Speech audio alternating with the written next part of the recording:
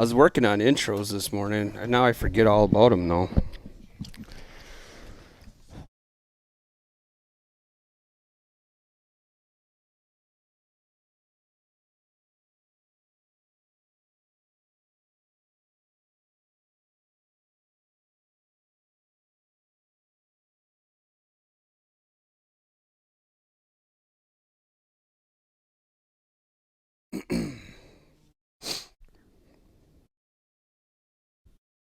All right. We're back again. Deja Vu on the Fox. Here we are. I'm Matt Trotz. Russell Gahagan. What's everybody up to today? Welcome back. This is week 3, right, Russell? Yeah.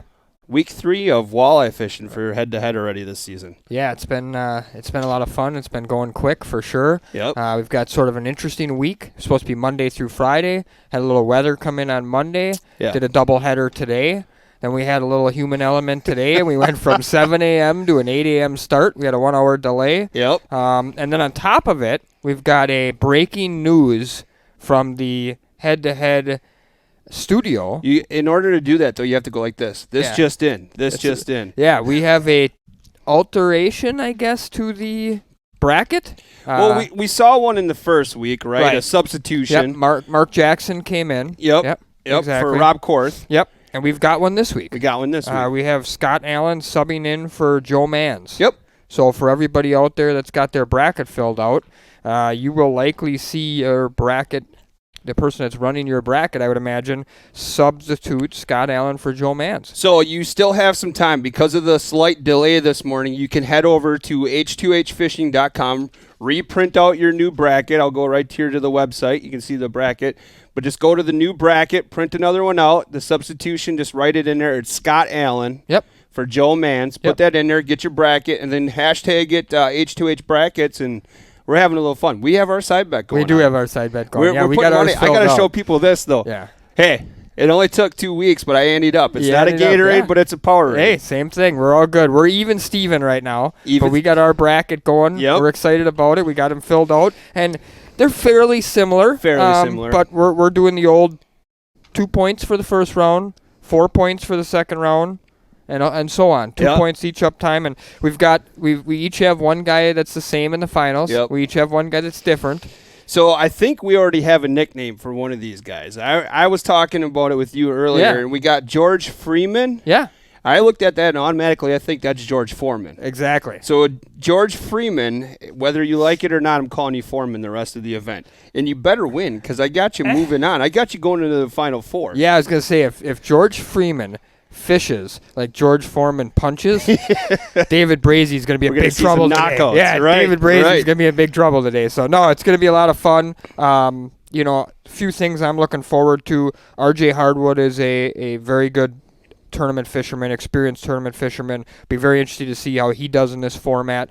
I'm always excited about all the matchups, but I really am always curious on guys that have a lot of experience because I think in some ways that hurts them because this is a totally different game. We've heard that from a lot of different anglers. Brett Alexander, second time back, obviously legendary Green Bay guide. I expect to see him be a lot more comfortable in the tournament format now. Expect him to produce I expect him to produce big. Well, and he did really well the first one, but he did early. Anthony came on strong, like you referred to as a freight train. I expect that Brett Alexander, this is his redemption series. Exactly. And you and I both have him moving quite along on the bracket side. Absolutely. We've got a couple of those sort of nobody knows guys or not top tournament name guys that are going to make, one of them guys is going to make a run in this deal, right? They're going to make a name for themselves, just like a Jesse Brady or some of these other guys have. Yep. And then you got some other guys, Scott Allen, who's taken Joe Mann's spot, local guide on Green Bay. Everybody knows him who fishes Green Bay. We got Isaac Lakich back. Yes. He made a big run to the finals in the first one. Should we break the news, too, what we just received in for him? Go ahead. We got the Lakich lovers. They're going to be on the website here again at some point today. Yeah, and I won't be surprised if he's throwing them. Let's talk a little bit about that. So one of the things I'm the most excited about for this tournament is to obviously, like all of them, see how it plays out. Yep. Major cold front we're in the middle of it right now. It was 29 degrees when I got in my truck in Sheboygan this morning to drive here. Crazy talk. We didn't fish yesterday because we were supposed to get 8 inches of snow. We received a bunch of weather, obviously, no matter what. Yep. Dealing with some wind. We're dealing with some weather. I hoped originally that we were going to see quite a bit of bay fishing this week. I thought that the lower bay, Eagle's Nest, Kidney Island, maybe even Dead Horse, those are all kind of key spots in that lower bay. Yep. I expected those somewhat to play a role. I'm going to change my tune and hope I'm wrong to some level, but expect basically that we're going to see more of the same. Well, and we're kind of talking like this is the boundary lines again. They're the same as they were for Metro Madness. We're kind of doing our flyover here. But yeah, we're just kind of giving an overview. I didn't mean to interrupt your talking. I just thought this would be cool. Absolutely. No, I'm going to expect a lot of the same. I'm going to expect the bulk of the guys to still fish the river and the river to become the biggest player. What I noticed on Saturday night when I went and fished there was the amount of spawned out fish flushing down is a lot. Gotcha. I fished up by the dam to start Saturday night, and what I caught was mostly small males. I ended up moving down towards the paper mill and did some trolling down there and ended up picking up bigger fish, and every one of them I caught was spawned out. Really? So what I expect is that if the guys did their homework, anything from the paper mill all the way down to the mouth is a possible open game, and I will be very shocked if somebody didn't find a pot of fish further down. Now, the issue with that is those fish are on the move every day. Right? So they could have been there yesterday, not there today. They could have been there Sunday, not there yesterday. But I expect guys to pop around. I expect a lot more moving around than we've seen in the first two tournaments. We've seen a lot of guys sit put in a one spot or maybe move one more, 2 spots, because 5 hours isn't a ton of time. If I was fishing this tournament, I wouldn't give a spot more than about 20 minutes because these fish are on a heavy move, and if you don't catch fish in that first 20 minutes, chances are there's not a big volume of them there, and you need to just move on to that next location. So there was a tournament just this past weekend, right? What tournament was that? The one on Saturday during the day was the Green Bay Walleye Series. And now that one was won on a troll bite, but you said they could go beyond our boundaries. Right. There was a lot of guys. That particular event allowed, because of everything going on, they allowed guys to pretty much launch wherever. Okay. So there were guys in Sturgeon Bay. There were guys that, ran up to O'Connell, launched in different areas. There were guys all pretty much throughout the bay and the river. And I know guys did well throughout all. Guys did well in the river. Guys did well in the bay. I know there were some guys that actually did pretty well in the river trolling during the daytime, obviously during the tournament. So things are becoming wide open in that river fishery right now because you're dealing with a lot of post-spawn walleyes. And when you deal with post-spawn walleyes, they're starving. They're hungry. They're wore out, they're tired, but they're very hungry. So now they're becoming a little bit easier to catch, and they're becoming a lot less nighttime feeders because that spawns over for the most part. So do you think, Russell, we're going to see some bigger bags even though those fish are spawned out? I don't, because I think the size of the fish are going to be down. Gotcha. What I do think is that you're going to see the group, in my opinion, get tighter. I think you're going to see the average be higher for the amount of fish caught and numbers caught. Yep. If this cold front doesn't affect the fish too bad, and there's just no way to know that for sure, being a river system, I don't expect it to. I think everybody's going to, on average, do a little better. I just don't think you're going to see that 60-pound bag because fish that were 7-8 pounds are now 5 pounds. Gotcha. Fish that were 5-6 are now 3.5. So I think, it's going to bring that overall weight down a fuzz. But I think you're going to see the average guy catch more because, truthfully, I think the fish are going to be a little bit easier to catch. So do you think we'll see something north of 15 legal catches for the head-to-head, meaning they're 15 plus like 2-pound fish? Yeah, I'd be pretty surprised if we don't see a couple guys north of 15 fish this week. Awesome. I really do. I think guys will. Guy like Brett Alexander, in my opinion, who knows a lot of spots. It really what it's going to boil down to is can you get on a spot while they're biting? Yep. And that's where I said, if my strategy, if I was in the tournament, would be 20-minute limit, and I'd be on the next spot. So there'd be a lot of faster fishing going on. That's what I would expect. I would be hopping from spot to spot, and/or I would be doing a trolling type pattern, whether it be 3-way over the side or whether it be a board type pattern, just purely trying to cover water. Because I think these fish are on the move. They're not staying anywhere real long. I marked a lot of suspended fish on Saturday. I think our females floating down the river. The other thing I noticed a lot on Saturday was I caught a lot of fish in the river channel. And not small fish, big fish. So the change is happening now. These big fish that were laying up on top of the flats, a lot of them are right in the middle of the river channel, and they're just getting washed back down the river. Hitching a ride out to the mouth. And I fished a lot of the river channel and actually did better in the river channel than I did up on the shallows. So awesome. I think a lot of these guys, you might see vertical jigging 2 rods in the river channel become a role. I just think you'll see a little bit less of the overall casting and a little bit more of different things playing a role. Be interesting to see how Mark Jackson does. In my opinion, being a guide up in the Sturgeon Bay area, he's a bay guy. Gotcha. I will not be surprised at all if he found something in the bay. I'd be a little surprised if I saw him in the river. I mean, nothing shocks me. There's still the most concentration of fish in the river, but being a bay guy, boy, if anybody's going to find him out there, you'd think he would for sure. I think it's awesome that we're getting so many repeat offenders already in the season. I mean, guys that fished the very first one are now can't get enough of it, and it helps that there's not some other tournaments going on as much right now. Yep. If you're a tournament guy, you need to fix some way, some shape, somehow. But I love the fact that we're getting like Isaac coming back, Mark Jackson coming back, Brett Alexander's coming back. We're getting repeat offenders, and I think that's kind of the future for what we're going to see for head-to-head. And the cool thing about it is, now with the new 2020 format, we don't limit that, so you can fish as many head-to-heads as you want. Yeah, absolutely. It's first come, first serve, and we're finding that these entries aren't lasting long. Right. Yeah, well, and that's Brian just commented here that the bass one is coming up next week, so we make the switch. We go hard from walleye into the bass stuff. So again, for those who are not familiar with what head-to-head is all about, it's really simple. Just go to h2hfishing.com. We're on the website right here. But for all the events, you have to go to the registration tab. And like what we found out, we had an awesome guest in here. We had some awesome guests in here all We're going to last have some week. more this week. But Nick Schertz was making a stop by, and he already signed up for one of the bass events that's coming up. A walleye guy's making that transition into that bass side. And there's a couple of rumors out there that we're going to have some other guys, sliding into this bass events that are coming up. So, again, just go to the registration tab. Russell, we can kind of look at it. We're right here. Obviously, there's nothing available for the next couple of bass events. Absolutely. I'm sorry, walleye events. But, here, then the next walleye event for those who are interested is coming up on May 11th through the 15th, and that's a Bago event. In my opinion, that's going to be the most fun one of all of them. And just for me to watch, because being more of a Bago guy myself, and that May to 11th to the 15th time frame is wide open. I mean, the upper lakes will play a role, the river will play a role. Again, I'm not sure if the boundaries have been set exactly where they are, but anything goes in that event. Yep. And what will be pretty neat is with no live bait, it's going to take some of the sort of localized bobber fishermen and some of that out of play. And now you're going to have to use artificials, whether it be plastics, whether it be flies, whether it be trolling. I really think it's going to favor the guys who are, not really tied to one type of fishing. A lot of guys that time of year, it's slip bobbers and jigging on the reefs.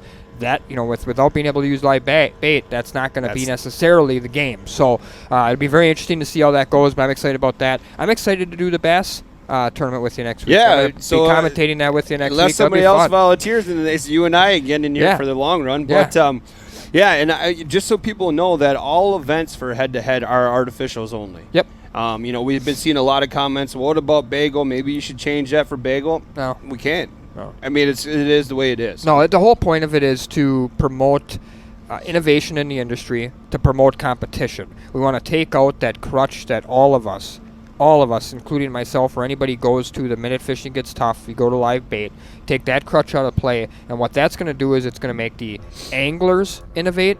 It's going to make the manufacturers innovate, and that's what we want. We want them together, between anglers and the manufacturers, innovating, just like we feel we do at the Real Shot with custom colors and things like that. Correct. Trying to get things tuned in and dialed in to the absolute best we can to get the best performance out of gear you can. And we're seeing guys right now on the screen running already. With a little bit of a delayed start here, it's going to be a little unique. Some of the guys, the clock's burning, they're 1 minute in already, and nobody's quite fishing yet. So a lot of cool things going on today that's going to be different from normal.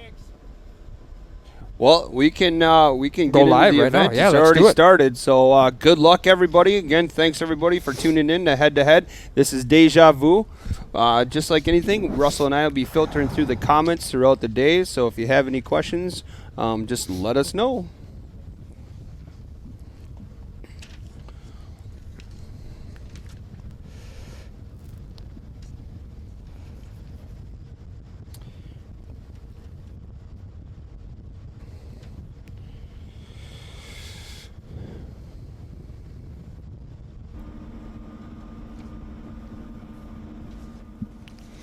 Just kind of catching up through some of the comments.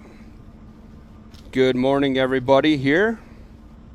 It's kind of neat. We're seeing something we haven't seen so far before. Like I said, we're seeing guys run. Yes. And that isn't something that we've seen before. Sort of going to add a little bit of panic element, in my opinion, to guys today. They're losing a little bit of time. So do guys make a decision to run all the way to where they were going to run if it was all the way up by the dam or whatever?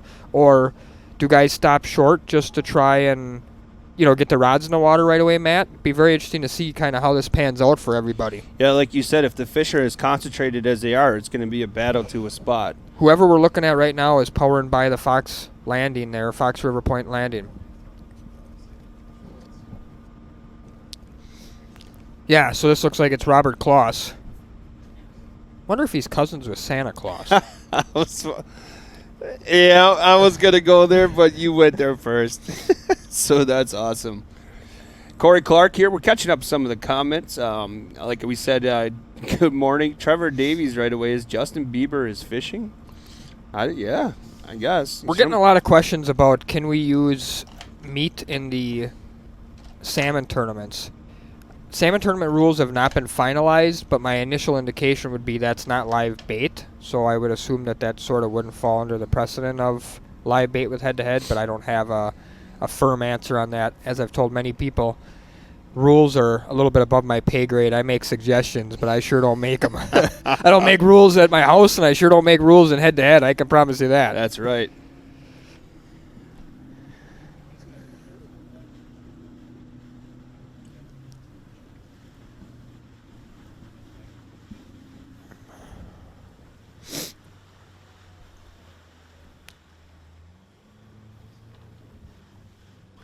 Well, if Robert Claus is Santa Claus's cousin, hopefully he delivers a fat sack of walleyes today.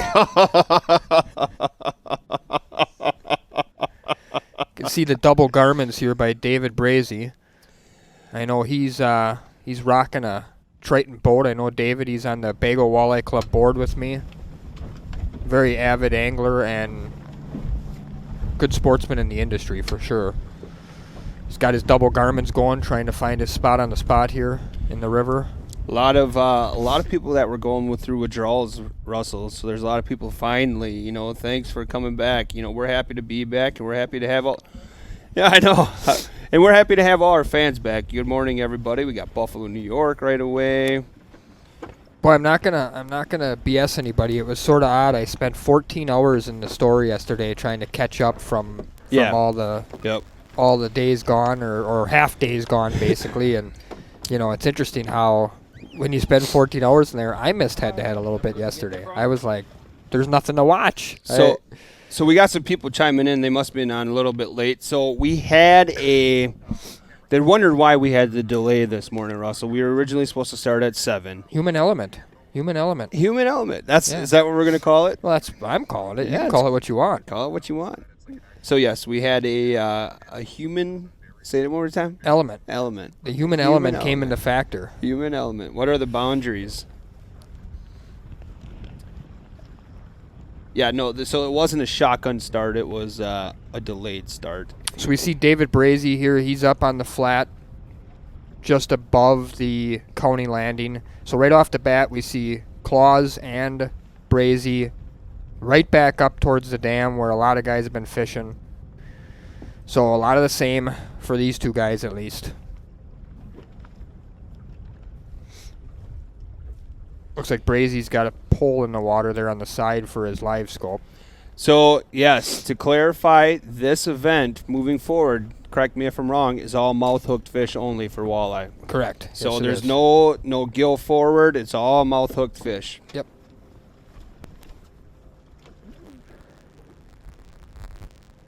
A lot of people saying, great, another week of getting nothing done. Looks like a rip and wrap already this morning. Rip and wrap or blade bait? I think rip and wrap.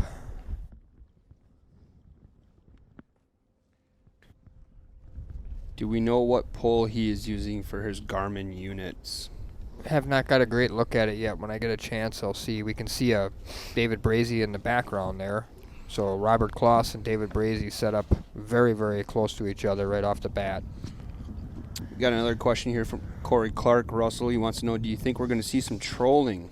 Boy, I hope so. I would be trolling. But then again, I'm a troller, so that's sort of unfair. But I would be trolling for sure. I just feel like you got to cover water right now. These guys that are, they've been pre-fishing, so they know what's going on. But these guys setting up in one spot on a flat or something and waiting for these fish to come in, with as much as the fish are on the move right now, that really makes it difficult to bank on them fish being there and biting while you're there. We're looking at George Freeman. We're getting our first look at him today. Yeah, 4 men. Like we talked before, if George Freeman punches like George Foreman, it's going to be a lot of fun. Russell, we had a question here. Somebody plans on coming up to the river on Friday. How long will the river run last? Oh, that's going to still be another couple of weeks probably. Maybe even longer. One of the things a lot of people don't realize is that the Fox River holds a very good population of resident fish. I've fished a tournament that's around Mother's Day every year called the Spring Deep Pier Classic, or Spring Fox River Classic. I know they had to cancel it this year, but I fished that a lot. That's usually in the middle of May, and there's always a great river bite even then, and almost all the fish are dumped out from spawning at that time. It's just mostly resident fish, but guys still pull huge weights out of there, 30, 40 pounds. For 5 fish out of the river is not uncommon. Oh, perfect. Now it looks like we're restreaming to both. I just put something in the links there. We had some people asked about YouTube, and so far it's working. That's weird. Some days we have to reply to people to get it to pop up right away. Some days it just works.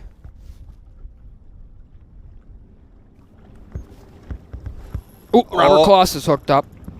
Oh, I don't know if that's carp or what I got there.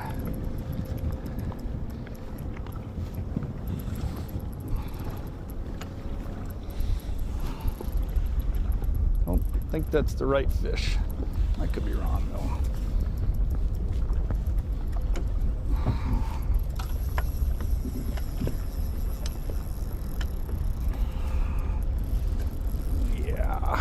Wrong species.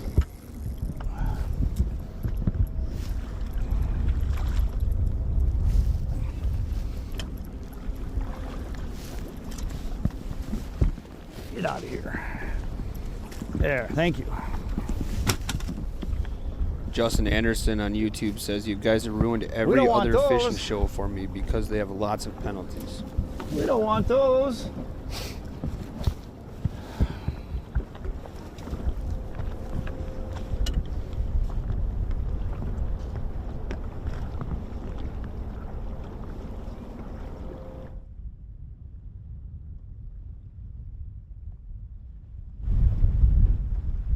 Looking at Mike Furyk.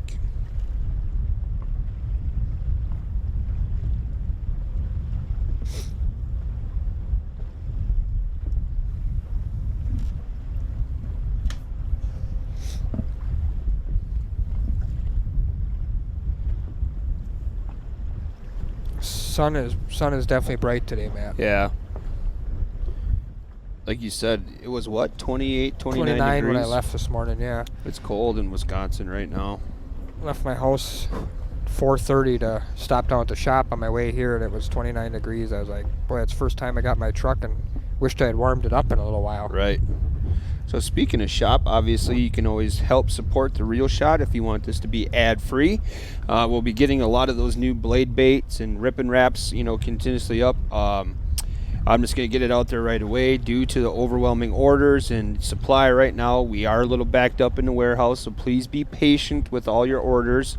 If it says 2 to 3 days, it might take 4 to 5 right now. There's nothing we can do about it. We're working, around the clock to get all your orders out. So, and again, the H2H 10 app or discount code is still available. So once we start seeing some other stuff, if you're interested, just go head over to the www.therealshot.com and use that code to take 10% off your order. Yeah, I noticed that we got a big load of rip and wraps in, some custom colors. Guys were adding those to the website this morning, and I know, like you said, we got a big load of Viper custom blade baits in. Those won't last long. They're No. not on the site yet, but I'm guessing during the stream between this morning and this afternoon, those will be live. We'll try to bring that to you guys as soon as we know. Here's our first look at Scott Hausuer. I'm going to apologize if we're butchering his name because I think that's how it's said. I know Scott personally. Good fisherman, good local fisherman, fishes a lot of the AIM tournaments, things like that, MWC. He's an avid Green Bay fisherman, so based on his jig presentation, I'm guessing he's popping either a blade bait or rip and wrap to start here. A lot of people want to know Purple Passion, when that's coming back in stock. Purple Passion 7s are in stock for the first time in a long time. They just came in this morning. I think Purple Passion 6s are still out of stock, but we'll see when we can get some more of those. I believe we got Metro Madness in 6s and 7s. We got Purple Passion in 7s. We got Tony the Tiger finally in 7s.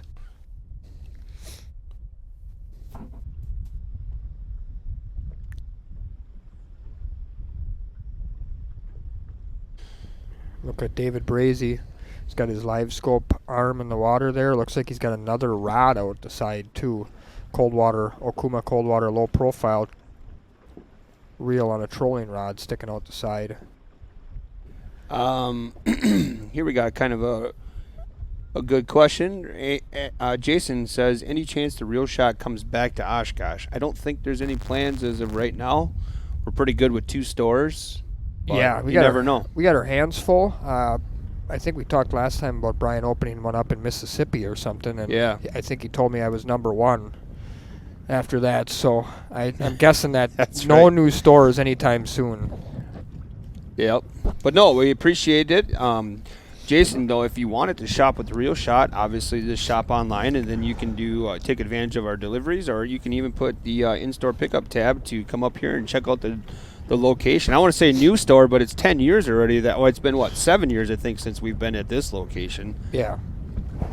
Sluggo, we do have some JT Rip and Wraps in stock, not a lot. I do have some at the Sheboygan store, too. We did just put in an order to get some more of those, I know. So there was a question earlier, Russell, why did we have to move this event from Menominee? I guess it's the social distancing type stuff. They were kind of...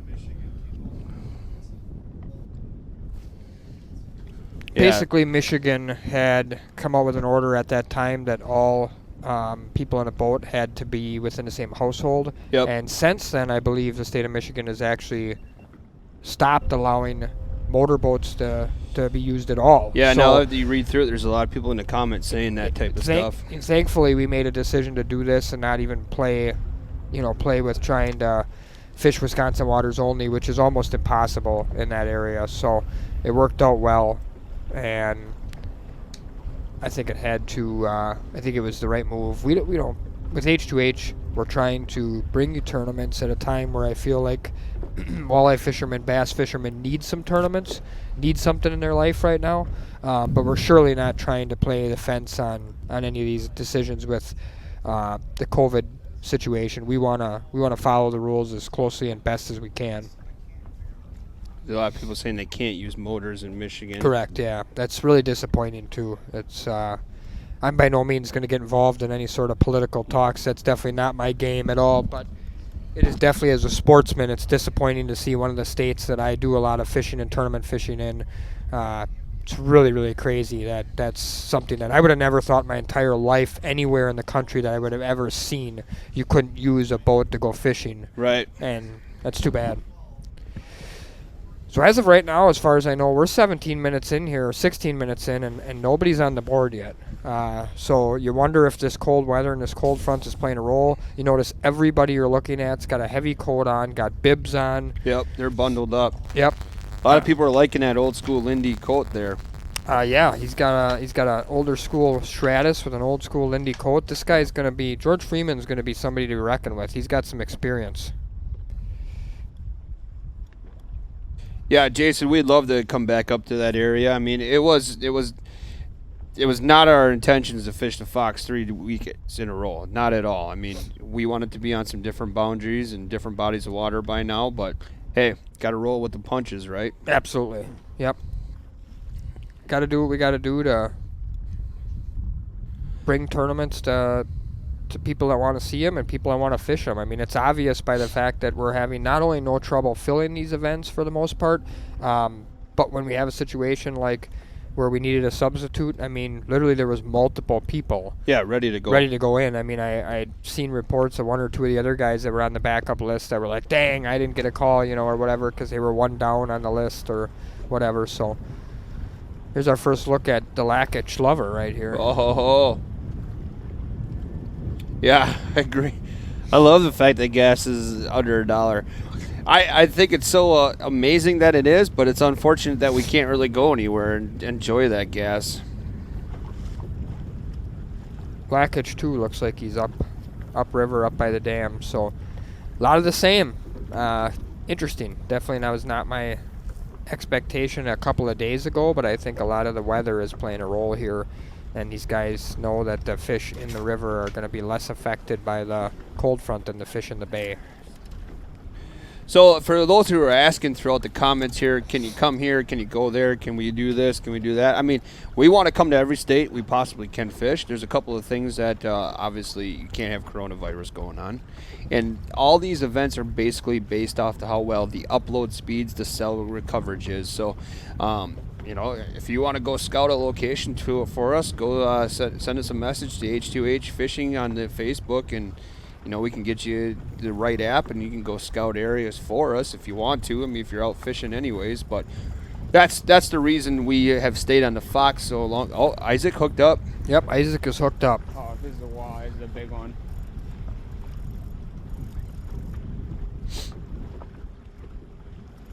This is a walleye. This is a giant.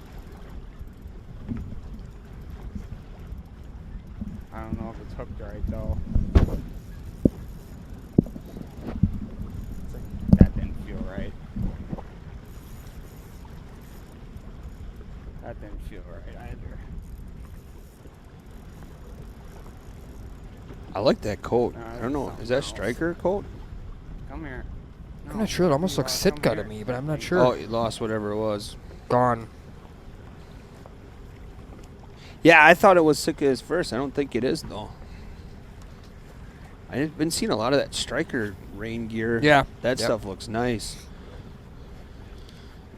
Jerry, we can go through a couple of the rules. Yeah, this is we're- Matt can post a few, and while we aren't seeing a lot of action, so head-to-head format is unique to walleye fishing in the sense that these individuals are going up against each other. There's 8 anglers fishing right now. There's going to be 8 anglers fishing this afternoon, so 16 total. And that'll knock it down to 8 anglers for tomorrow. All you're worried about is the other angler you're facing. Doesn't matter what anybody else does. All that matters is whether you win your Built with our delay this morning. whether you win your match or you don't. 2 pound minimums. So all the walleyes have to be at least 2+ pounds. They get recorded right in the boat directly on the Way Live. You'll see the scoreboard ticking on the bottom of your screen. So once they enter that into their cell phone, it populates in the bottom there. A couple of penalties you can possibly get here. We've covered those before, but I shared the link here in the comments. Boat flipping, if the fish were to come off and hit the deck, that's a 2-minute penalty. The netting the fish, so basically if they net a fish and they bring it into the boat, it hits the side of the boat, it hits the console, the engine, the electronics, anything like that before it hits the deck or the floor of the boat, that's also a 2-minute penalty. Yep. Getting out of the boat for any reason is a 2-minute penalty. Yep. And what's the last one I'm missing here, Russell? I don't know. Why am I not thinking of it either? Sure you didn't cover them? Over the gunnel. Oh, over the gunnel, yes. Over the gunnel. So yeah, so when you release a fish, if you do not release the fish below the gunnel line, it's a 2-minute penalty as well. So basically, you know, these rules are set up for sportsmanship. You know, we want these anglers to take care of the fish to the best of their ability. Nobody's doing it on purpose, but, you know, we are setting up penalties to just try to ensure that everybody's treating the fish with as much respect as possible, as these fish are all going back in the system. H2H does not put any fish in the live well. They all go back over the top, or overboard into the system, and you know, are taken care of in a very, very positive manner so that they can continue on with their life. One thing I want to kind of get to here real quick before kind of off topic is in the state of Wisconsin here, we got some pretty crazy rules that the DNR is trying to implement in the hunting world and some other stuff. So if you're a resident of the state of Wisconsin, I'm going to share a link here in the comments. Right now is the chance for you to go out and let your voice be heard on the spring hearings. So now until Thursday at 7 p.m., they're allowing some open voting. They want the public's information. So go ahead and click on that link and get all that information out there. Here's a link to the ballot, too. There's some interesting rules, Russell, that they're trying to propose. Longer gun season, shortened archery season, a lot of different stuff. So check that all out.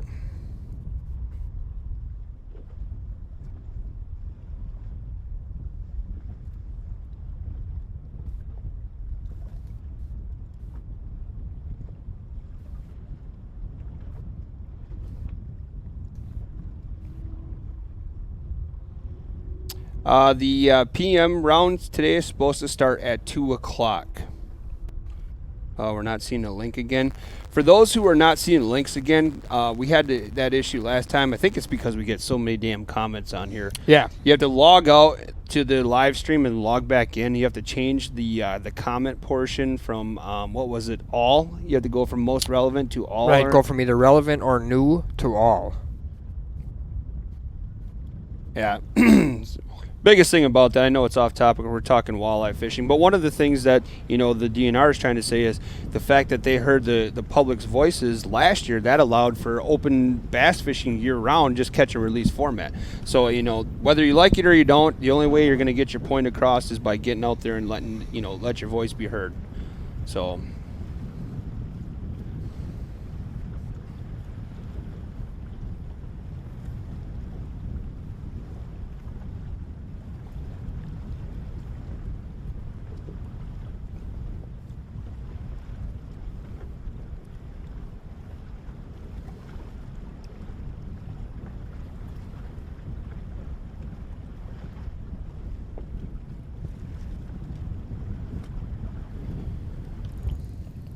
Oh, Lackish again.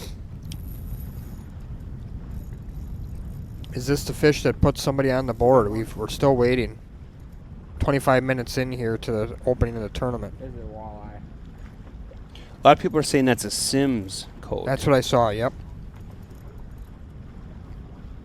I can see them on my side imaging right now. There's a big pot of them right off to the side of me here.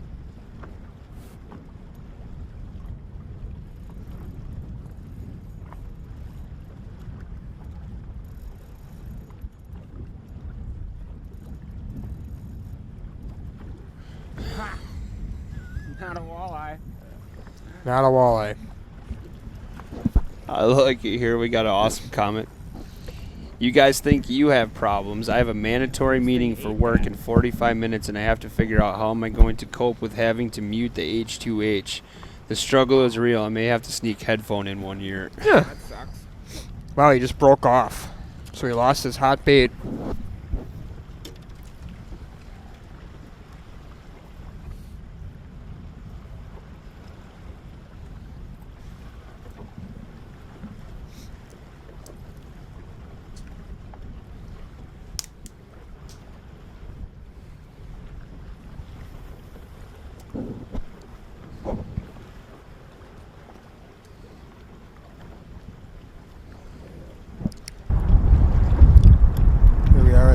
Taking a look at George to Freeman Foreman. Oh, and he's hooked up. Nice. You think he's used to team events? He yelled fish on. George, you're the only guy that needs to know there's fish on. That one there is Snake fish. not going to work. There's your foul hooked. Clark Baldwin wants to know, Russell, what's the percentage of pre-spawn fish you're going to see this week? I would say somewhere between 10 and 20% only. It's really dwindling down. No doubt that the fish are post-spawn for the most part, and I think more importantly, the active fish are mostly post-spawn fish. We got a live look here at Robert Claus, Santa's cousin. He's still looking to get on the board. Yeah, Steve, so the link issue, we had that last time. I think it's because we get so many people on here. We're not complaining about that by any means, but what a lot of people had to do last week was log out of the live stream or X out of the live stream, and then before you click to open it back up again, change the comments. I think it's from most relevant to all. Yeah. And then you should be able to see all the links going in there.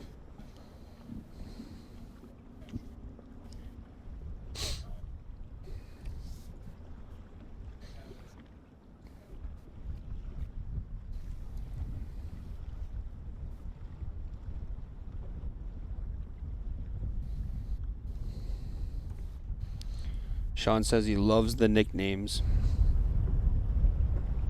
I just got to compete with you. You come up with such good ones all the time that I wouldn't say all the time, but yeah, they're. I'd be kind of curious to see what some of the anglers think of these nicknames we come up with. Jay Steffens wants to know if we get a 0-0 tie. I'm going to share that with you here in the rules, Jay. Let's not talk about that yet. We're going to see some fish get caught here. Just need that water to warm up, that sun to get a little higher.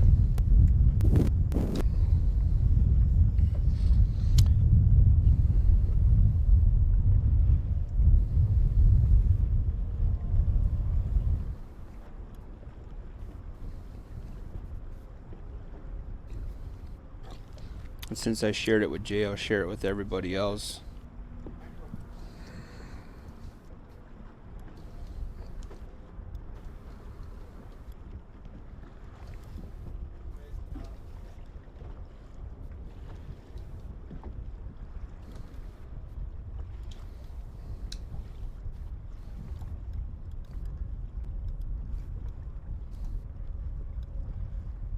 A lot of people asking who we have winning our brackets, Matt. Is that something we're releasing, or Sure. Do we want to just maybe release? Well, I posted mine to my Instagram page, and I also shared it to the head-to-head page. Okay. But we can go over it right now if you want. I'll go over mine first. Go for it. Okay, so here's what I got. So in the battle we got going on this morning here between Isaac and Scott, I got Isaac winning. Who do you got? I have Isaac winning as well. Okay. And we're talking Scott Hauser. Hauser. Yep. Or again, if we have mispronounced it, I apologize. And then in the substitution battle here, we got Scott Allen versus Robert Claus. Who did you have going on? Scott Allen winning. I have Scott Allen as well. Okay, so Did we're you the copy same mine? on two of them now. No, I did not. I did mine first. So Mike and Feurig. Nick. And Nick Mills. Yep. I got Nick. I got Nick Mills as well. Oh yep. my God. And David versus George. David Brazy versus George Foreman. I got Foreman going I got on. Foreman going too. Yeah. AKA Freeman. Yeah, that was a tough one for me because I know David Brazy well and he's a great stick. But you kind of confused me when you said George Freeman fishes like George Foreman boxes. Yeah. It's hard not to go there. You got to go there. Yep. So then on the right side, so the PM battles for today, Yep. Since we're doing a doubleheader, we got Jared versus Brett. I mean, I just went with Brett. I don't know Jared, unfortunately. I'm sure he's a phenomenal fisherman, but I saw what Brett did, and, Brett's got the name, so this is like in March Madness. I just went with the team I know the best. Yeah, I went with Brett Alexander as well, but I'm also going to admit last time I did a bracket, my whole left side lost in the first round, so, I don't know anything, but yeah, you're right. Agreed. Brett Alexander is who I got in that one, so we're similar again. Yep, so then the next battle this afternoon will be Brandon versus Ethan. Yep. Who do you have? I have Brandon. All right, so here's our first difference. I have Ethan. Okay. And I took Ethan because that's my oldest son's name. I just saw that it's pronounced Haysauer. Oh, Haysauer. Okay, perfect. Then we got RJ versus Greg. Greg, Who do Yep. you got? I've got RJ. There we go. So I got Greg. You got Wiersba. I got Wiersba. All right. And then the last battle of the day is Scott Ristel versus Mark Jackson. We both got Jackson in that one. We both got Jackson. Yep. Yep. Yeah. So down to the Elite 8, Lackish and Scott Allen. Who I you got Lackish. I do too. Nick Mills and George Foreman. I got Foreman. I got Nick Mills. Oh. So we're different there. And just for people who tuned in, Freeman we're calling Yes. him Foreman from Yep. now on. Yep. He looks like a heavy hitter. Yep. And then Brett Alexander versus Ethan. And I got Brett Alexander versus Brandon, but I took Brett Alexander to move on there, and so did you. So did I. Yep. I got RJ and Jackson. You got Wiersba and Jackson, but we both shared the same. We got Jackson. Yep. So we've got BA and Jackson on the right side. The difference there is you got Jackson, I got BA going to the finals. Yep. And then, Left side, I got Lackage and Mills. You got Lackage and Foreman. yep. But we both got Lackage going to the finals. Yeah. So in the end, you got Jackson versus Lackage. Yep. I got Lackage versus BA. I got BA winning. You got Mark Jackson. I got winning. Mark Jackson winning. So in the end, we get very different. And then I have Mark Jackson. I don't have his competitor's weight, but I have Mark Jackson. He's going to win. His total weight's going to be 24 pounds, 8 ounces. And I've got Brett Alexander winning with 32 pounds. So should be a ton of fun. Hope you guys filled out some brackets as well. If you did, feel free to post them in the chat. If you want to throw a little picture in there or whatever. Yeah. I think we should go H2H brackets. So just hashtag H2H brackets. I think that'll turn out really well. Is there an MLF event right now? I have no idea. Somebody said that we have twice as many viewers in MLF right now. Oh my god.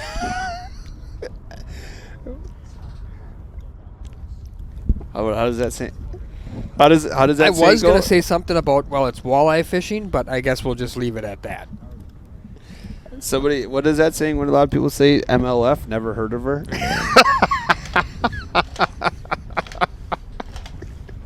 No, I love that. I love the MLF. Jordan says I slept in. Are all the baits gone?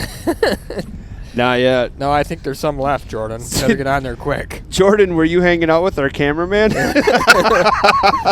Maybe they were at the same tavern last night. Yeah. Who knows? Are there any taverns open? Justin asked how the salmon school went. Salmon school went really well. We had 90-some people in it. It seemed to be, the people that made it in and were able to get in seemed to really enjoy it. So, Andy, I'll share the the rules here. I'm going to post the tiebreaker rules in here in the comments. Andy, I shared it directly with you. Here's the tiebreaker again. Let's not go there, guys. We're not even an hour into the first event. Guys and gals, I should say. We're going to get some fish caught here. we're looking at the four-way screen here. At the top, we got Isaac Lackich versus Scott Hausuer. On the bottom, we've got Scott Allen versus Santa Claus's cousin, Robert Claus. And on the other four-way screen, we got Mike Feurig going up against Nick Mills. And on the bottom, we got David Brazy going up against George Big Hitter Foreman. Oh. Yeah, Tim, you are correct. So the human element, sleepy cameraman.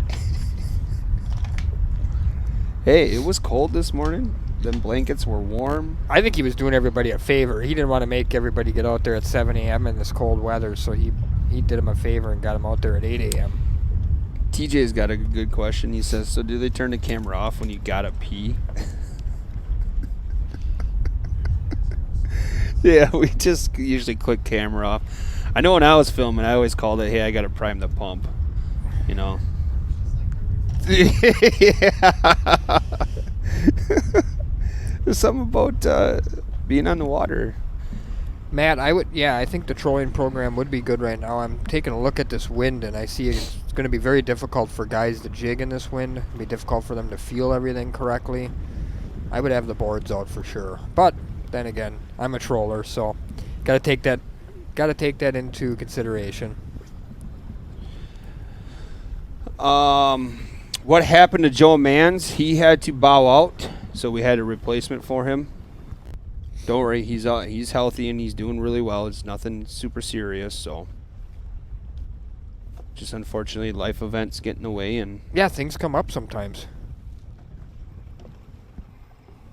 The 10% off code is H2H10. H2H10. That's for anything on the website. Yep.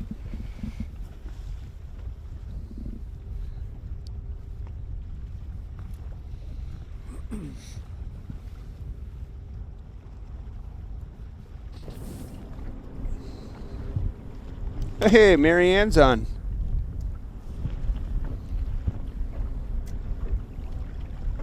Yeah, Brandon, we definitely plan on going to Menominee River next year for sure. Does that bite get pretty good in the fall again? Not really. At least for my opinion, the bay bite really heats up in the fall. You know, the casting bite out in the bay, but the big fish just don't seem to.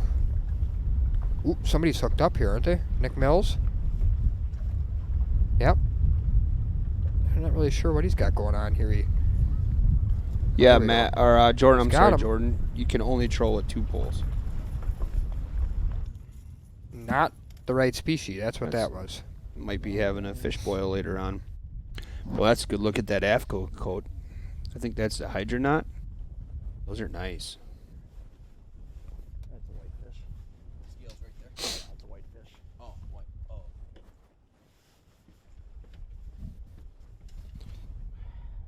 Current air temp.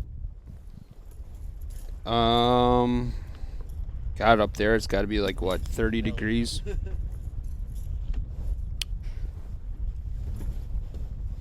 Yeah, I'm guessing it's in the low 30s right now. I mean, I'm sure it's warming up a little bit.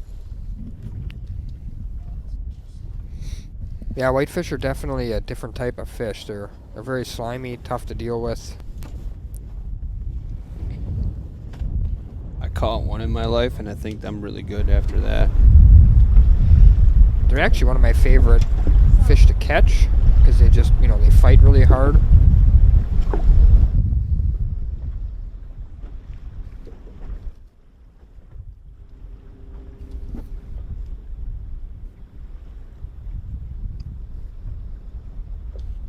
Yep. Good eye. Oh, here we go. David Brazy's hooked up. 3 tries, huh? What's that? Took him 3 tries to get it. Tries. I don't think it's very big.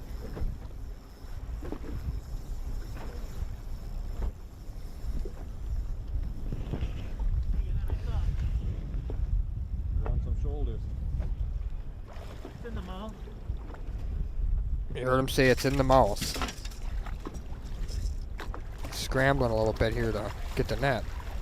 Got him. Here we go. We might see our first fish on the board here.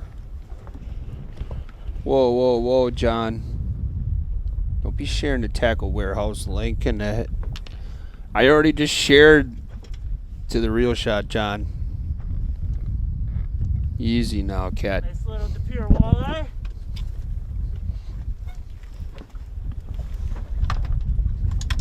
That one.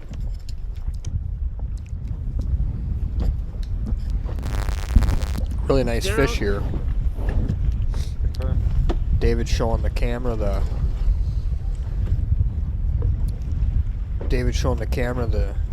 zeroed out scale. Gonna get a live weight here on this fish. 3 point. Let it settle in. 3.11. Mr. Brazy, it's 3 pounds 11 ounces. 1.12.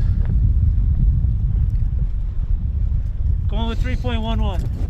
3 pounds 11 ounces, and David Brazy's the first fisherman on the board. Let him go below the gunnel. Nice work.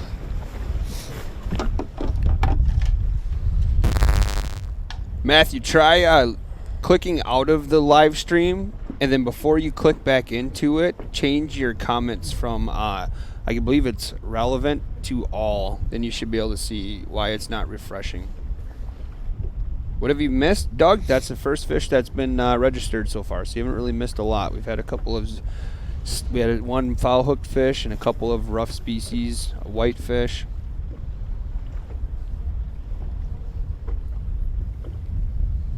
Put it on the board, says Mark Jennings. Robert Woods, morning.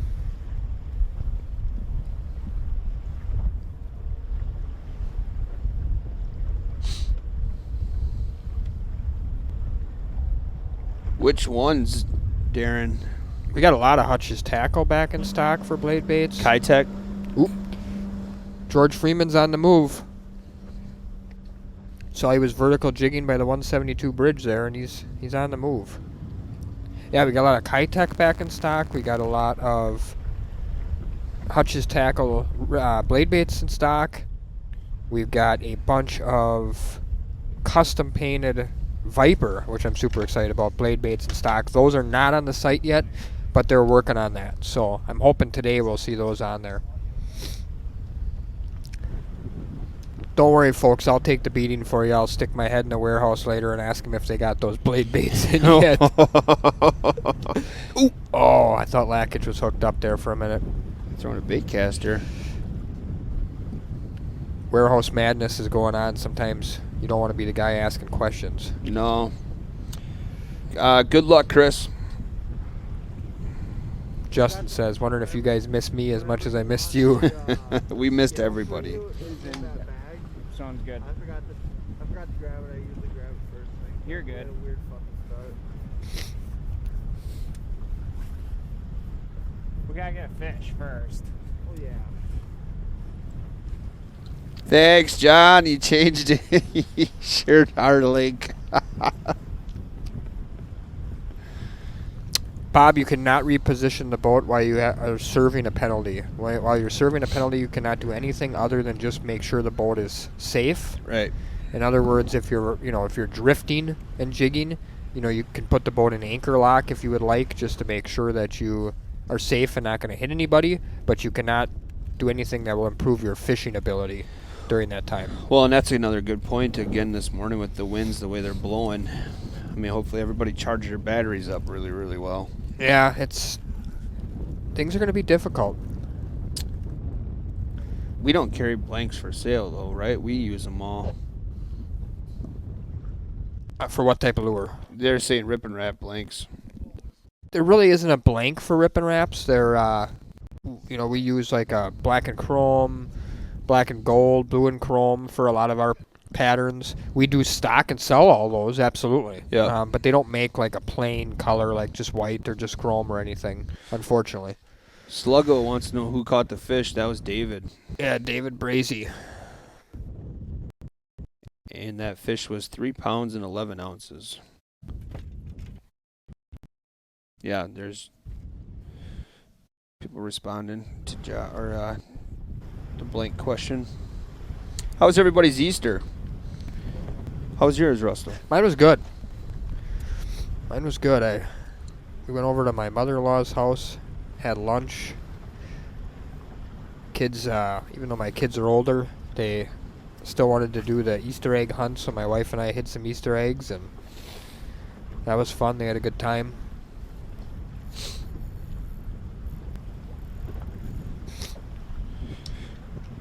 Coot's on here again. Good morning, Coot. Coot, we got a hookup here. the Magnets goes on the website and some of Coot's trolling rods back in stock. I also heard over the weekend, by the way, on Saturday during the tournament, the Coots Rattle and Wasp was a hot trolling bait in the Fox. Yeah, it's like a secret bait. Like, it's been out for a while, but I think people overlook it because it's not big. But when you're dealing with post-spawn walleyes, sometimes big baits aren't the answer. Whatever Scott's got on here looks like it's a decent fish. hopefully it's hooked correctly in the mouth.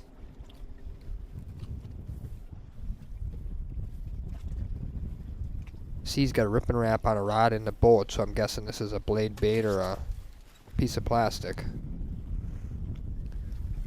There it is. Right in the mouth. You got him. That should be a weir. Actually, I think I was wrong. I think it is a rip and wrap, just a different color. Fish barely hit it.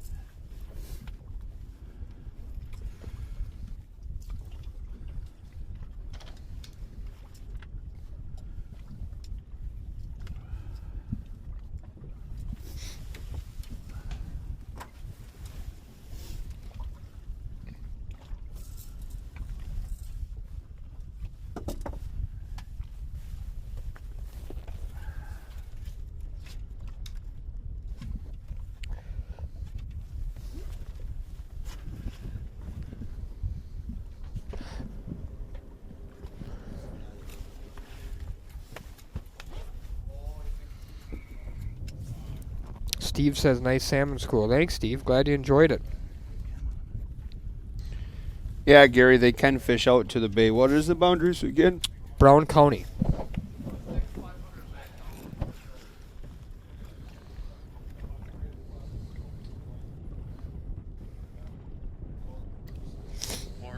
More even. 4-0. 4-0 for Scott Hauser.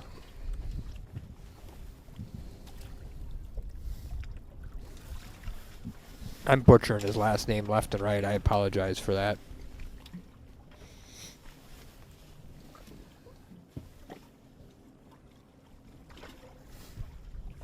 Can you just slide us a little bit? You're good. You're good.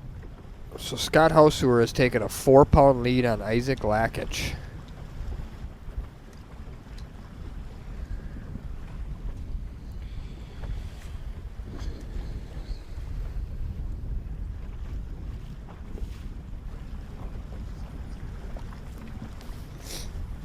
Try here for about 10 minutes. If we don't get fish, we're going to start moving. With the weather today, you wonder if Dinkin will play a role, Matt. I have noticed that most of the fish that we've seen today have been quite a bit smaller. You know, like we had, I can't remember who the angler was. They had that foul hooked fish, but that was like a small male, it looked like. And a spawned out male on top of it. Looked like a very skinny fish.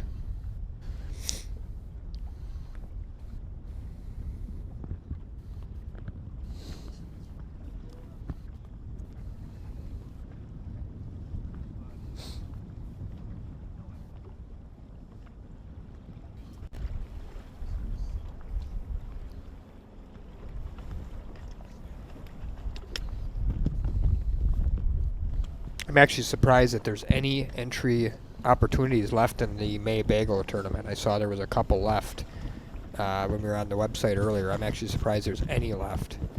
To me, that's like the perfect time to fish Winnebago. It might be the prime time, middle of May. Everything's going to be an option. We see George Freeman here drifting, double pumping jigs. I'm guessing jigs and plastics. Good morning, John.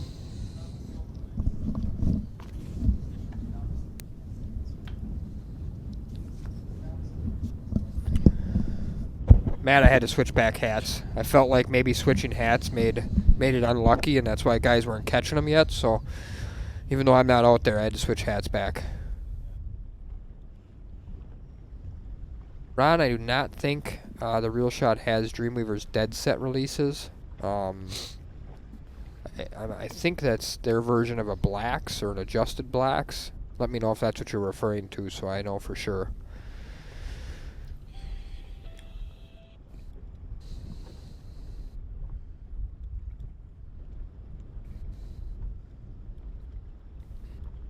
Good morning, Scott. Yeah, I see that. You couldn't handle the head-to-head hat no more, huh? You got to go back to your TRS hat. How's that Powerade tasting? It is really delicious. It really is.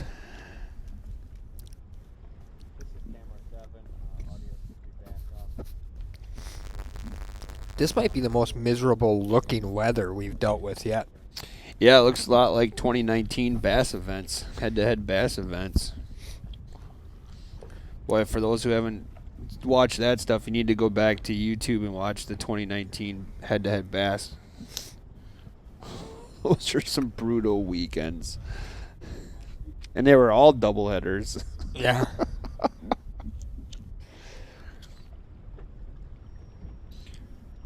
Yeah, he does. Good call, Derek. He does have a buddy heater right at his feet. Ooh. Freeman was just had a bite, missed it. We adjusted. I'll see where do you still have the Here's a live look at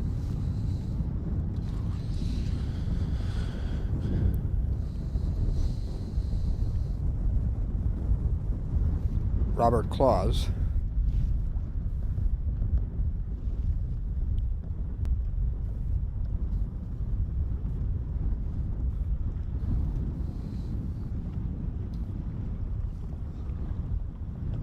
Ooh, hooked up. Oh, he missed him. Darn it.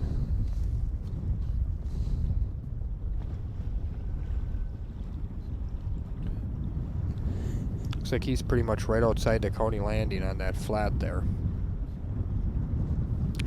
Basically the same spot that we saw Jesse Brady locked and loaded in for almost an entire week last week.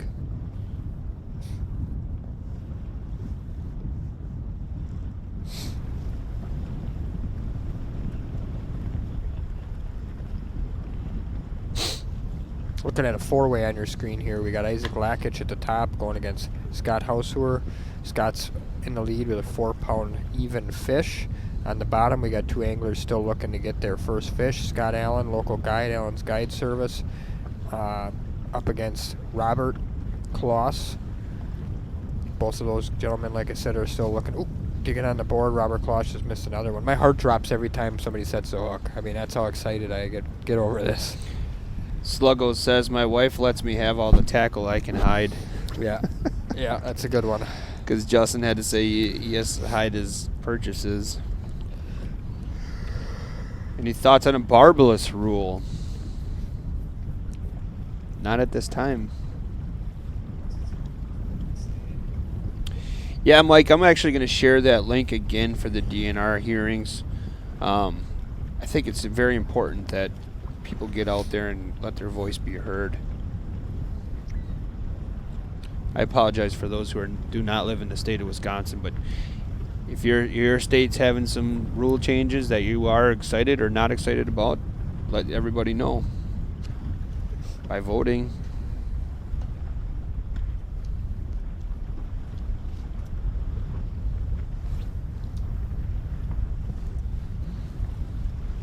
This weather's going to make for boring TV today.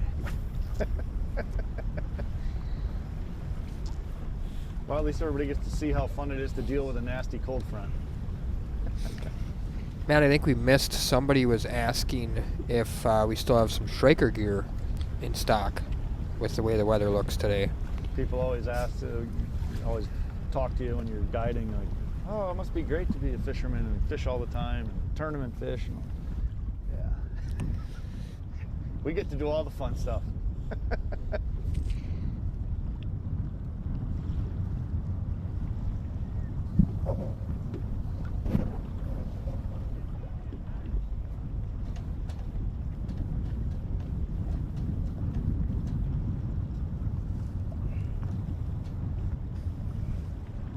Yeah, a couple things I'm surprised we haven't seen at all today is trolling and pulling flies. Neither one of those strategies are being used.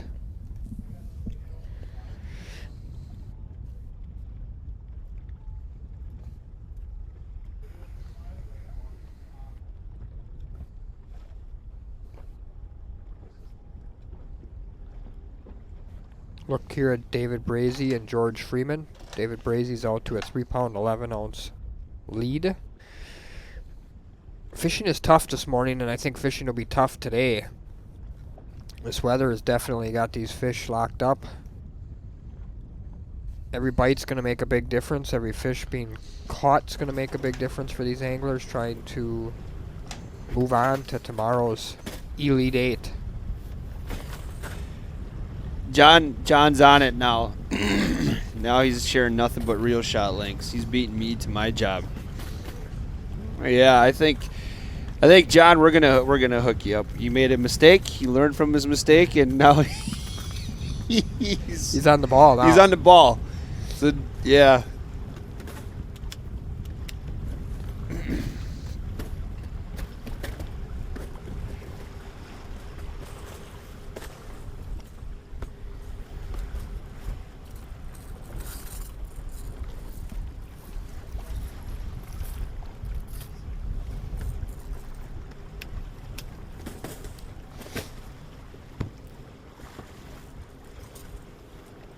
Ooh, Lakich is hooked up. Oh, he lost it.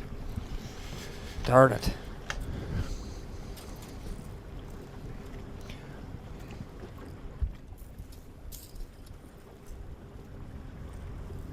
Morning, Leo. Scott's looking really deep for a bait. He must really feel the conditions are a right for a certain rip and wrap because he just dug super deep for that bait.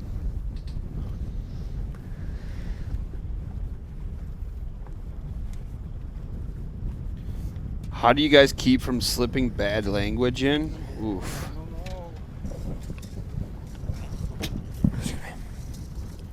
It's tough. Yeah, it isn't easy sometimes. Been interesting. Yeah, even our anglers have been pretty good about it. I mean, once in a great while it happens, but Right. Well, I mean, obviously we want to be professional on here, but I think a lot of you out there in the viewer land like it that we're pretty transparent. yeah, I mean, it's it's reality TV. It's reality TV, you know. Yeah. I'm sure as the production goes along, things may change a little bit, but as of right now, it's straight reality TV. yep. Oh, Yep, little sure walleye. is. We want this to be as big one. friendly as possible too. I mean, obviously kids are excited about fishing. We want them to see what competitive fishing is all about. Really good. Need a couple confidence builders. Cody, I would say it's post-spawn period awkwardness, fish in the middle of the spawn, and just a severe cold front. A couple days ago, we're talking 60 degrees. Today, we're talking 29. That's a big difference.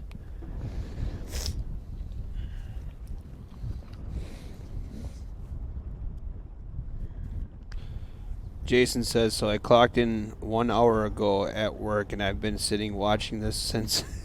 Just might get fired, but well worth it. Listen, everybody, don't get fired for watching head-to-head fishing. But we appreciate it. Yeah. Don't get fired. Get in trouble for ordering from therealshot.com. Keep your job so you can order more. Exactly. And we can stay ad-free. Here's a live look at Nick Mills. One of the guys I've got going to the Final Four of my bracket. He needs to get on the board here. Yep.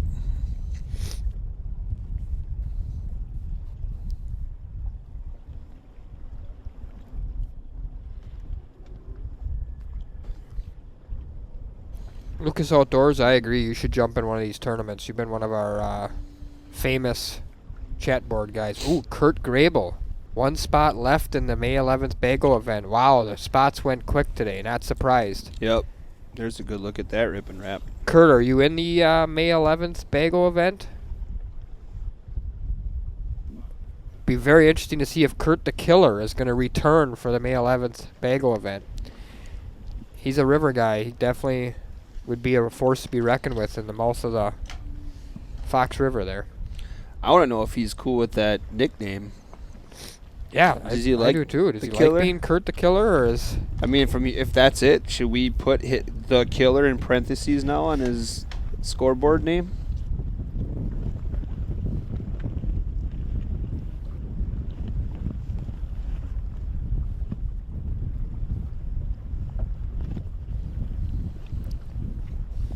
I feel like at some point the head-to-head will have to have a tournament of champions I agree. where we invite back all the past champions. Not necessarily saying at the end of this year or the end of next year, but at some point I think it would be really cool to do a walleye and bass tournament of champions. Get all these guys together that have had a previous win. Well, originally, before we had to make the changes to the rules, we were going to have all the winners move on to the championship event. Right. We had the whole season planned and ready to roll, and it included the state of Minnesota. Yep.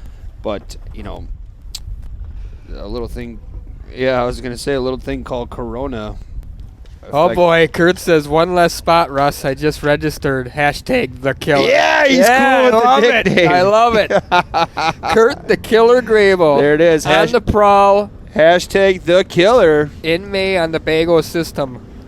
Just don't put that on a job resume or anything like that. Well, for him, it's probably perfect because he's a guide. That's He true. probably should put that on the resume. Get it on your business Yeah. cards. Guys at home call me Kurt the Killer. He loves it. That's awesome. Russell, are they using jig and wraps on structure? Coffee break. I think we asked what happens when Russell's got to pee. We just turned the camera off of him onto the anglers. There you go. There's your live television. Yeah, I believe they're using. I don't think I've seen anybody using jigged wraps. We had Isaac use the slab wraps in the very first event. No action. No. The one bite is right at the bowl. Well, that's not a bad idea, Cold Trent. today. Yeah, I know. I think I've only seen one fish caught in here though. Yeah, I haven't seen anybody. 5 spins. Might slide over to the edge of the channel a little bit closer too. Work that break a little more.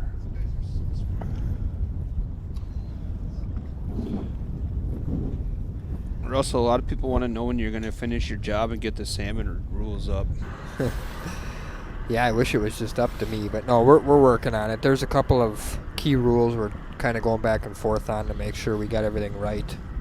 And we've got some time. I know that there's some guys that want to enter that are maybe deciding based on the rules, but I can tell you, what I can really tell you is if that's kind of the way you're playing it, you're probably going to lose out on it because Sturgeon Bay is down to just a couple spots. Sheboygan's already booked. So if you're looking to get in, I would just get in, and we're going to get the rules, and it's going to be fair for everybody. Well, yeah, if there was something that was going to have to change slightly on the head-to-head format, that would be the salmon stuff for sure. Yeah, and really it's going to be pretty similar. I mean, we've kind of gone over the basics already. It's going to be two anglers per boat. You're going to be allowed to weigh 10 fish, which is your legal limit of salmon. It's going to be salmon only. So cohos or kings can be registered. You're going to be able to run 6 lures, so you're going to be able to use 6 lures at a time, trolling. You can jig, of course, if you want to, or cast, or any other method you may want to use for those tournaments. There will be a minimum size. I think that's one of the things we're playing around with yet. Here's the deal. John is just... He's on top of it. Is he a mind reader? How did he know we wanted people to sign up for the newsletter? Wow, he is on top of it. God. Yes. That's crazy. John, do you have microphones hooked up at the store here? That's absolutely nuts that you know that. We wonder for a second if John is Lance. Oh, that's true. Does Lance have a secret account under It could John? be. That's a good point. Dang you, John. Looks like the Lackage Lover's on the move. Yep. John says he's watching us. Good. It can't be Lance. He doesn't have enough time. No, he doesn't. No, he's up to his neck in packages back there. Yeah, wait till I get back there and ask him if he put the Viper blade baits in You yet. better come bearing gifts. Yeah. I might leave the door half shut so I can quickly shut it when I say that. Get him another red Powerade. Now it's starting to get creepy.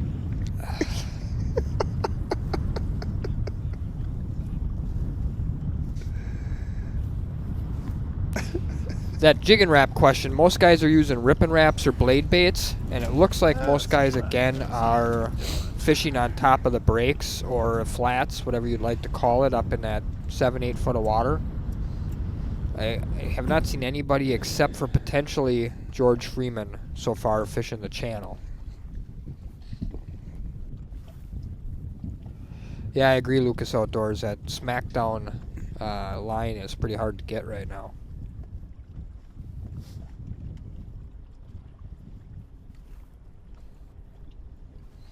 So yes, the salmon tournaments will be 10 fish total. Not your best 10, David. It would be 10 fish, your first 10 fish total. You'll have to weigh any salmon that makes the minimum size. You have to make all attempts to catch every salmon.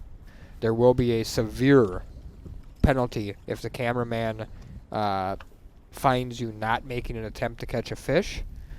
And it is just salmon for those tournaments. Trout do not count.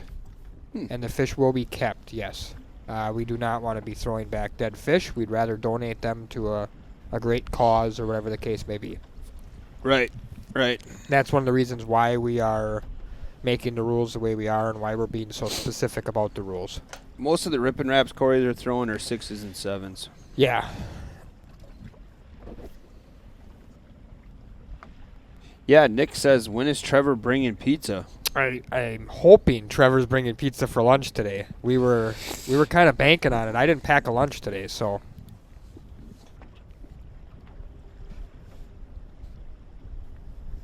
Should probably check on that right now.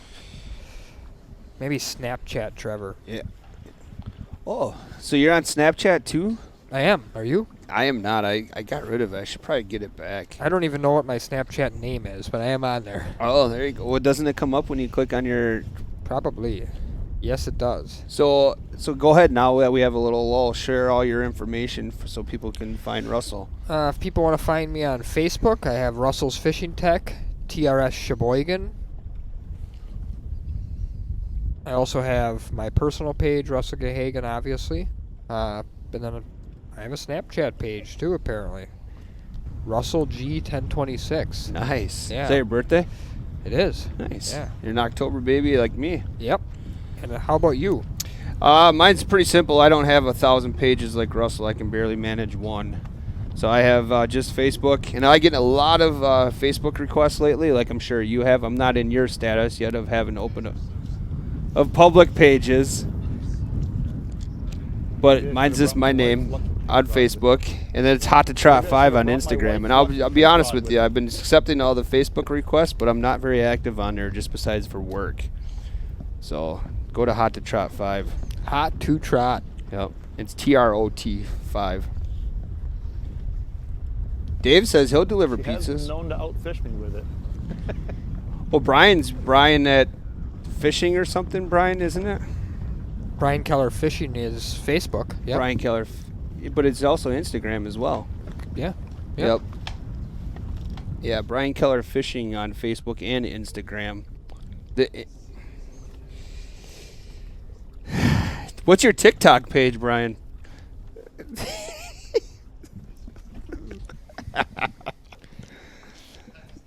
I haven't gotten there yet. I'm gonna have to. A lot of people said the Real Shot should have a TikTok page. Coots Lures has a TikTok page. I know. If Coot's got one, we need to get one. I agree, and Coot gets some serious following on TikTok. Yeah, he does. He's got some moves on there. Here's a good question from Brad. I'm gonna let you handle that, Tech Pro. Where is it there? What is the difference between a rip and wrap and a bass lipless crankbait? I would say the main difference between the two is some of the bass lipless crankbaits, like a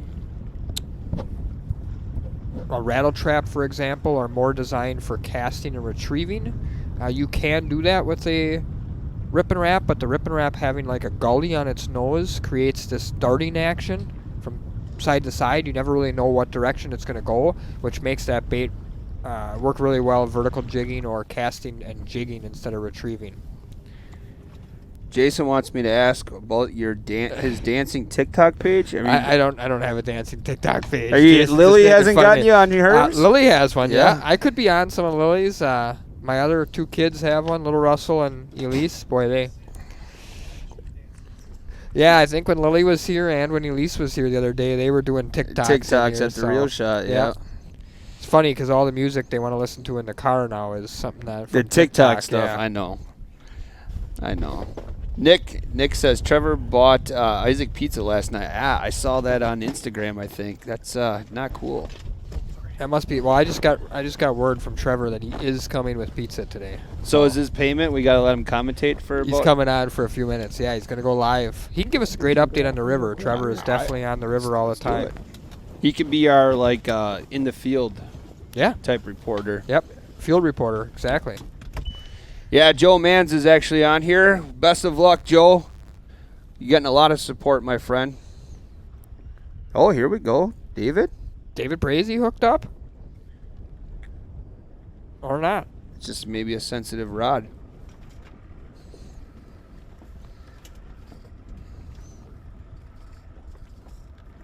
He was playing with us there. Had us fooled.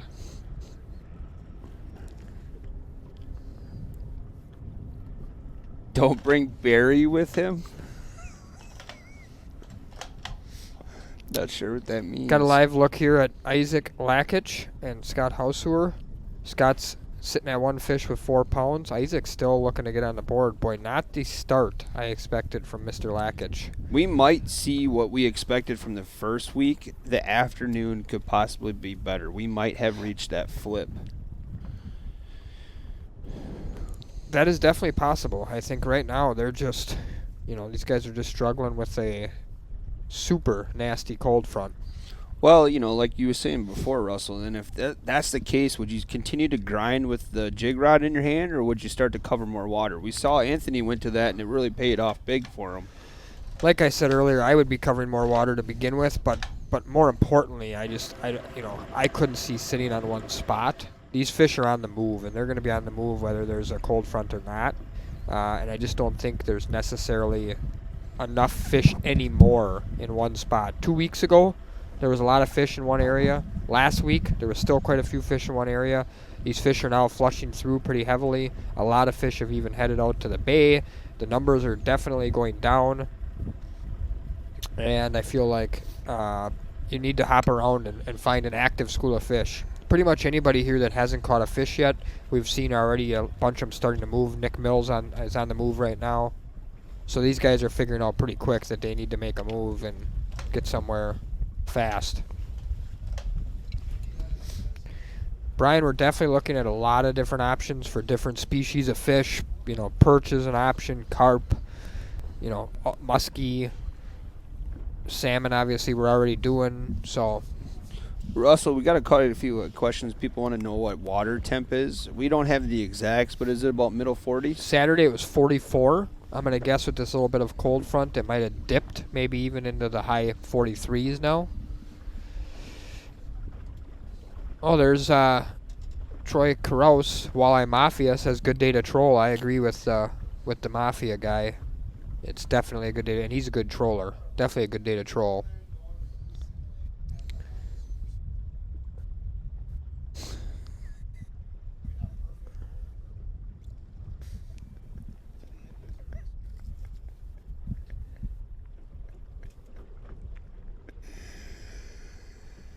John, I think, is just looking for a job. He might be. God. He might be.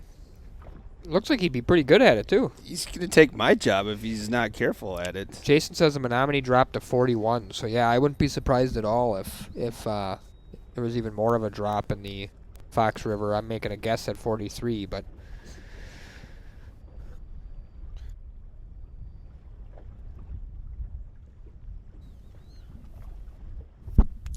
Brazy looks to be throwing a rip and wrap again. He had switched to a plastic for a bit. Yeah, that is a good point. David says nobody's up by the bridge. Well, Freeman was there. Oh, he was did in we? the spot where the killer was. He wasn't downriver from the bridge, which is what I am surprised about.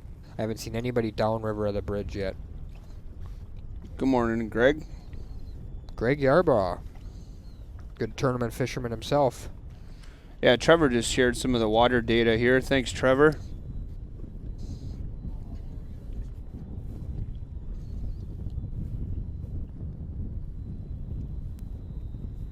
Ethan says 42 yesterday pre-fishing.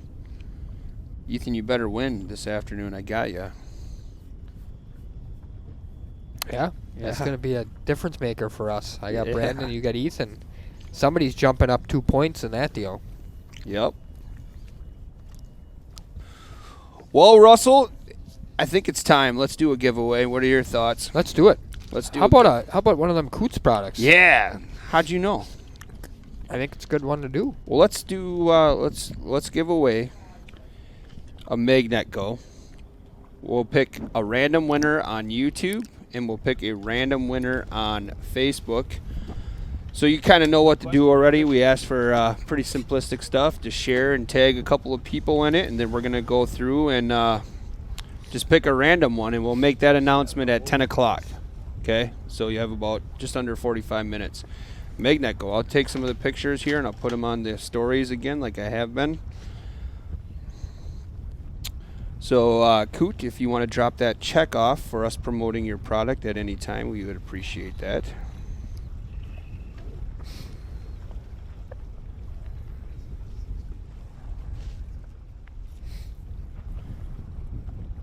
The Magnet Go is the perfect product for head-to-head events.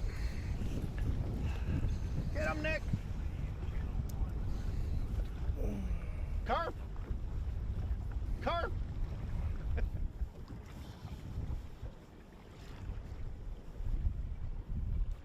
Nick Mills is hooked up here. We heard Robert Kloss yelling carp, so I think he does not think it's a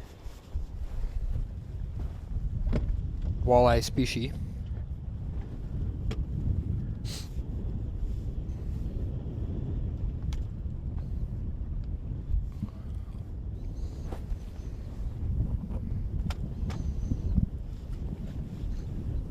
That looked like a walleye to me, and an awful big one. It is a really big walleye. And in the mouth tuna. Get him! Get him! Oh, get him! Oh, he got him! Nick Mills is on the board. Way to make that one interesting. That was a good move. There you go.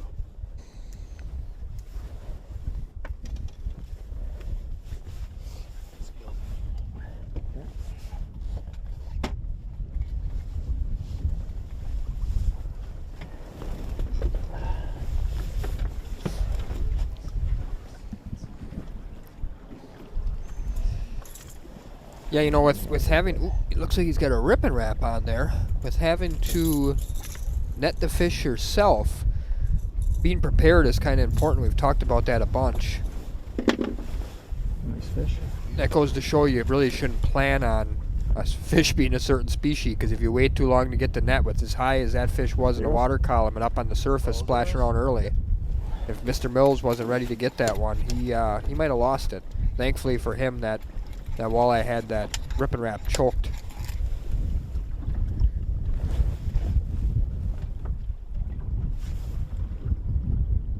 .7. Okay. 4.7. Don't worry about the receiver. You can go ahead and do the fish. Yep. Don't worry about it. It's okay.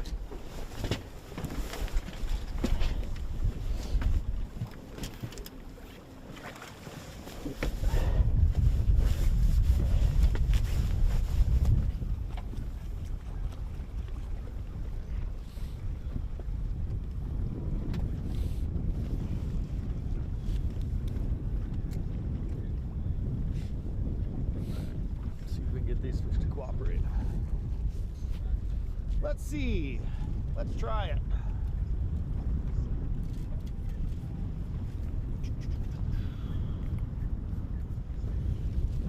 Let's hit with that one.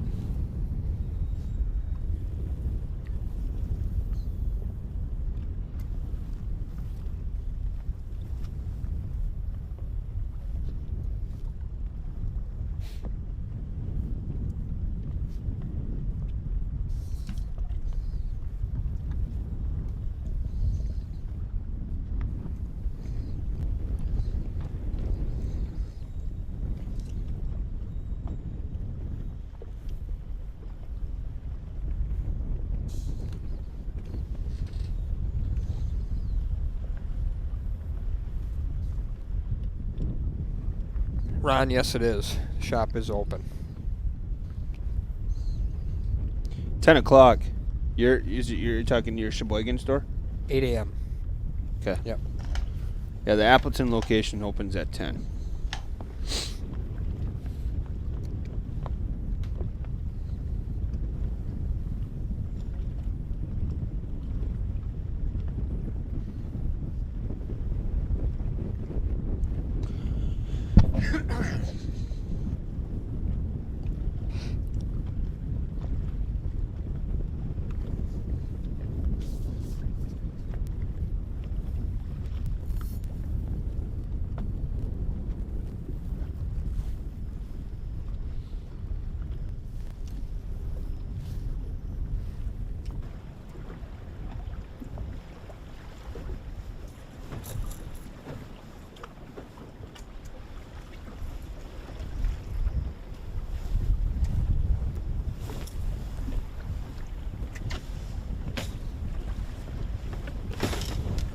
Looking at the matchup of Mike Fearig and Nick Mills here. Nick just caught that 4-pound, 7-ounce walleye on a rip and wrap, and he has jumped out to exactly that, a 4 pound, 7 ounce it's lead. windy when the rod is bending from the wind. You know it's cold when it's cutting through leather on the shoes. That's why I'm sitting right here, just keep my feet from freezing over. Keep them out the wind. Just heard Nick Mills and his Literally the only thing camera. that's cold on me right now is my feet and my hands. That's it. Just missed one. Huh? Just missed one. Yeah. Cameraman talking about the elements. Nick talking about the wind, and cameraman talking about the cold. Yeah.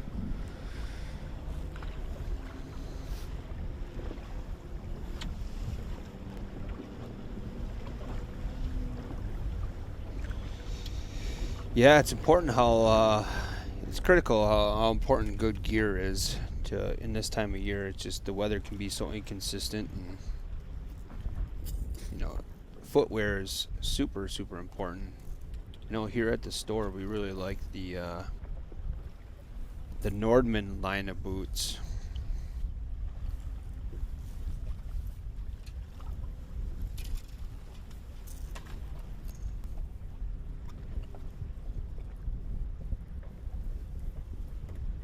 Kind of picked over at this point, but More than one ready to go. see if John beats me to the Nordman link. What's up, John?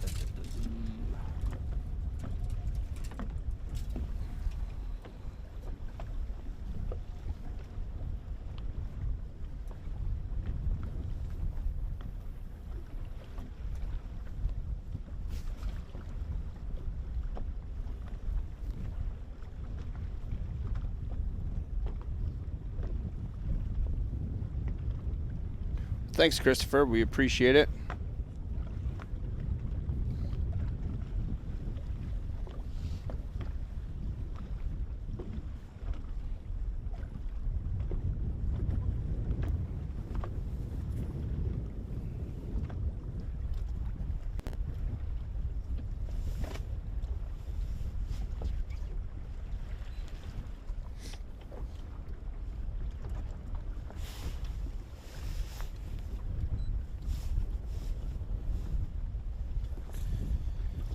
Aaron, just that little bit of warmth coming from that that Mr. Buddy heater he's got out there can make the world of difference.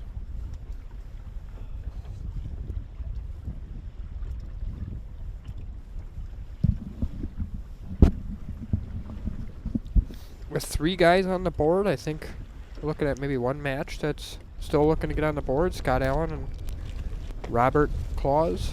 Yeah, so in the battle between Scott and Isaac, Scott's got 1 fish for 4 pounds. Then, like you said, Scott Allen and Robert are still looking for their first fish. Mike and Nick. Nick's got a 4 pound, 7 ounce fish. And then David versus George. David's got a 3 pound, 11 ounce fish. So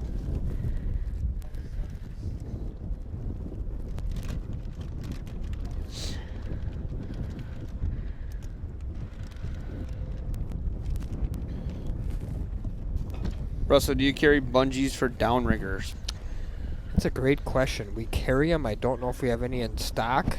That's something that we definitely do carry. I'm just not sure if we have any in stock currently, as we're still getting a lot of our spring stuff in. Could type in snubber on there, Matt, and see what comes up. Well, and again, remember everybody. I mean, there's a lot of companies that aren't open. You know, we're trying to maintain, but there's quite a few companies that are not. Yeah, I don't see any on the website there that would be for a downrigger ball. Those are all Dipsy snubbers, so we might be out of stock on those currently. Yeah, Brett Alexander, we have got our first shipment of Megs, I think, custom rods in. I don't know if we got them in or not yet. I know that they're on order. They're ordered, so we will have Megs, you know, very shortly on the website and in store for people that are interested.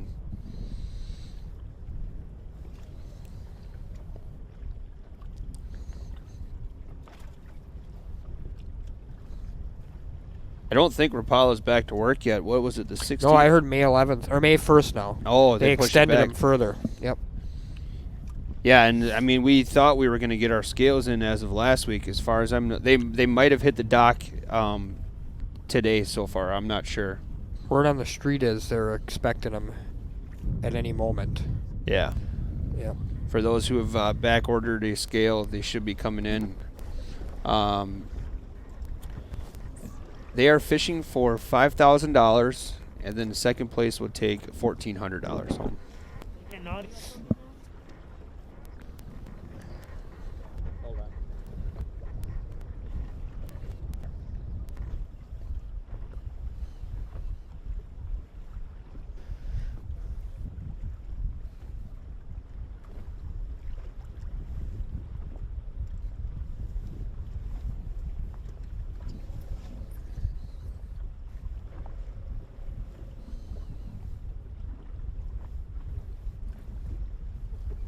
Day like today,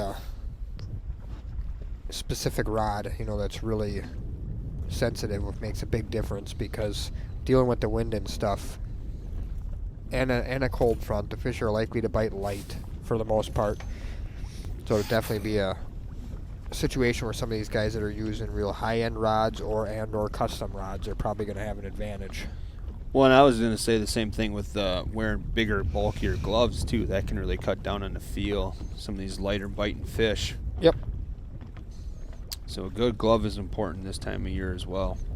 Yeah, I was pretty impressed with that fish monkey glove Lily talked me into the other day. Lily the So founder. did you get a pair as well? I had to. She's like, Dad, you got to get these chartreuse ones to match me. So Lily got a pair of fish monkey gloves. I'm not even sure she's taken them off yet. Yeah, she still might be wearing them. Brian was picking on me, asking me why I wore mine all week last week. They're comfortable gloves. I didn't think I would ever succumb to a pair of gloves, and I did. Morgan, I do not think electric trolling motors have a negative influence used salmon fishing. Matter of fact, I think they're a great autopilot for guys with a trailer boat to use the north mode and in the iPilot mode to keep you going straight. It's a great device for that. Yeah, they were pretty impressive. I wore them the other night. I liked them. I mean, they're fairly warm. Your fingers are cut out. Yep. Pretty cool. Yep. So maybe not meant for days like today, but definitely for days at 40, 50 degrees outside for sure. Yeah, Dylan, depending on what head-to-head hat you ordered, we're starting to ship some of the ones that Russell and I were wearing earlier today. I can take a picture of those. The patched hats have not come in yet. Again, we're at the mercy of delayed shipping right now and everything. So we'll get them out there. Yeah, a lot of people are referring to the fish monkey gloves we were talking about. Those are really, really nice.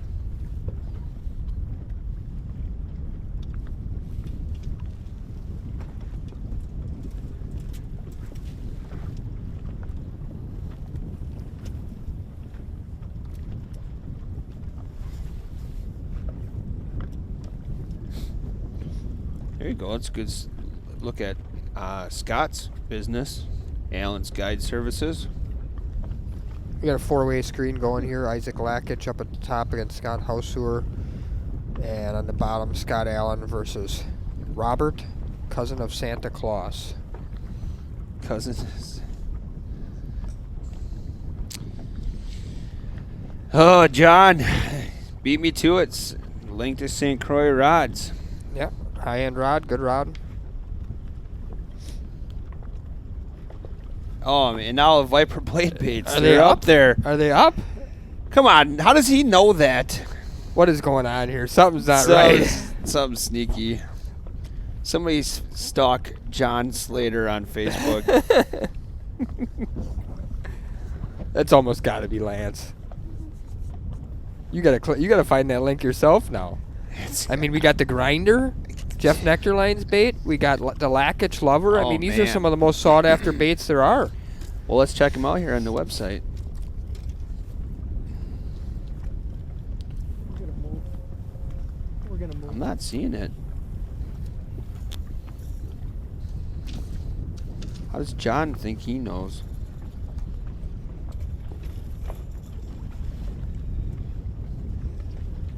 Well, his link definitely showed the names of them, so he found something.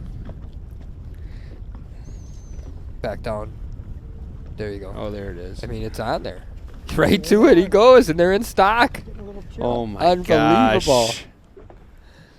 What a... You found the nectar line grinder. That must be the only one. He hasn't got the... They must be taking pictures of them right now, I bet. Ike, we do have the Fish Monkey gloves in stock. Yeah, hey, John. Why don't you get the Fish Monkey gloves on the website while you're at it? That's funny.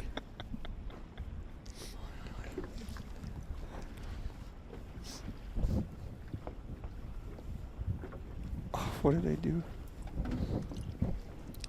Wow, it's never good when you make everything disappear at one time, man. This is my first time. Looking at the matchup here of Mike Fearig and Nick Mills. I think Nick's still throwing a rip and wrap. Mike looks like he's adjusting, trying to get repositioned on the flat. Mike and Nick are on the same flat. Mike's a little bit downriver of Nick. Mike looks like he's almost straight out from the county landing, or maybe a little down. Nick's up a little further.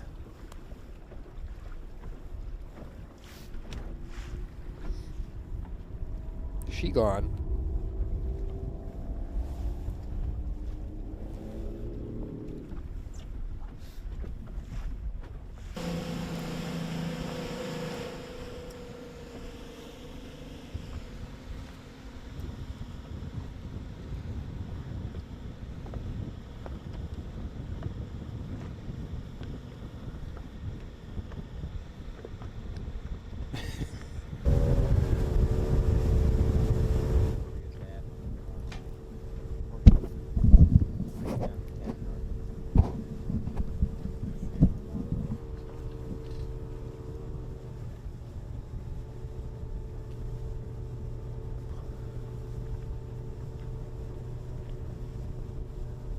I think we're watching this develop before our eyes here. Watching these blade baits going on right before our eyes. Yeah, Mark, the Fish Monkey gloves are not on the site yet. We're getting them there, though.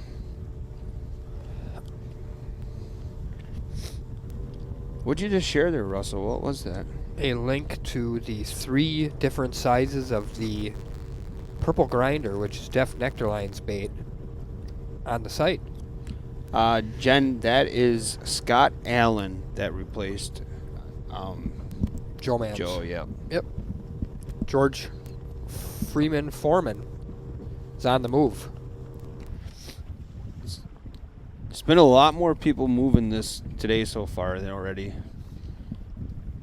Yeah, I expected that. I did expect a little bit more fish catching going on, but the cold front, I think, definitely has the fish on slow here. See a lot of Beckman nets. Yeah. In the background. I think we got Beckman nets in stock. I think we got a pretty good selection in stock right now. Are you a big fan? I am a giant fan. You're not sponsored, are you? I am not.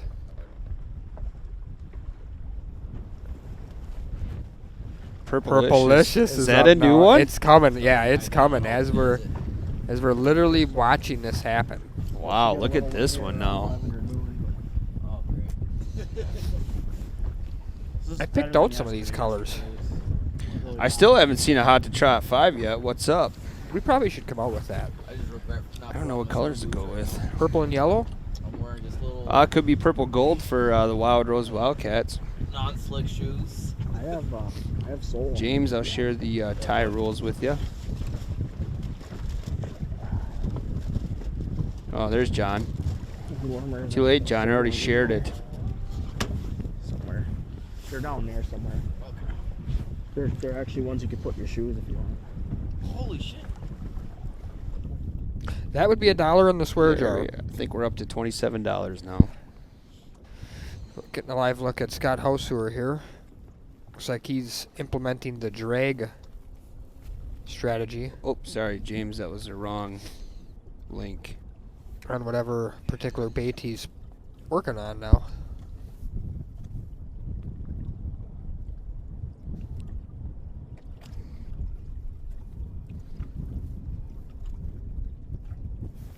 Ooh, he's hooked up. Scott's hooked up. The fish is not moving. It's actually going the other way. That's the walleye.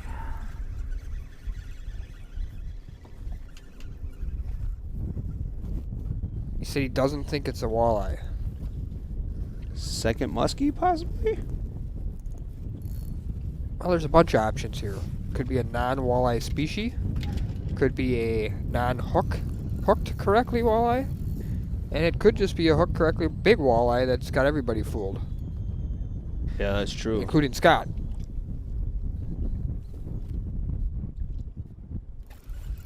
What I know is in this format, in today's fishing, with it being as slow as it is, Scott's going to have his Ego slider net, which we have here at TRS, ready to rock and roll when that fish gets anywhere near the surface. Now, I think if this was Kurt Grable, he said he would be saying, I can feel the teeth. Yeah. I can feel the teeth, but Yep. yet it was a scale. That was the one time in 5 days that Kurt the Killer Grable was not on cue. That was funny, though. I think Scott is getting his net ready. I mean, if there's everything that could sell rods, it's actually the sensitivity was so good you could feel teeth. I agree. He's going to net this. Whitefish. That fish ran like crazy. That would make delicious dinner. Will not do very well for the scoreboard. Yeah, I agree, Yeah, Todd. wrong flavor. Took off too quick.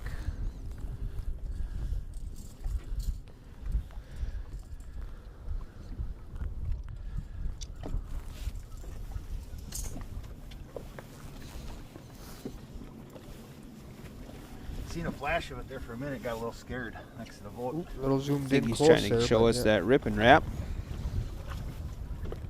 Can they keep the fish if they wanted? Well, it'd have to be a non-walleye species then because walleye is 28 or bigger. Correct. And the whitefish don't really have a limit though, do they? No, but I don't think there's any keeping of fish in head-to-head events. Well, no, like say Far- you as wanted far to, as these you're are right, like- but if they wanted to keep one for food. Like if they were fun fishing. Yeah. Yeah, well, sure. I think Right. you can, yeah. Yeah, but during the head-to-head events, no, if they wanted to keep that whitefish, unfortunately, they have to let it go below the gunnel.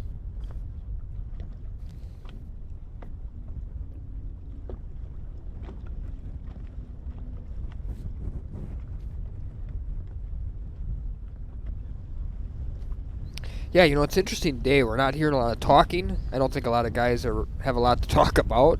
I think they're focused. They know that the conditions are not only difficult, but every bite's going to make a difference. So you don't hear a lot of guys chatting away because they don't want to lose their focus.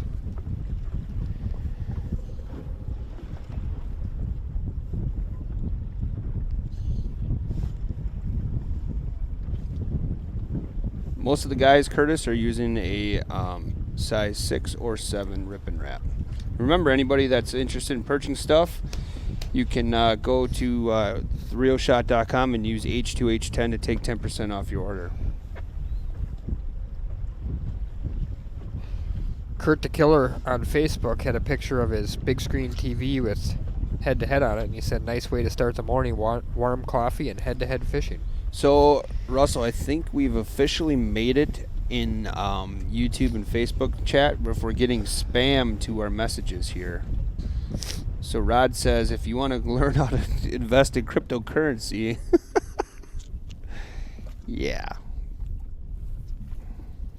Got another live look here at Scott Housewer, who was just hooked up with a whitefish that he threw back on what looked to be I'm going to make a strong assumption here and say Viper Custom Rip and Wrap, being that he's a Team Viper member.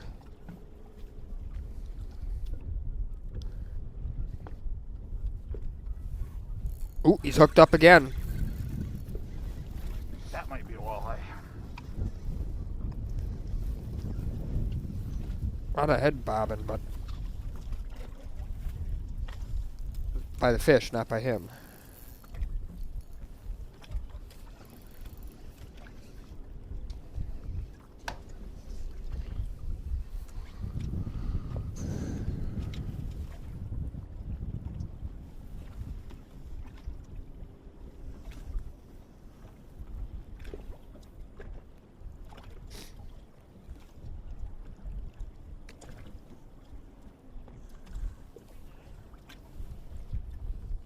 Yeah, Rod, no clickbait. Nope. Looks like the same species again, whitefish.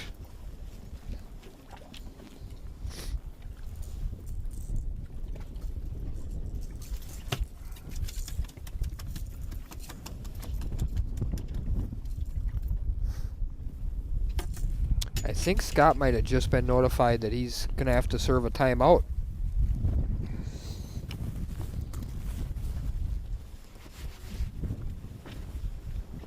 Did I get a timeout for that? No.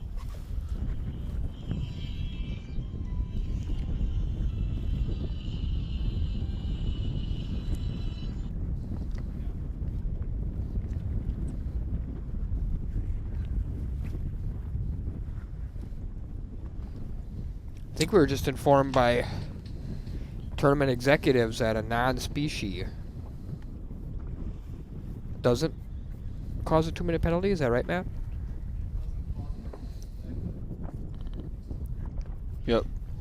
So it does not cause one if it hits the deck, but it does need to be released below the gunnel. So it appears that Scott might have dodged a bullet on a 2-minute timeout there. Yeah. Yep.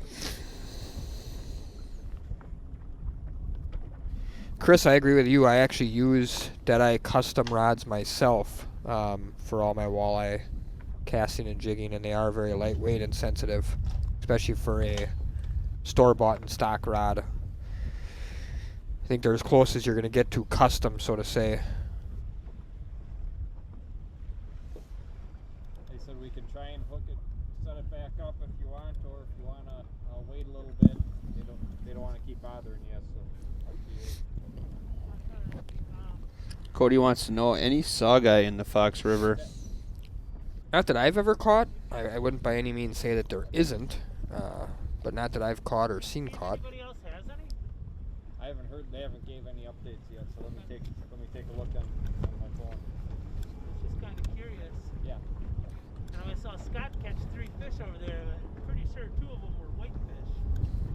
You just heard David Brazy say he saw Scott catch 3 fish. 2 of them were whitefish, so these anglers are close enough to each other in some cases that they can actually see what each other are catching. Looks like David Brazy's switching to a Metro Madness Rip and Wrap. Come on, John, let's race.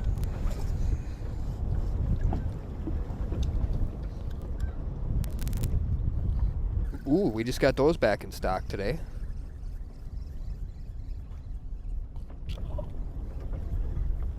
Not gonna win the race like that. I know. I just clicked the wrong button.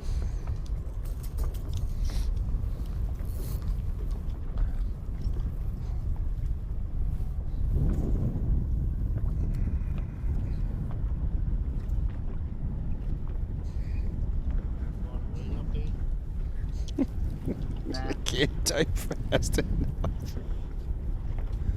Jim, I agree. I think the Samarama, and I think the KD tournaments would all be great events to have head-to-head involve themselves with going forward.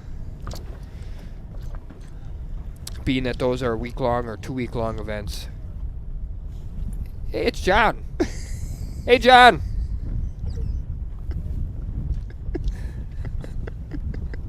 Lance looks confused.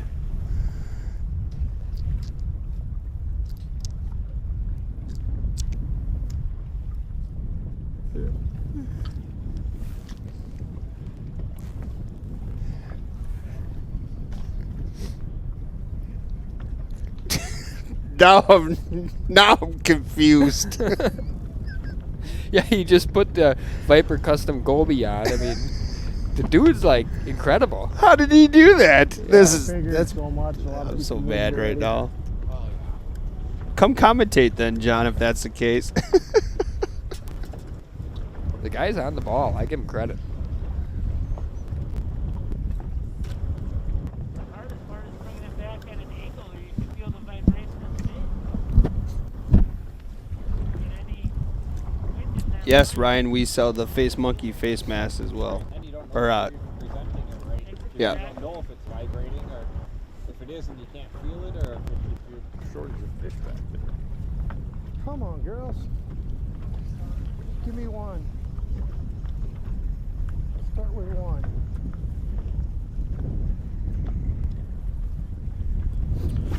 Jeff, here's the tiebreaker rules. They just don't like when we're pitching.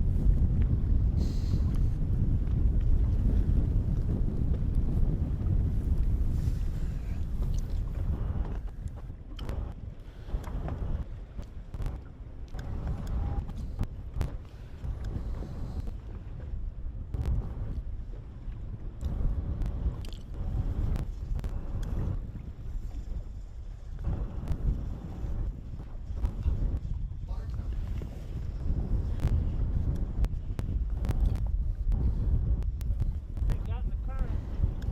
Kind of coming right at me.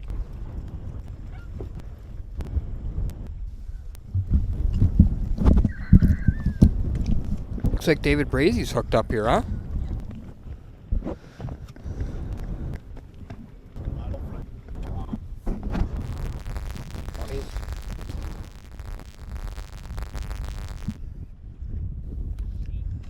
Frank just let us know that the Goby blade bait is the Lackish Lover. Ooh, there's Metro Madness. I think that's a whitefish, though, isn't it? I just walked back into the studio here. Does not appear to be a walleye to me. Thanks, Frank. We will take a look at that. You hit it good. Chris Vettish says, confirm John Slater is a fake account. Ooh, know, there's There's the Lackish There Lover. it We're going to have to is. get that adjusted. Yeah, John, why don't you adjust that for us? I'm getting mad now.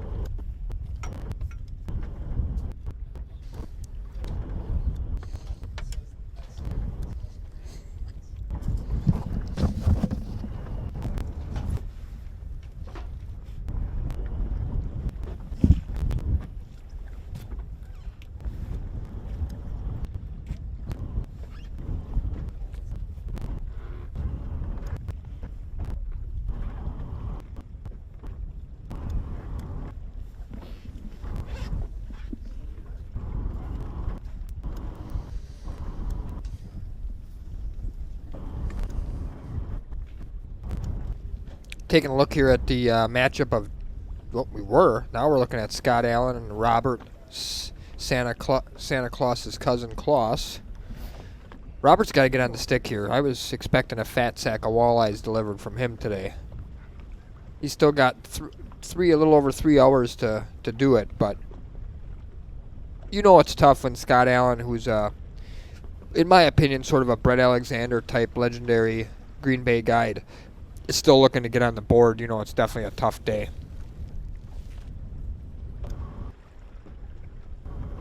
Surprisingly, I've only caught a handful of whitefish up here in all my years fishing here. You get more from this year. This is my first one. Okay.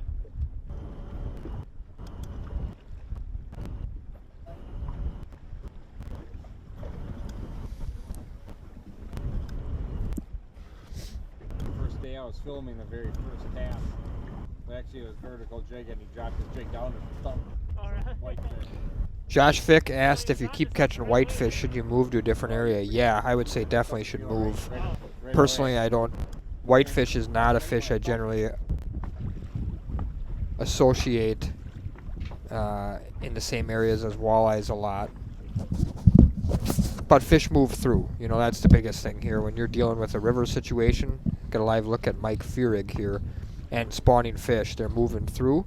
You might go a half hour, and then all of a sudden, you know, another batch of fish moves through. But unfortunately, the movement just isn't as consistent and constant as it was 2 weeks ago, or it was last week for that matter. So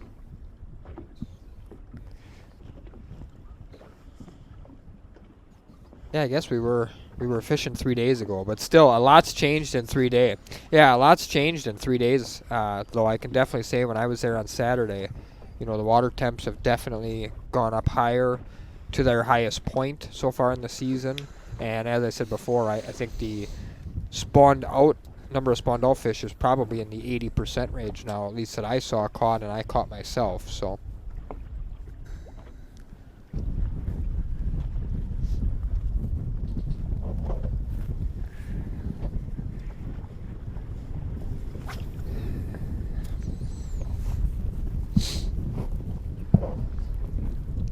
back on Isaac the Lackage Lover, which is now live. It's under Gobi right now. We got John working on getting the chains. John's right getting now. them up there. But we got Isaac the Lackage Lover up against Scott Househuer.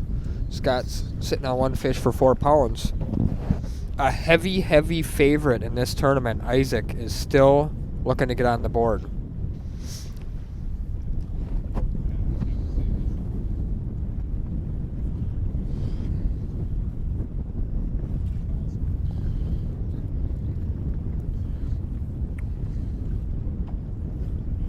Lucas Outdoors says a fish he caught last night were spawned out. Yeah, Lucas, that's kind of what I saw too. Even the males look like they weren't spitting milk out and stuff anymore. So it seemed to me like the bulk of them are definitely done spawning, working their way back down the river.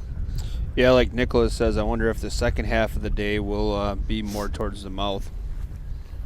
They launch right up there, so.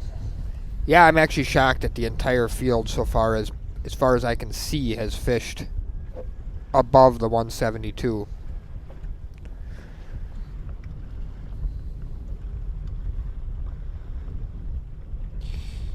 I'm just like we got a question here, would we ever do one at night? I mean, nothing's out of the realm of possibility. We've talked about doing bow fishing head-to-head events. However, we would have something like that. It just may be a little tougher viewing that. I was going to say, I think the most difficult part would be the lighting, and can we get enough, can we stay on people the entire night, footage-wise and all that stuff. That'd be the difficult part. Right. Yeah, the Lackage Lover, Russell termed that phrase from the very first head-to-head event ever, and it was the first one of the 2020 season. That's what Isaac was using, and it worked out really well. He also was the first one to use a slab wrap during any head-to-head events. He was, and we got those in. You should share a link to that, because I've actually had a couple of people ask about those. I don't even know if I want to, because I'm sure I'll probably be beat. So that's the special new size 6. Yeah, we do have, wrap, yep, and we good did point. get those in. And I forgot to mention that late last week when they came in. I think it's the 2.5-inch model. Yeah, here's all the slab wraps. Here they are, 1.5 inch. The 2-inch. Must be the 2-inch or.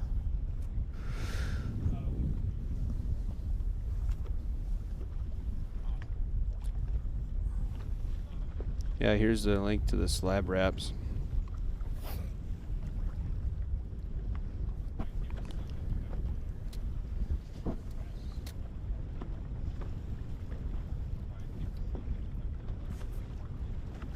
Gary, we have a sudden death policy put out or sudden death rules for people that tie.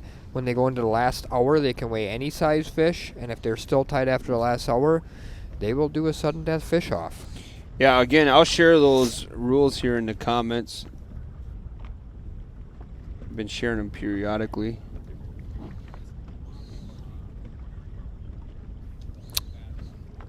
Joe Mann says How can Isaac be a heavy favorite against someone who has twice the experience? Joe, I'm just basing that off of the... Just basically basing that off of the brackets that I've seen, and I've seen quite a few in a couple of different pools. Favorites are made by people picking them, just like sports. That's the way I'm taking it. I'm by no means saying that I think Isaac's a better fisherman than Scott. I know Scott. I've known Scott a long time. He's a darn good tournament fisherman. Just basically saying that from what I've seen in brackets, Lakich is a heavy, heavy favorite to not only win this match, but to win multiple matches. Plus his past experience on head-to-head, obviously, fishing the inaugural event and making a championship, I think gives him an advantage. But the advantage appears to be a deficit of 4 pounds right now to Scott Hausuer. And that's why, maybe that's some of the reason why I went 0 for 4 in last tournament's opening bracket, Matt, because I don't know who should be and shouldn't be a favorite. Right.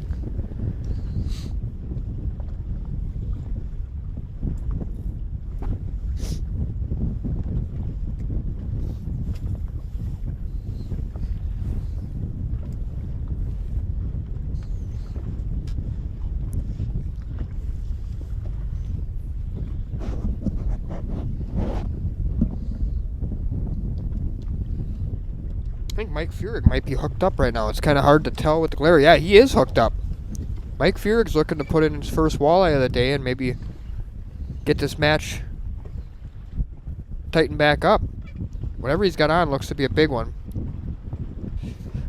I think he found that purple rod everybody's been using. Yep. At Talked St. to Croix Jesse. Mojo Bass. It's got a pretty fancy blue-looking boat dock Triton there, too. It's actually the same color as one I had. It's a really sharp boat. Might be the nicest looking boat in the tournament, in my opinion.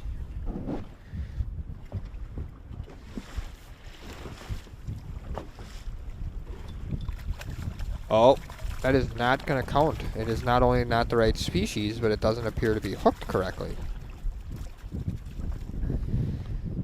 Darn it. that's got to get the heart pumping a little bit. Absolutely. Yeah, we do.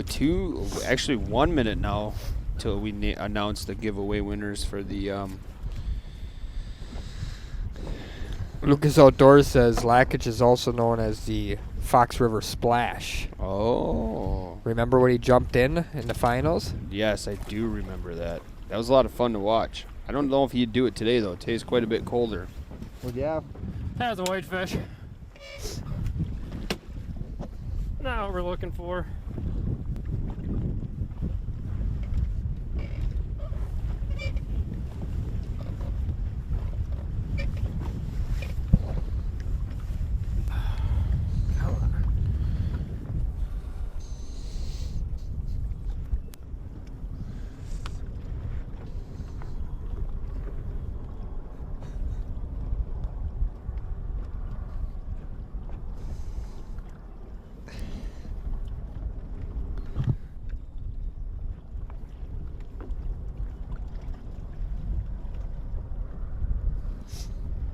Got a live look here at Isaac Lakich and Scott Hausuer. Been a heavily talked about matchup here on the chat board. I struck a nerve with a couple of guys when I made the comment that Lakich was a favorite. Boy, oh boy, the chat board blew up.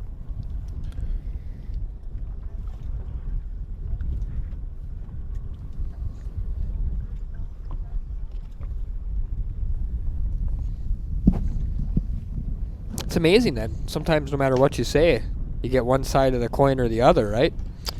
Yep. If I would have said Scott's a heavy favorite because he's more experienced, which is definitely true, I'm sure a lot of people would have got on there and said, but Isaac just made the finals in the last event he fished. So that is why this is fun, Matt. Yeah, it's you just never know who wants to be a keyboard warrior. Well, for me, it's more just you never know because each event is different, right? I mean, Lakich was on a hot bite the last time, but that doesn't mean he's going to even catch a fish today, and so far he hasn't. That's why it's called fishing.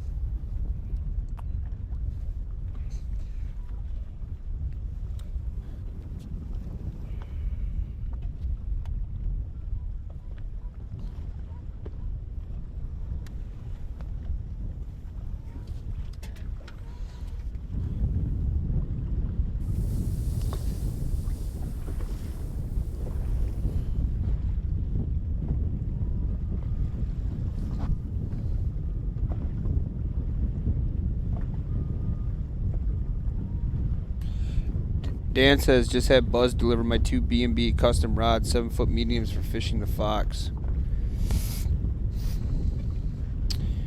Yeah, it'd be another company. I'll be curious if we could get in here, the B&B. I know we just got some mags in here at some point. There is a ton of custom rod guys out there that make really good stuff.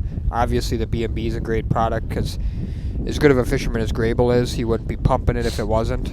Well, especially JT. I mean, JT's custom rods. We've been talking to those JT's guys. custom rods are good. I've had Mag's custom rods in my hands. They're great. And also, Nick Schertz was in here the other day with his custom rods, which are a new product coming out. He hasn't even really brought them out yet, but he was testing them in this last tournament. And I had them in my hands, and those looked really nice. Good morning. What's up, Jeff? Oh, it's 10 o'clock, Russell. 10 o'clock. Let's make an announcement here. Go for it, man. You got the names there. Let her rip. All right. So, on Facebook, the winner of a Magnet Go is Jeff Schultz, SCHULTZ. And on YouTube, we have another Magnet Go, and that's going to go out to Fishing with the... Boy, I don't know what the heck that word was. Plantis, Minnesota?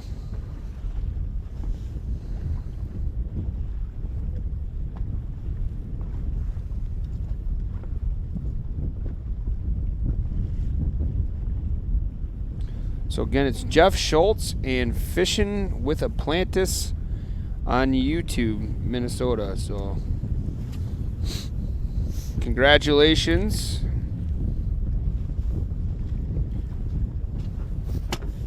Send us a message to Head-to-Head Facebook, and we will get that stuff shipped out. Starting to close in on the halfway point. We're not quite there, but we're under 3 hours to go. And we still have, I think, 4 anglers, maybe? 5 anglers? Tail of it. Jesus. Looking to get on the board. That's 4 fish now. I pulled that tail like that. Light biters. Yeah, George is explaining that he's had 4 fish pull on the tail of his plastic. That's how much of a negative bite there is right now. As we see David Brazy grabbing his plastics rod, switching away from a aggressive bait to plastics.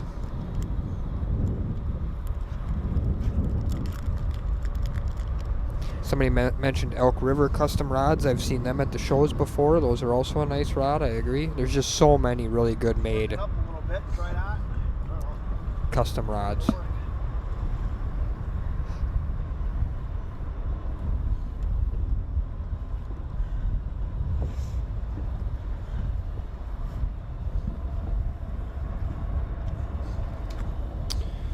A couple people want to know, how do you get into the drawings?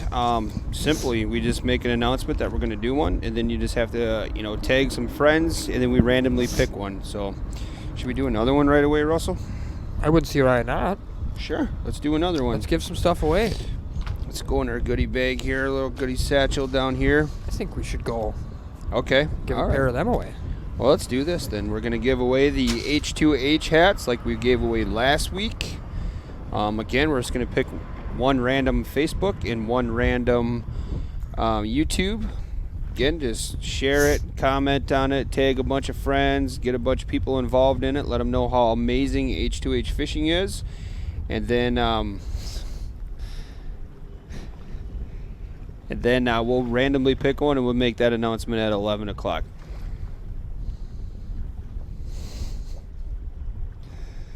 You know what? Here, I don't know who this John Slater is, but when people on Facebook are asking him for advice, it gets me a little upset. Is Coot going to bring a check?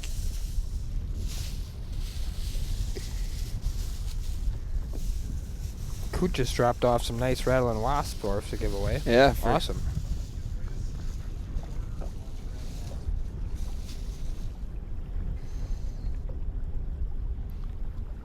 Oh, Scott Williams tagged me.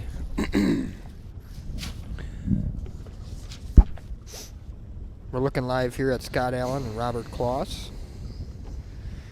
This is the last matchup here, still looking to get on the board.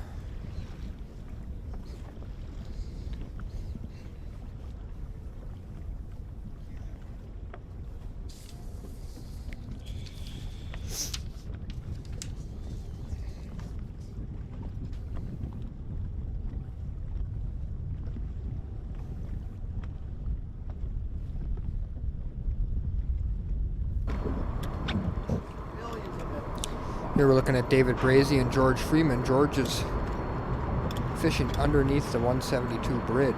I don't know if I can really say underneath, but he's fishing next to the pilings, I guess is the proper terminology. It's kind of one of the hot spots for trolling on Saturday night, so won't be surprised if he picks up any fish here. Might be some spawned out females resting next to the pilings looking for a current break. Tom says, how do you get in the drawings if you're watching on YouTube? Just tag some people, then Tom.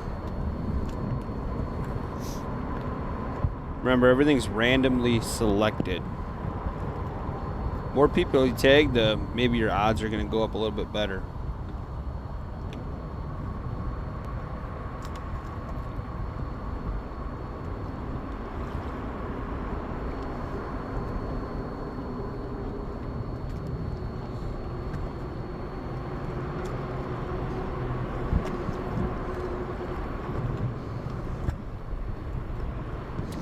Jason had a question. I don't know if did you answer that? Why are custom rods better? They're just made of higher quality components. That's really what it boils down to. Most manufacturers are really focusing on one key thing, and that's price point. They want to bring out a certain rod or a certain rod line at a certain price point. You know, a lot of them are dealing with box stores, chain stores, distributors, and a lot of times those individuals get nervous about things that are too expensive because they can't sell it to the broad spectrum of people.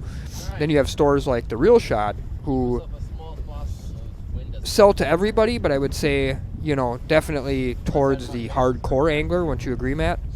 Yeah, I agree. And that's where, you know, some of the manufacturers that use really high quality components to make custom rods come into play. That's why we do so well with custom lures, which are more expensive than a stock lure, of course, because we're, you know, a large part of our customer base is your hardcore angler who is willing to spend the extra dollars on something that's maybe manufactured better than stock stuff.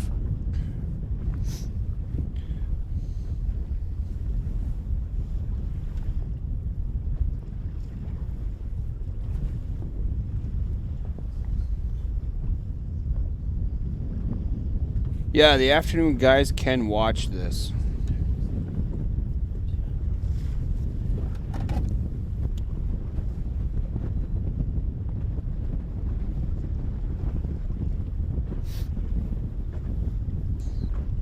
David says, can you randomly pick me?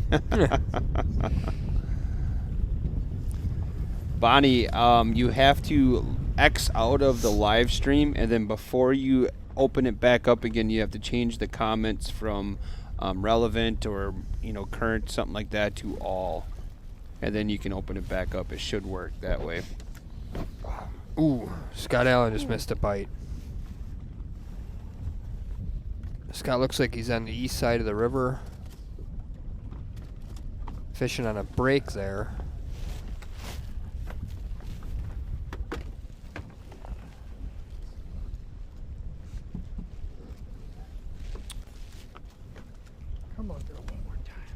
Trevor, the Appleton store is quite a bit bigger than Sheboygan. Sheboygan is fishing only, pretty much.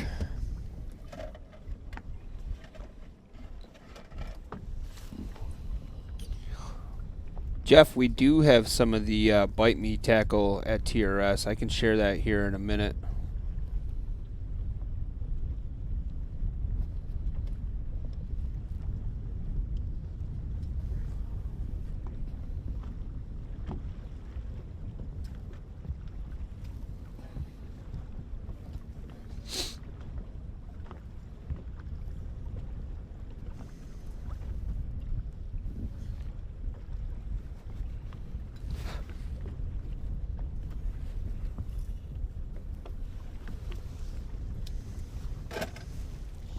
A lot of people sharing there, Matt. Sure, That's are. awesome. We appreciate it.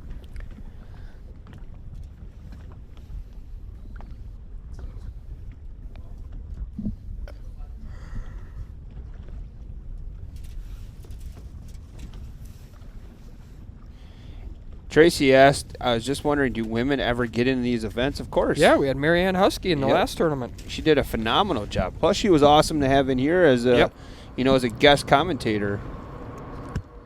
We got George the Freeman Foreman here live. Jigging against the pilings here on the 172 bridge using plastics. It's got the old school Lindy jacket going, Matt. Yeah, it's a pretty awesome jacket. A lot of people are liking that. Yeah, it's retro. Oh, he's hooked up. George is hooked up. Good move. Oh, undersized fish. Darn it.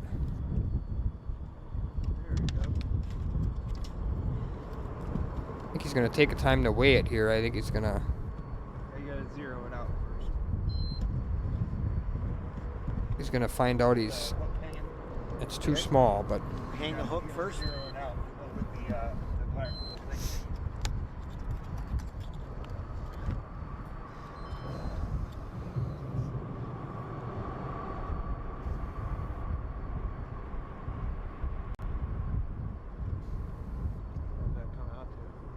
What?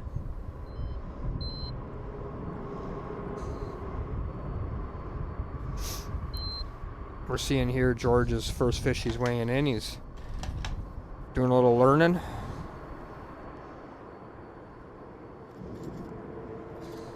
Colin, we are going to do tournaments all over as soon as we're in a position where we can do that. Of course, right now that's not an option for us, but I don't think there's any area, at least that I've heard of, that the tournament director is like, absolutely not, we're not doing any tournaments there. So I think any major body of water for walleye or bass is in play once we're able to move around a little bit more. We're back on Scott Allen and Robert, Santa's cousin Klaus. Hey, Jeff, it looks like John beat me to sharing those, the link to those Bite Me heads.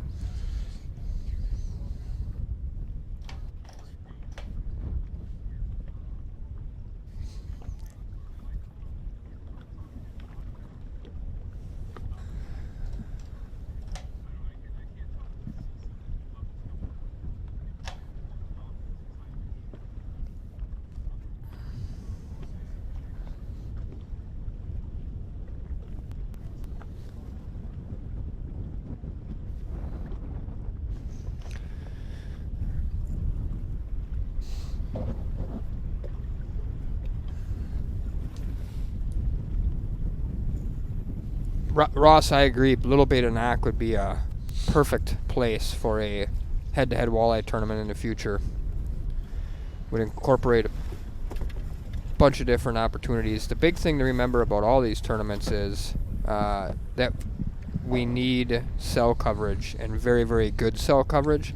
So that's really the only hold up I think on any body of water is going to be, there are some places that might be some of the best walleye fishing or bass fishing in the country that we just can't do this because so much of this is based upon being able to cover these anglers the entire time of the tournament. So I'm sure there'll be an opportunity for that, and it'll be a lot of fun.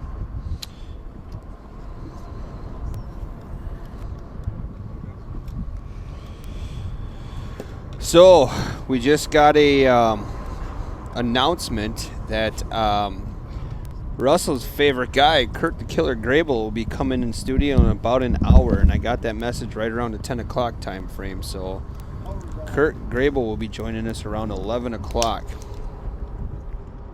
They think it's something on their end. Huh? They think it's something on their end, maybe. I don't know. I call it on and on. I wouldn't worry about it. Jordan, Huh? biggest fish registered was a 10-pounder.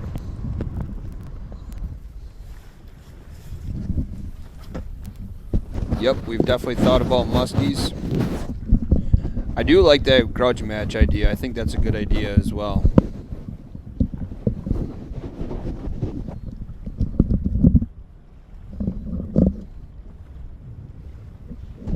Ted, I want to come to Nebraska turkey hunting.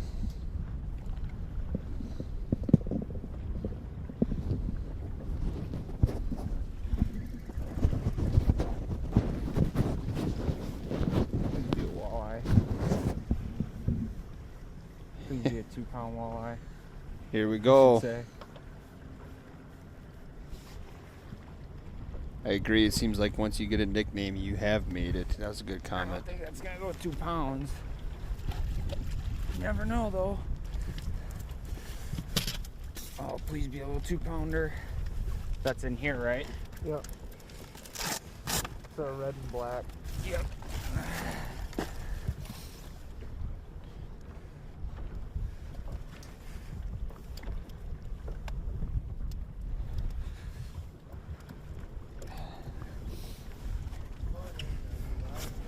Sure are. Good morning, James. 0-0. Captain Keller here. Oh, Giving let's Russell find a out what break. he's got here quick.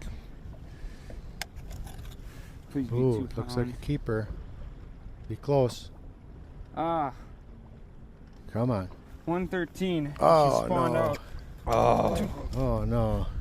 Oh, too bad. Oh Gotta go no. back. how are you doing this morning, Jim? Yeah, really good. That's really okay, good. though. You know where they're at? Right, Did a little confidence business at the booster. shop, the office this morning, and came in to give you guys a little break. Yeah, 32 degrees, Matt. That's what it He's, is outside right now. Brisk day. Yep, 32 degrees. Pretty good wind. Wind 16 miles an hour out of the west. So I give these guys a lot of credit, Matt. Today. Yeah, it looks like Robert's going to that slow drag presentation. It didn't surprise me today that the fishing would be slow with that weather we had. Captain Keller, always an honor. Thank you, Lucas Outdoors. Thank you, Dylan. Yeah, it's head-to-head's back. It's awesome. It's our third tournament. We were scheduled to be up in Marinette, Menominee, but due to the COVID-19 rules, etc., we brought it back down to the bay and the river. And maybe later in the week here we'll see some trolling, Matt. Yeah, we're surprised we haven't seen any trolling so far. Eric Stone, yeah, we normally do message people that win. So we will let you know if you're the winner. I've been tagging people in the comments as well. It's I don't. Anybody mention the water temperature yet today? Yeah, we haven't had an official reading, but we believe it's right around 41 to 42 Okay, yeah. degrees. So, well, it's up a little bit, but it isn't really moving much with these with this cold front business and these cold nights we've had. That water isn't going to warm up much, and with that wind, Yep. We've had we still got some snow out by me yet. really, Mm-hmm. we had a lot of snow on the ground the other morning out in Butamore, on a big lake, Butamore. Yeah, you know, I was thinking of that coming in here. We usually get a fairly decent week in March, which is what we had for the first tournament. It wasn't too bad. And then Mother Nature kicks in usually about this time in April. Morning, John. Theo, it's just targeted species, so it's so in this one it's bass. I'm sorry, walleye. So I'm sorry, walleye. Thinking bass on the brain here, but yeah. So that whitefish that was released above. No, correction. I'm all over the place here, trying to read all these comments and everything. All the fish have to be released below the gunnel, no matter what species they are. But a non-walleye can hit the deck or Correct. hit the side Yep, or that's something. what I was thinking. Yep. But we just want to be nice to the fish, and kids are watching, you know, young anglers are watching and stuff. And we just want to be respectful of the natural resources we have. That's why we do it. Wind is blowing a lot harder now than it was.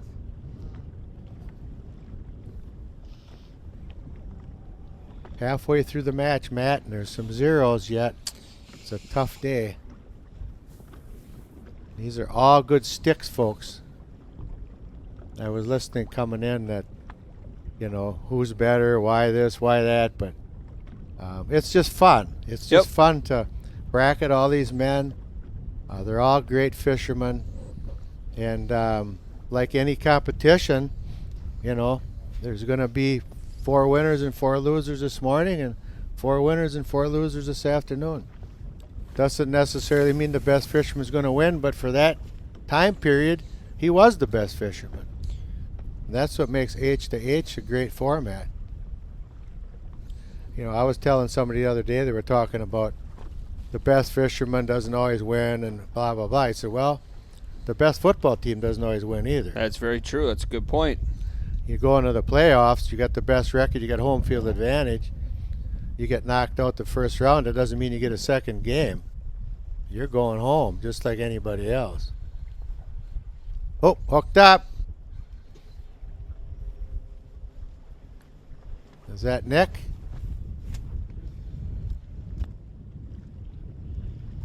Seems like now that we've moved into the later portion of the morning, the fishing's picked up a little bit.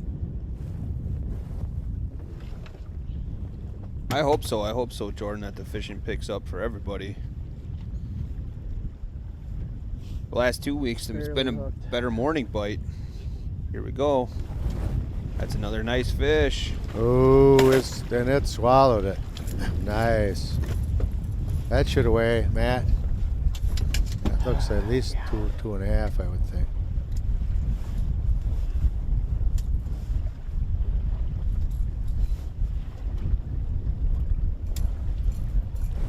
Ah, look at the fish. The mouth is wide open. Like today, every bite counts.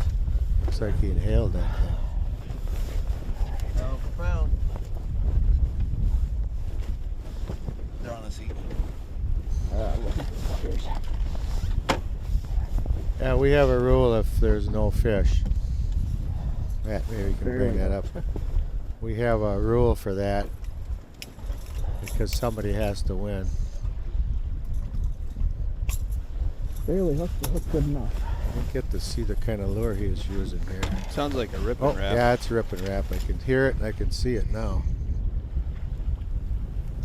So, Zeros? Alright, all zeros. so we'll get that bait up there when Matt gets done working the computer here.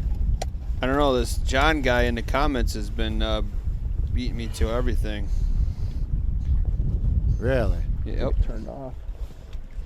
Yeah, it turned off. Matt's pretty quick. You got to get up pretty early to beat Matt.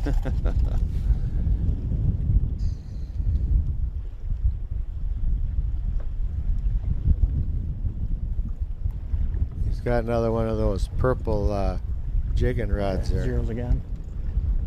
Yep.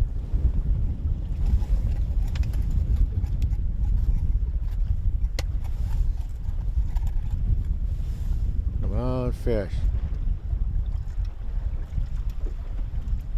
Got to go over 2. 3.7. Yep. 3.6. Nice. 3.6. 3.6.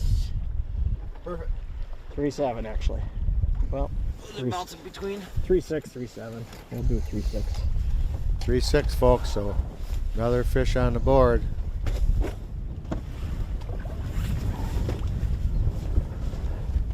This guy's game face on now. Nothing better than getting a fish in the boat, folks. We all know the feeling. Nothing's worse than a zero, and nothing's better than getting one in a boat. And it can happen in a nanosecond. That's what makes fishing so exciting. You just go from the worst day to the best day, and it doesn't take long.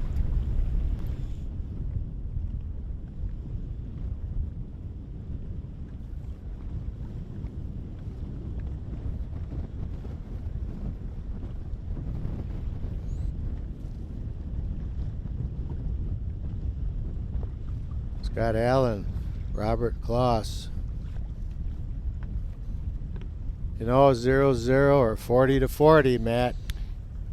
You Yep. know, it's just it's the way fishing goes. Yep. Our producer just said it only takes one base hit in the bottom of the ninth. Exactly. I've seen 18-inning games where you lose by it's 18 to 17. Then the next day it'll be 1-0. So it's the same with fishing goes. All sports are like that. It's unpredictable, but that's why they play the game, Matt. That's why they play the game. A lot of messages come through, a lot of comments. We want to bring head-to-head as many places as we can. So 2021, you might see it all over the place. Folks, Chad Schilling from Bakaska, South Dakota sent us a picture. He had about 50 head-to-head bracket charts filled out sitting on his table. And he said more are coming in. And he must have some kind of a little pool out there. So I'm thinking about, if you predate, you get a couple of signatures on there, witnesses, put a line on there, a couple of witnesses, date it, because it has to be filled out obviously before the event starts. And if somebody can actually nail this thing, get 100% right, we're considering some kind of a prize here at the Real Shot. So what do you guys think of that concept? Because this bracketology for head-to-head is going to be huge. And why not have some fun?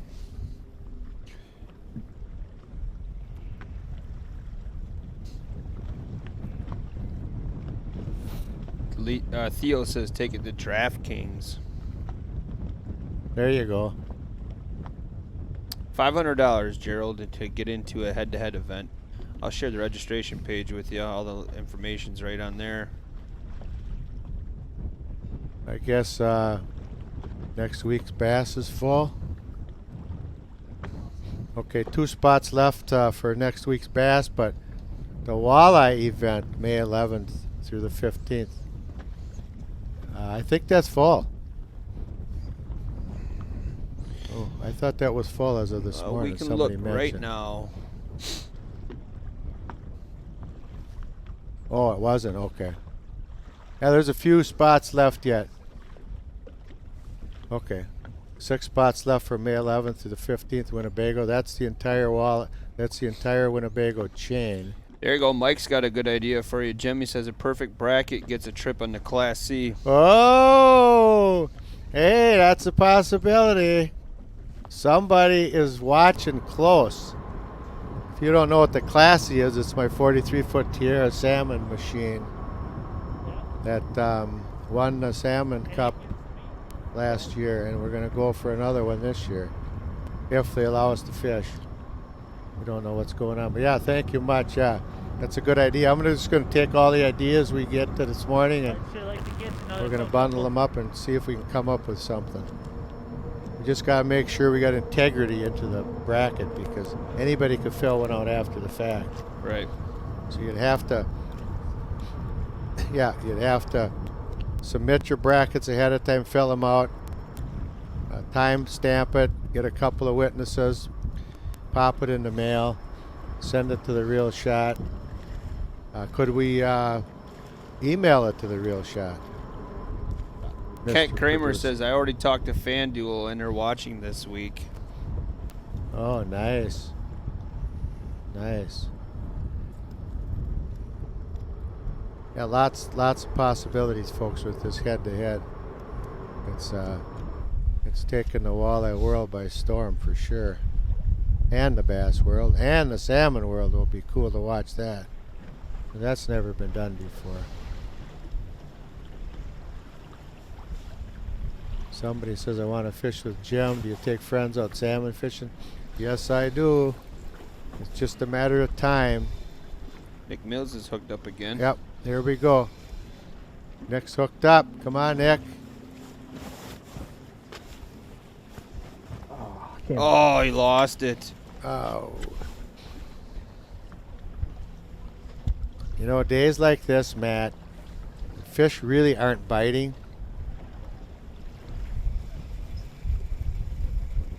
They're really not biting. You have to go get them. Marianne asked if I'm fishing the H2H salmon event. Not planning on it, Marianne. I'd love to, but Russell and I are going to be doing a lot of the commentary on the salmon because we're both captains, and we feel that'll be a pretty good voices for the market. We want to really kick that off. But the Winnebago Walleye Challenge, May 11th to the 15th.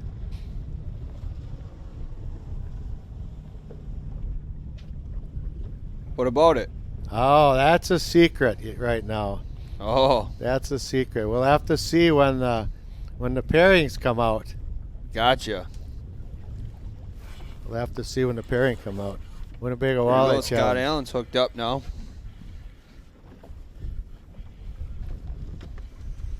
Come on, baby.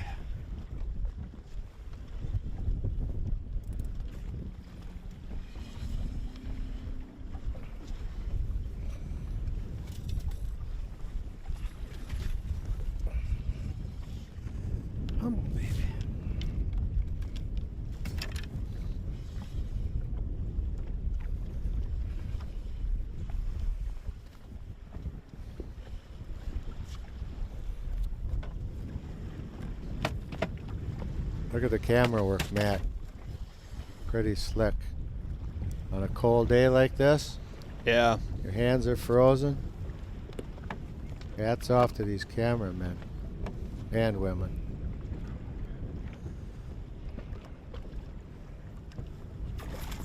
Come on. Oh, it's a nice one. There we go. Yes. Oh yeah. Oh baby. Oh, That's a nice yeah. fish. Boom.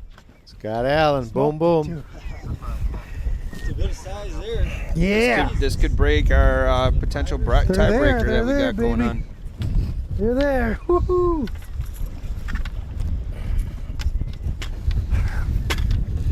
Whoa. Wow. We worked hard for that one today. See, now I'm not cold. I know, right?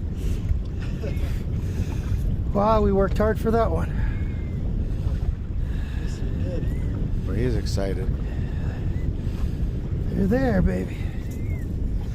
All right. What's he got on for a lure there, Matt? Rip and wrap of some color. There it comes up. Yep. Oh, Purple. yep. Purple and yellow, folks. Matt's going to bring that up right Nice now. fish. Nice fish.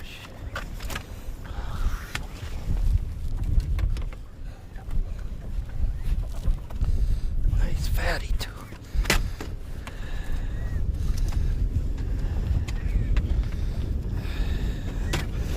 All right.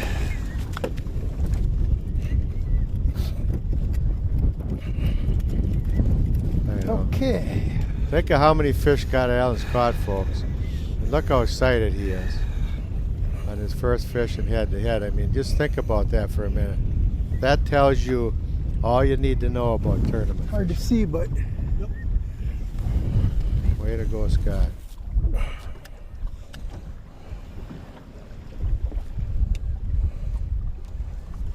come on, girl. Matt just Come on, posted girl, the get live your back link in. on that lure he's using.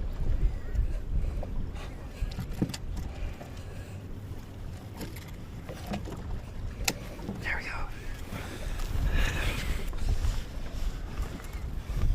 Okay.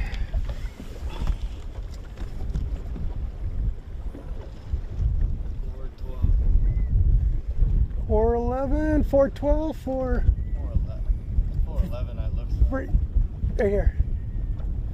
411. Yeah, Nice fish, Scott. Nice fish. sure will do.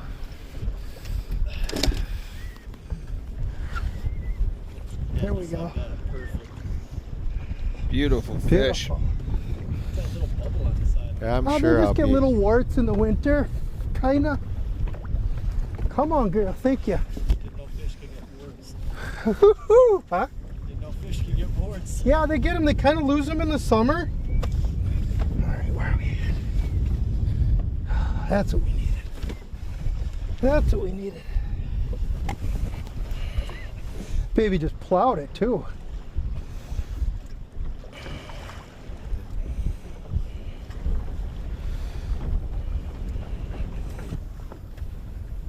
Could use one of them right now. Back to the split screen. 4 anglers, Matt. Get it right now.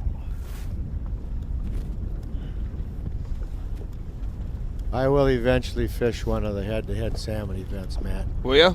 Oh yeah, definitely. I want to do it. I want to do it in the worst way, but while we kick this off, the first couple, Russell and I will do a lot of the commentating just because we're captains and we can give the audience a pretty good feel for what's going on out there.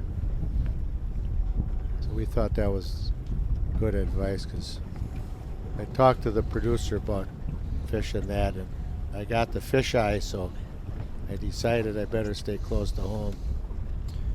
Yeah, Cody, they are in their own boats. Some guys have had to borrow some though this year because of the COVID. You keep watering. Like whenever I turn my head and more wind hits them, I'm like, oh, they're watery again. You throw in the jacket. Oh, you're fine, man. I'm not like temperature cold. It's just more so like the wind is. Mike needs a fish.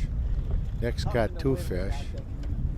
George Back needs to a my entire fish. body's fine except for just like a earlier David toes, Brazi's got 1 fish. or toes and hands. He did, Trisha. I think he Oh, hit the it's got, button like, twice. We layered had on that it. happen last week a couple times. Yeah. It'll get corrected here in a second. Yeah.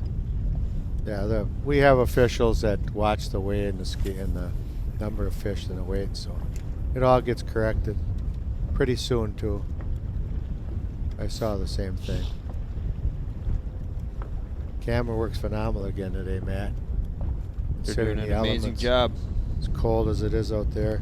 I mean, it's not even above freezing, folks, and for you, people watching have never fished in Wisconsin, northeast Wisconsin, in early middle of April. It's no treat sometimes. It's no treat. Doug Sass, no problem. Doug's a photographer from Winneconne, and he does a lot of the head-to-head filming. And so we always put plugs in for Doug Sass Photography, so check him out on Facebook. I don't know if he has a website, but he might have a website. But Doug Sass, you can see him on the live chat for his spelling. So thank you, Doug. Speaking on behalf of Camera 3, yes, he only has one fish for 4 pounds and 11 ounces.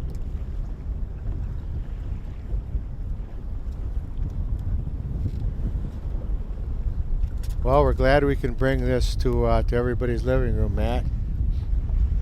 Yeah, it's always exciting when we can get back to streaming head-to-head here, and we appreciate everybody that's watching.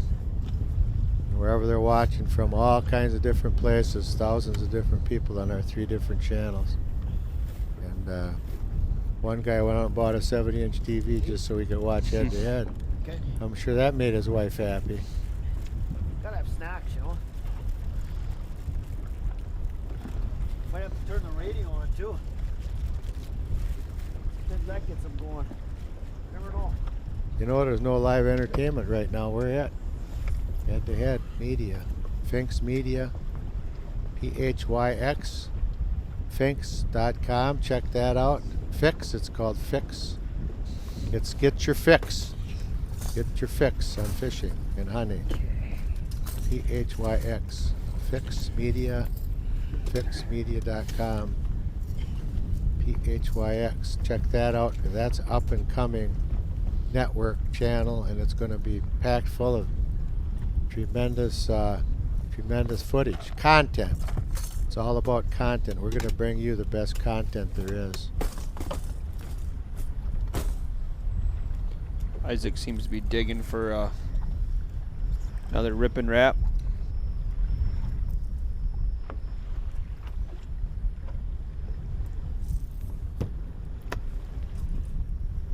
Yep, Isaac, heavy favorite by a lot of people in the brackets. You know, every tournament so far there's been bracket busters. Lots of them. But if you get busted the first match, you can't win, right? That's true. You're out. Tough day of fishing, but that is fishing. That's why they call it fishing and not catching, folks. A lot of people saying thanks for all the content. We appreciate everybody that's viewing, so thank you. Yeah, and earlier we were catching the fish up in It's not 6, easy 8 to feet. bring this to folks in this kind of Scotty, weather. Just got a slid out tip to here. 11, 12, and they're just inside of us. Normally I could have casted to them, but we can't cast against that wind. It's almost impossible to cast and feel your line.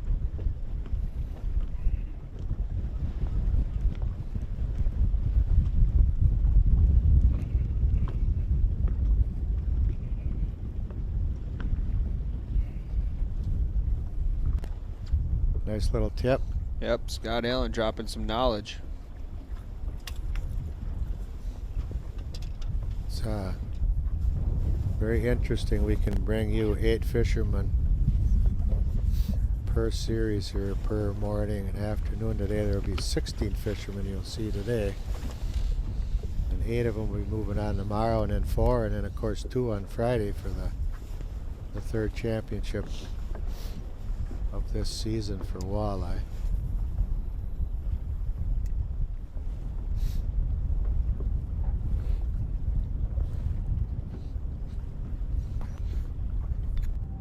I've got a glow-in-the-dark quarter-ounce jig and then a ripple shad.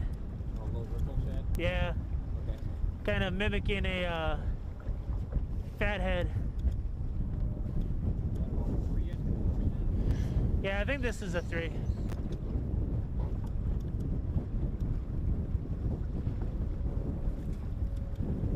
There's some rocks or something down here.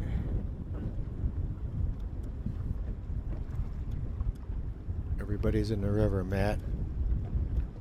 It's a little nasty out in the lake today. Cold Yeah, I and thought I'd windy. try finessing it a little bit more than I already was.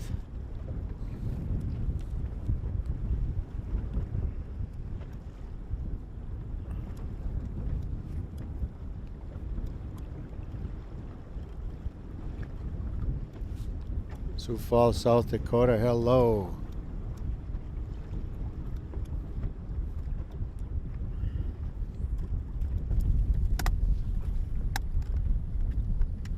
Got a nationwide audience again today.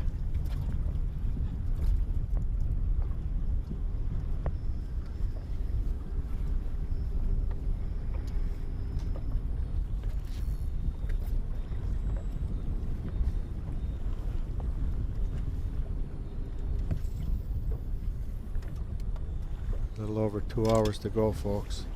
We had delay today due to camera. Yep. We had a camera Human element, Russell says. person, but we're going to fix that too. I'm not going to get into it right now, but we've got that fixed already, Matt. Is it? Yeah, we're going to fix that, so we will definitely. Debbie Eaton says she's been watching since day one. She's definitely hooked line and sinker. Way to go, Debbie. I wonder if Larry, is Larry out in the camera boat today again? Not sure. I don't believe so. Okay. We'll find out shortly. But Larry Eaton's my walleye fishing partner, and he's been out in the camera boats for the last 2 tournaments. I don't know if he's out in this one or not.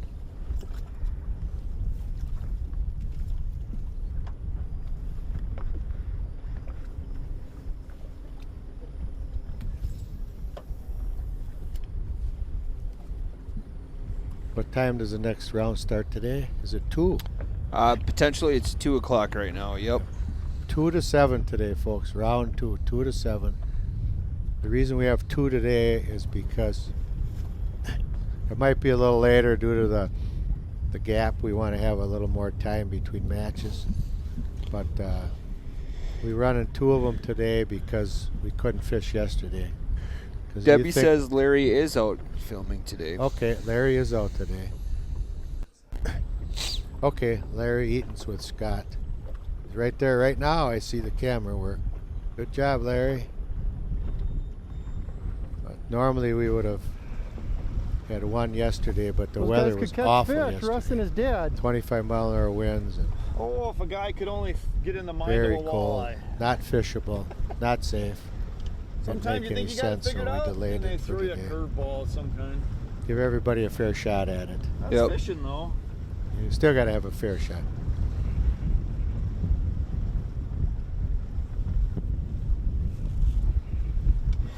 Key is you got to have fun with it all the time. I know too many people that get all upset. I've seen it too many times. Customers or people at the boat ramp come in and they're mad because they didn't get any fish. Just have to realize you're supposed to be out there having fun when you're doing this. No matter if it's cold, windy, if the fish bite or if they don't bite, enjoy it. You know, that's what the whole point is. It's an activity you're supposed to have fun at, not be stressed out. I used to get stressed out a long time ago over things like that. Realize that it's not worth it. Yeah. Go out and try your Do you want best. to know where it is or what? If it doesn't work, it doesn't work. Not every day is going to be a light them up and put the big fish in the boat kind of day. But when you do those days, it's a lot of fun. You gotta keep a good attitude and keep trying. Don't get too worked up over it. A bunch of us always joke. One of the guys that works for me in the winter, Paul, he guides with me in the winter. We always joke about how fishing is stupid. You always got to rely on the other participant to decide it wants to play too. You know, it's not like you can go ask them, hey, you want to play today? And then they come out and bite. You go out and do what you do, and hopefully they decide they're hungry or they want to bite on whatever you're throwing at them. Now you can see on here, I don't know if you can see that, there's some fish right here. So I slid over on the break. There's a few fish kind of hanging right on the edge of this break here. You can see all these fish on the side imaging. So we'll try to anchor and see if that current here will make them be interested in biting up here. Get too close to the break though.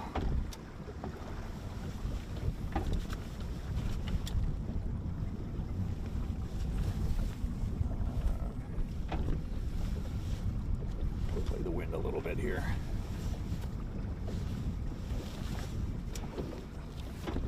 Tell you, I don't know what we did out fishing without this technology over the years. Side imaging, man, that was a game changer years ago when it came out. Now it's gotten so much better. You know, this is Lowrance active imaging. Hummingbird's got their stuff. Garmin. I mean, anybody who runs any of this product and learns how to use it and understand it, it's a game changer. You know, obviously days like today, it's hard to get them to bite, but if you can find them, that's the first key. Seeing and understanding what you're looking at is key. All right, I dropped the anchor here. Let's see if we can, look at the screen right here. All these are fish laying right up in here, all these little shadows and little dots. There's a whole school of fish right over here on the edge. Okay, fish. Let's see if you want to bite something here. Right Wow. on 41 between Dosman and Shano, which is 29. I think Kyle's bringing a bunch of bibs and jackets from the shop for all of us. Okay. I mean, I just really didn't think I was going to be cold. I've been watching the weather. I knew it was going to be a. Like when once it gets through you. Oh yeah. Oh yeah. Oh yeah. Come on, bear. Get on there.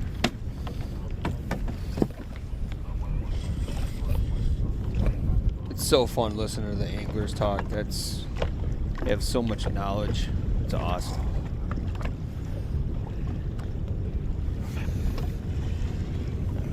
Ooh, it's a good fish.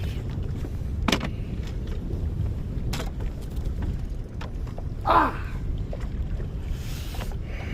Oh, got off. Ooh, that was a nice fish. That was a nice fish. That was a nice fish. Might have been full hooked. The way it came out, it kind of felt like it was. He wasn't in the mouth. He felt like he was hooked good, but when it kind of came off it, you can kind of tell when you snag them.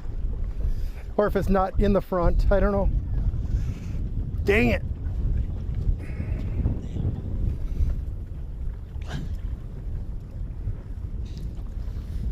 Could have used that one. Yep, those guys are making it entertaining, that's for sure. Day like today, you have to get them all in if you can. I mean, you can't. That's a big one. Yeah, we try not to talk over these guys, but sometimes when we're talking, they start talking, and then you have to really pay close attention because we want the anglers to come first. That's what this is all about.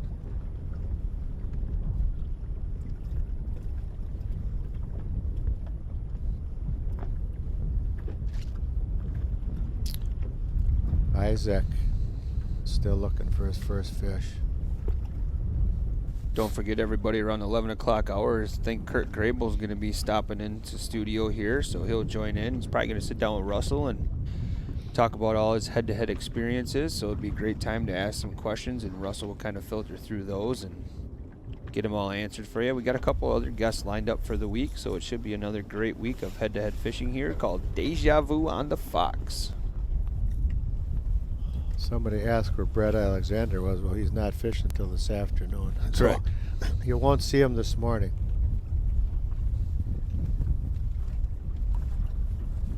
Yep, so this match will go till 1 o'clock Central Time, and then we will start shortly, or my guess would be 2:30 today.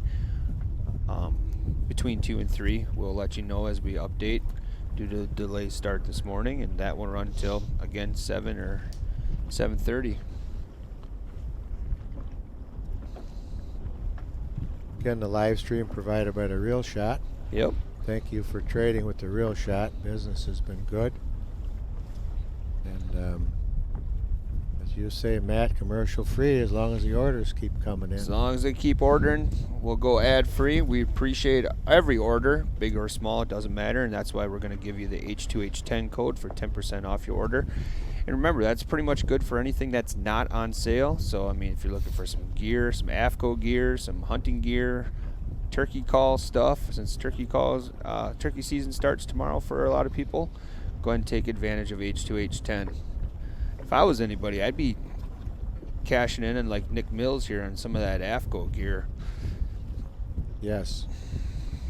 We're a brand new retailer for AFCO, right? Yeah. That's good stuff. Very good stuff. Matt's putting it up on the live stream right now. But I was at the Miami International Boat Show in February. And I checked the line out. It's awesome. Awesome clothing. So give it a look-see, folks. I think you'll like it.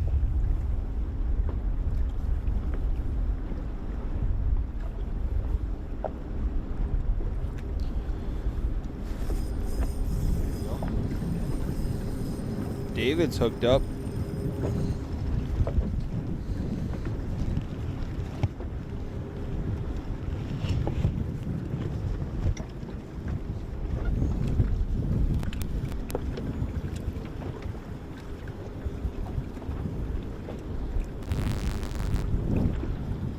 He's not going for the net yet.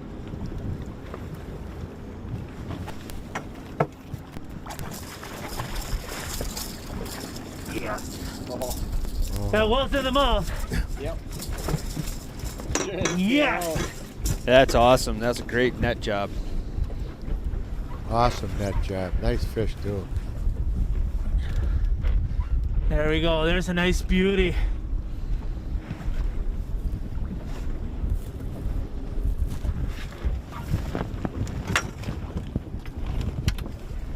I just used the Panoptics. I could see about 20 of them came into the screen. Not that I haven't been doing that all day, but I figured one of them had to bite. When you make your next cast, maybe I'll take a couple of views of the Yeah, live scope. I didn't zero. See what you're looking at. It's zeroed? Zero as I see it.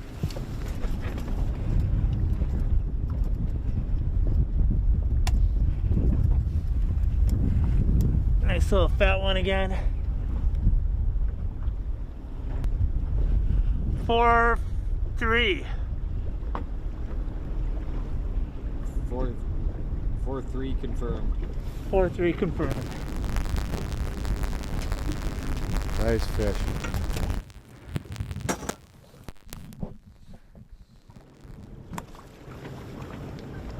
See if you switch to that stripping around.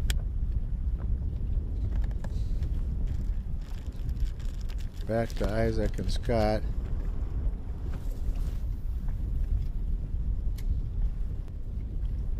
Probably gonna make a move here in 5 minutes. 2 hours left. 2 hours left.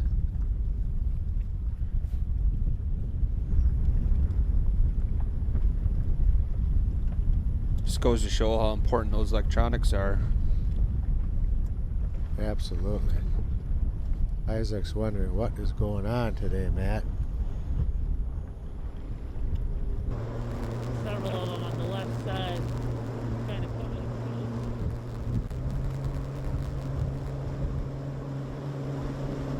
through. 11 o'clock, I only got 2 hours. I gotta make it going on. Yeah, there's a couple just hanging here. And you can see them swimming through. I'm in a little bit deep water for this application, but just enough to see that they're here.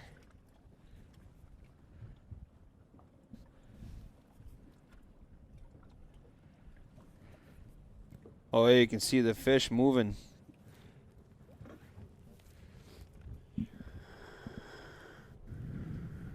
Yep, there's Panoptics. You can see that when they come in, they can turn around. You're all watching. There's a fish right here kind of cutting across. This is that new perspective view.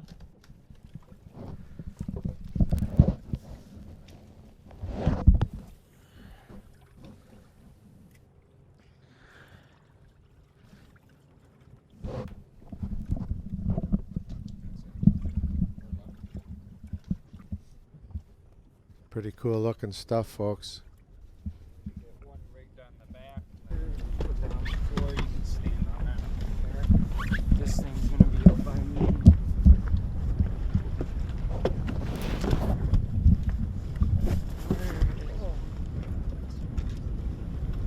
Did you notice 39-degree water temperature on the scope? 13 feet of water. That was 39.6, I think it was, Russell. There it is right there, 39.6.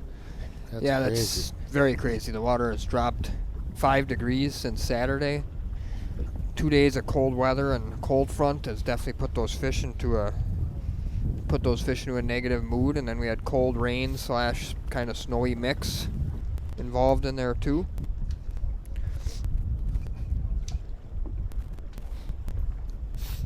Okay, yeah, one thing. I'll talk about the water system in a minute, but Chad Schilling said he loves his AFCO gear. So AFCO suit is a good Chad's suit. a pro from out in the Cascas, so big supporter of Head to Head. So thanks, Chad. Yeah, that AFCO gear is awesome. Yeah, this Winnebago water system, it flows from the Wolf River and the Fox River south about maybe 100 miles, and it comes through Lake Poygan, through Berlin, through Lake Winneconne, in front of my house on Lake Butamore. The Fox and the Wolf meet. The Wolf is done there, and then the Fox continues through Oshkosh, all the way through Lake Winnebago, and it flows north through 16 locks, drops 160 feet, ends up at this dam you're seeing right now in De Pere, and then it flushes out through this river and out into the bay and to Lake Michigan, and around the world it goes. Absolutely. So it's an impressive federal water system. So a couple updates here. I see we're live looking at George Freeman making a move. He's now down 2 fish to David Brazy. David added a fish while I was in the back helping pull orders. Looks like Scott Hauser is still up 4 pounds on Isaac Lakich, and looks like Scott Allen got on the board here, 4 pounds 11 ounces. And Nick Mills added another fish to his cards. So a few fish caught while I was gone. They informed me in back that all of the Viper Custom, heavily awaited Viper Custom blade baits are on the website, and they're going fast. There is some stock of every color available yet, but they are going very fast. So if you are interested in purchasing any of the Viper Customs that have been used throughout the first 2 tournaments, we got the Lakich Lover and the Grinder from Jeff Nectarline involved in there too, and a bunch of other colors that myself and Justin hand-picked. Antifreeze Perch, Anubis Gold, Purplicious, some really awesome colors. They are online, and there is inventory of everything left yet, but they're going pretty fast. So My toes, is it? Yes, it's Russell just put it on the live chat. All 4 of the matches have a fish, so no tiebreakers today. correct. Yep, we're not gonna have to worry about anybody. We're not gonna have to worry about anybody dinking, at least. No as dinkers. all the matches have a fish. Yeah, there is a possibility of a tiebreaker if it's tied. Correct, but not a tied at 0 Exactly. dink fest Exactly. happening with an hour to go. So everybody in the match has at least one fish competing against their partner who might not have any fish.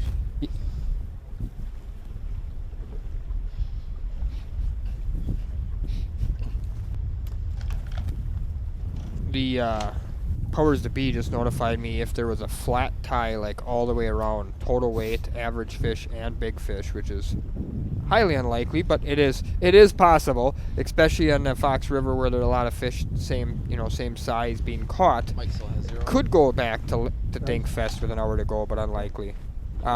Somebody just asked, is the Goby one is Lackage Lover, right? Yes, the Goby on the fish caught.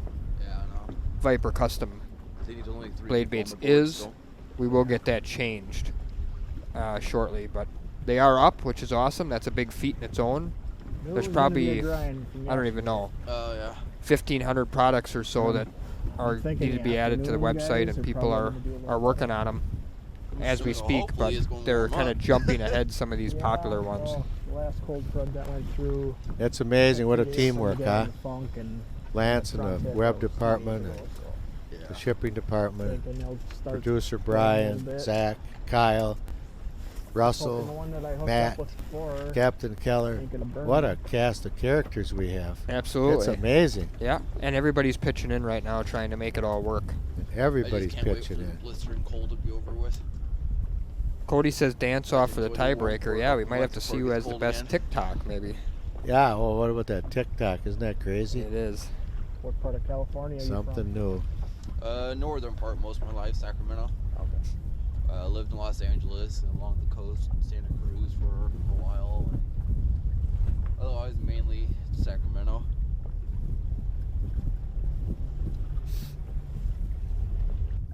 You ever make it out there? No. We Good. kind of want to just the northern part. Don't care about the city part, but Yeah. it'd be neat to visit the northern part. Went out Yosemite to and everything. what's that? Yosemite. Yeah, went out to for high school graduation. My wife and I drove out to. Looking at a live look at Allen's guide service, Scott Allen, who was able to get on the board recently here. And I was saying, I think you were out, Russell, but he was like a kid in a candy store with that fish. I believe it. And how many fishes he caught? Oh, I mean, I don't even know what to guess, but Right. oh, he's hooked up again. Oh, darn it. Smoked it. Oh. but great attitude, though. Yeah, absolutely. Great attitude. He cranked it. And he was just so excited with that fish. I mean, Yep. we all absolutely. get like that, especially in a tournament. Coots Lures TikTok account is over 7,000 followers, Jim. I missed that one. Isn't that something? That is. I mean, that's the new Can't afford to social miss media. any. I saw the your TikTok video, too. Yeah. It was pretty cool. Well, we were talking about it. Elise and Lily were both in here doing TikToks last week. So Were they? yeah, Lily the Pounder might be coming in tomorrow. Okay. She likes to be around the action. Oh, yeah. She wants to be out in the boat, though. Oh, she does. She was along Saturday. Yeah. Not really. Another night tournament for you, Russell. Yeah. We Lily lost a big one at about 10:30. That sort of. She was frustrated after that, but she caught her personal best smallmouth. We had a fun night. I saw the picture of the smallmouth. That was a nice fish. Didn't count, but still fun to catch. Absolutely. Yeah. I'll just swing over the boat. I don't mind. Can Yeah. go on.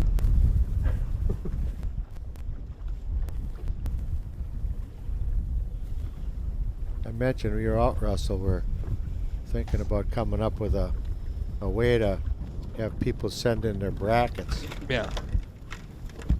dated and signed. Again, obviously, it has to be done before the tournament starts. Correct. Yep. And then anybody or one or two people that would actually get the whole thing, we'd make an announcement who it was, and then we give them a prize. We just haven't figured out all the logistics on it yet. But I thought I'd drop that on you, Russell. 'cause Absolutely. You got a big fishing brain. Yeah. You can help us think this through. Absolutely. Coots Lures dropped off some lures to give away. I think how we're going to do that, so everybody knows, is if you place an order during the head-to-head event this week, so anytime between today and Friday, and you have some of Coots products in there, his net to go, his trolling rods, or his rattling wasps, we'll sort of enter all of those individuals into a special drawing that Matt and I will announce on Friday at the end of the show. So I'd suggest getting that order in, at the latest Friday morning, so we got time to get you in on the drawing. And we're going to give away some Akut's Lures free to somebody who orders some of that stuff. So Okay. you don't have to just order that. You have to, have some of that product included in your order to be in on that drawing. So they have to repeat that again. They have to order from the Real Shot. So you have to order from therealshot.com, and in one of their orders, I mean, it doesn't have to be, it can be just a small order, big order, whatever. They have to have some of Coots Lures products in there. So that's the Net to Go, that's Coots trolling rods, and that's the Rattling Wasp. And the Those are some- Firefly? Firefly, yeah, anything Coot makes. Yep, if I'm missing something, yep, Firefly absolutely. too. I have Fireflies. Yep, those are great for night trolling, Yep. for walleyes. Yep. Those are You just lights need a for your couple to boards. cooperate. Yep. We sell them all here at the Real Shot. Yeah, I can share links to a few of them. Somebody asked what the top speed on the 43 Tierra is. Yeah, we're getting a lot of Chad Schilling and like a day out with Captain Keller on the salmon boat. Yeah, that would be Maybe awesome. a fresh cup of coffee. will help. Believe it or not, the top speed of that big boat with twin Cummins diesels, 1,400 horsepower, is 42 miles an hour. And Russell, you've been in it. Yeah, that's very fast for a rig that big. It's the fastest big boat. I think it's the fastest charter boat there is. Up there, there might be one or two faster, but I don't know. But it, Well, not over unless 40. Yeah, not Over unless they 40. have outboard motors, Oh, then they 9.5. might be. But Could be a little big, but Over a 40-footer, that's smoking. anything could be better, right? sharing some links in the chat now on the Oh, Net no, to for Go. sure. Whatever. Oh, that's just nasty. I appreciate you sticking with me today. Rattling Wasp. Been a lot of talk about a perfect bracket on Captain Keller's classy salmon boat, Russell. What do you think of that? Boy, the perfect bracket's tough to do. I That know, would be- I know. Boy, that'd be tough. Somebody will have it, though. I mean, just like the NCAA, right? Somebody gets it right. A perfect bracket, so I'm in trouble early here on mine. No, yeah. But we still got an hour and 50 minutes to go, so. Yeah, we'll be- Lakich has got to go if my bracket's going to I look don't good. do as good as I used to do in the cold, but cold doesn't bother me too much. Oh no, there's nothing worse than being cold.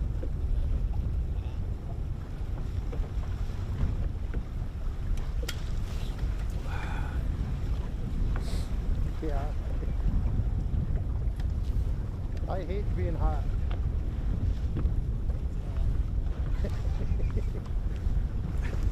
Cold Angler you goes, can I hate bundle being up hot. for. I agree with it. But hot, once you're naked, you can't go anymore, right? Miles per gallon, Jim. What do you think, Russell, on the big boat? Not miles per gallon. Less than a mile per gallon would be my assumption. The Salmon Cup we won last year, we put on 400 miles on Lake I'm Michigan. putting some shout outs on Facebook and just recognizing anybody who takes the time to me instead of taking their buddies out or families. Oh, really haven't been fishing with too many different people or anything like that. It's just Right. Yeah, everybody's still being careful, and and even if you're together, everybody's. We used about 375 gallons. Okay, so we did get a little over. A little over a mile a gallon. Yeah, Yep. it's about all you're going to get in the big boat. But trolling is very efficient trolling. Got trolling valves, that big boat will go down to 0.89111213. I shocked Russell. Yeah, Raymond says he's got it right. It's not miles per gallon, Jim. It's smiles per gallon. Exactly. That's right. Yeah. Exactly. But Russell was pretty impressed with how good that boat actually trolled. Absolutely. Absolutely. I'm going to share, guys. We talked a lot about custom rods before, and we were unsure if the Real Shot had gotten in yet or not. Our order for mags, we have. I'm going to share the link to the mags custom rods. And on here, we've got a 6/8 medium fast, which would be a great rip and wrap rod. Could also be a real heavy vertical jig rod if you fish like the Detroit River or something, for example. But that'd be a good rip and wrap rod. There's a 610 and a medium extra fast. That would be my preferred rip and wrap rod. That would be the one I would use. Then there's a 7.2 medium light fast. That would be an awesome vertical jigging rod. Would be an awesome pitching rod, pitching up into shallow water or whatever for jigging. And then there's a 7.2 medium fast, which could also be a longer, real long casting plastics rod or rip and wrap rod, whatever you prefer. So there's 4 different models there. There's only a couple in stock of each. So if you are looking to sort of get yourself into a custom rod, that might be a great opportunity for you. Thanks, Russell. That was awesome. Yeah, Real Shot's got some neat stuff. Captain Matt Clinton says we should have a H2H salmon cup. Yeah, it's not a bad This is idea. a- Definitely a possibility. This is not a 4-stroke. This is a 2-stroke. My boat holds 600 gallons, so at $4 a gallon, it's $2,400 to fill it up. Gets expensive. $2,400, folks, to fill up the So boat. it's oil injected. But now with Come on, girl. now with gas at under $2, it'll be a relief. All these anglers are going to benefit from this low gas prices. What's it, $1.15 at a pump? Yeah, it's pretty inexpensive right now for sure. I saw BP had 95 cents or something. Wow. Yeah, Freeman's making a big move. I think he's going either underneath the other bridge or he is heading out to the bay, one or the other. Being that he's a jig fisherman.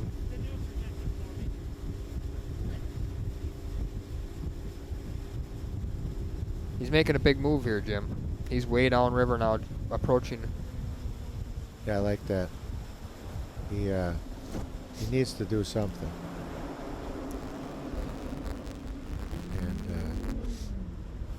And moving can be positive or negative.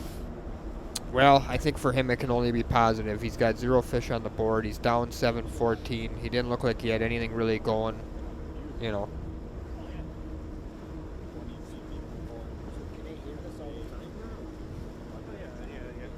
Yeah, we got Mark Brooks says 97 cents in Greenville today. 97 cents. Yeah, who would have thought that? I never would have thought that in my lifetime.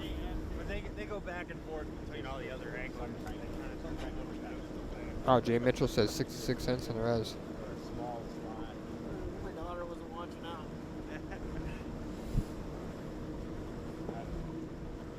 Something creative.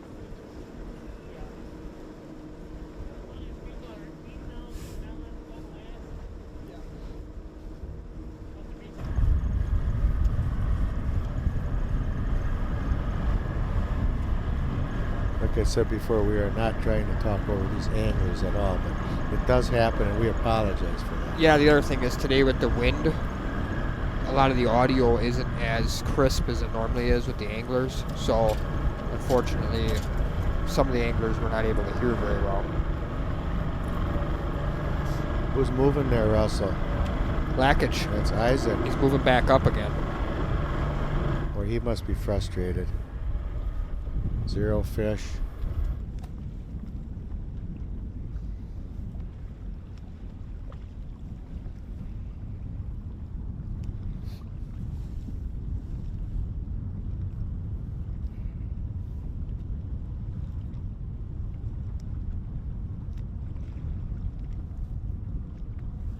Got an hour and 43 to go, and everybody's in You it, Russell, couldn't walk right? much, bro. Everybody's in this tournament. 5 Absolutely. points, even the fishing pier was underwater.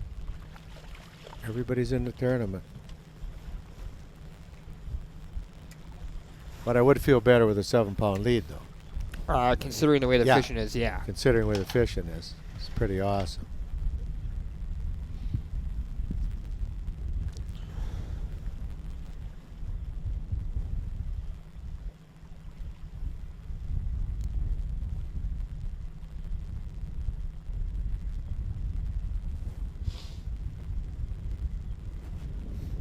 Russell, what are you putting up on the live stream now? Somebody asked if with blade baits, do you use a snap swivel or tie direct? And I like a regular snap. So I'm going to share to the gentleman that asked, which was Theo. I'm going to share the link to a regular snap so he understands what I'm referring to. Perfect. And these VMC are really good ones. Yeah, the same thing. I like to use a regular snap on my crankbaits too. Yes. I do too, and I like that idea. Oh yeah, I forgot we were supposed to do the giveaway winners. Okay, here we go. 11 o'clock giveaway winners. YouTube was Striker5523. Striker5523 on YouTube. Go ahead and contact Head2Head Fishing on Facebook or send H2HFishing.com an email on the website. And Taylor Kennedy on Facebook. Taylor Kennedy.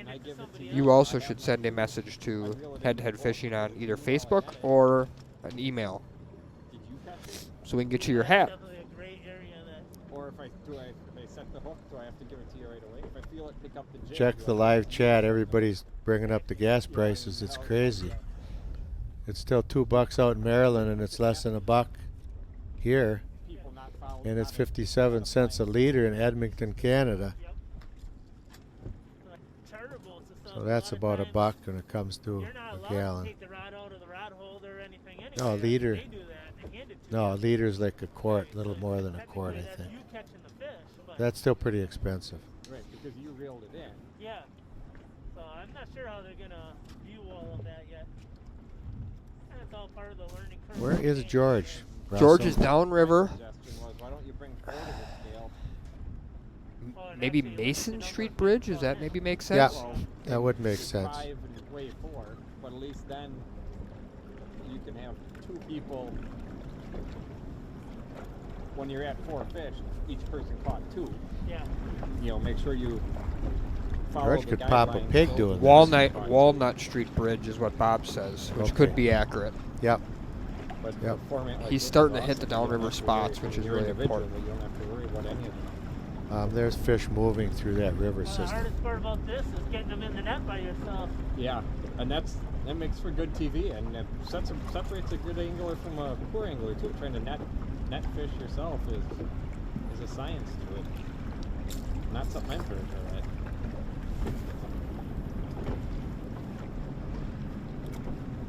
Again, folks, all this water runs north. It's one of the few rivers in North America that run north, Russell. Yeah. I see we got Kurt the Killer Grable in the house. He's going to be coming in the studio here Yep. in a minute or two. Kurt will be coming in about 10 minutes. He'll give you all his hot secrets. He was smoking the bass. Was that yesterday? Okay, he was Saturday, yeah. he was out on Winnebago pounding the bass just about every cast. Got a 4-way screen up here. We got Mike Fierig up at the top going up against Nick Mills. Nick Mills has a 2-fish, 7-pound, 13-ounce lead.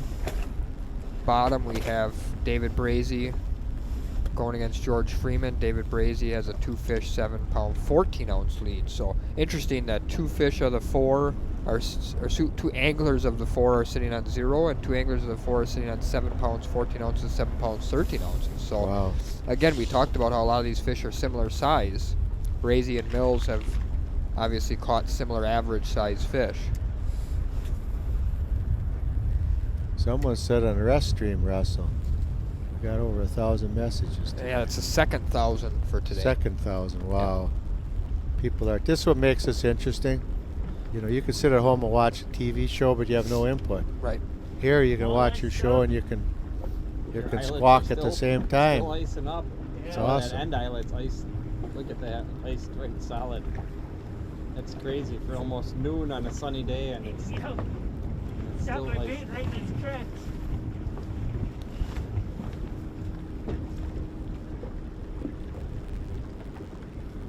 Russell, I'm going to go out on a limb and say that this afternoon there'll be more people further north. Yeah, I wouldn't be surprised. And tomorrow and the next few days, I think you're going to see some people trolling Yeah, I would agree. out in the bay. We'll have to see. This is the worst weather day, I believe. Yes, it's The supposed rest to of get it's- better.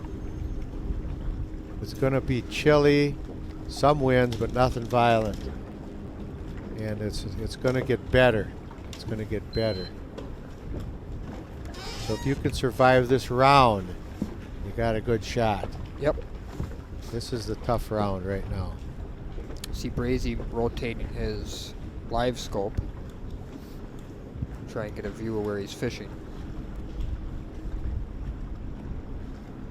This guy goes he's going to get fired because he can't get off his phone. Or his computer, whichever way it is, yeah. Head-to-head's going to be the cause for the rising unemployment rate. Huh. Looking at a live view here of Isaac Lakich, who looks like he's gone to double jigging in the river channel, vertical jigging here. And Scott Hauser still sitting on one fish, 4 pounds. Yes, the guys fishing in the afternoon can watch the live feed in the morning. It is good intel, you're correct. And I'm sure they're watching it. Absolutely. I mean, you'd be foolish if you're not. Why wouldn't they be?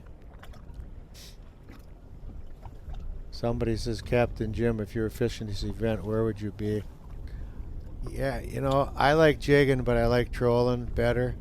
I mean, I would have done some pre-fishing, and I'd have probably been taking my chances out in that short bay, closer to the mouth. With those fish dumping out, I've done pretty good doing that. So I might have just went for broke and tried that.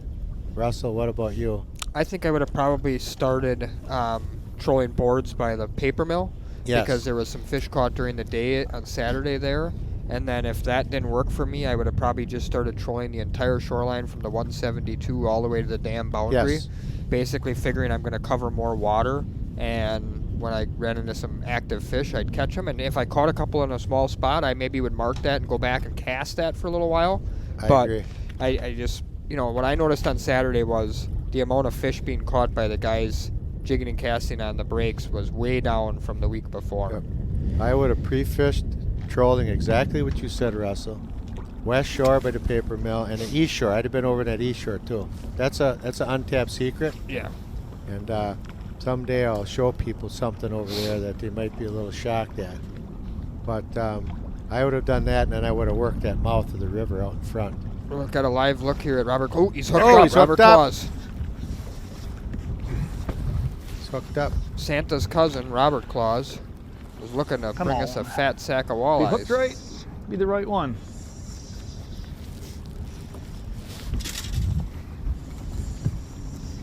And be 2 pounds.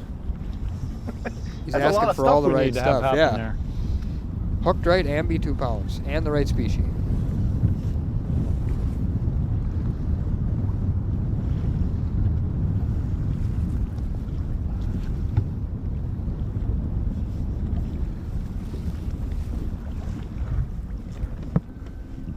Well, it's the right one.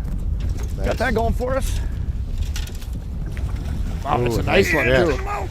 And it's in the mouth, and he got Ah, it. There we yes. go. Yes, Russell. That's a knox. Sorry That's about awesome.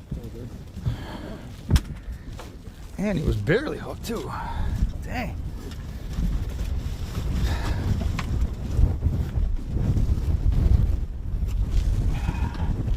Yeah, the camera gets a close-up of the rod tip today. All right.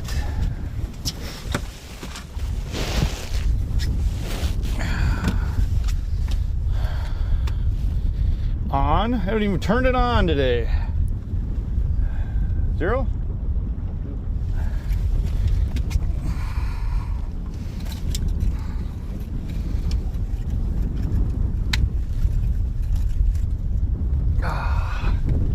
Let's see what we got here. I'm settled. 312. Yep. Let's go 311. 311. 3 pounds, 11 ounces. Marianne Husky was right on. Well, Marianne Finally. had that one.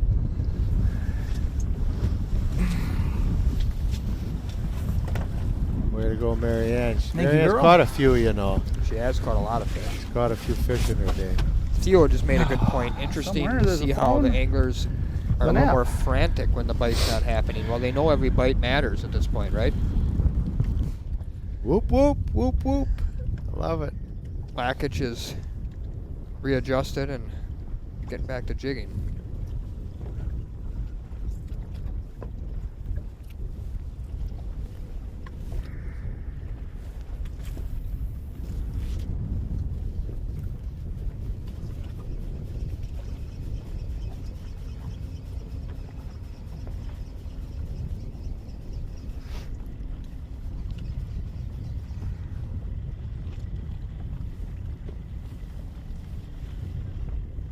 Well, Russell, what do you think Isaac should do or is doing? You know, I'm not really sure what his strategy is here. He looked like he was jigging the channel. He's bailed on that program. He seems to be in full scramble mode, Jim. Hour and a half to go. He apparently doesn't have a lot of confidence in what he's got going. Or he just purely is just hopping from spot to spot right now. Justin asked what box that is. That is the Lakewood pedestal box that's designed for going around your chair. Troy made a good point. I mean, Isaac is one nice bite, not even big bite, nice bite away from taking the lead here, so it can happen in a hurry. Yes, Marianne, it'll be nice to fish against each other again. Always fun.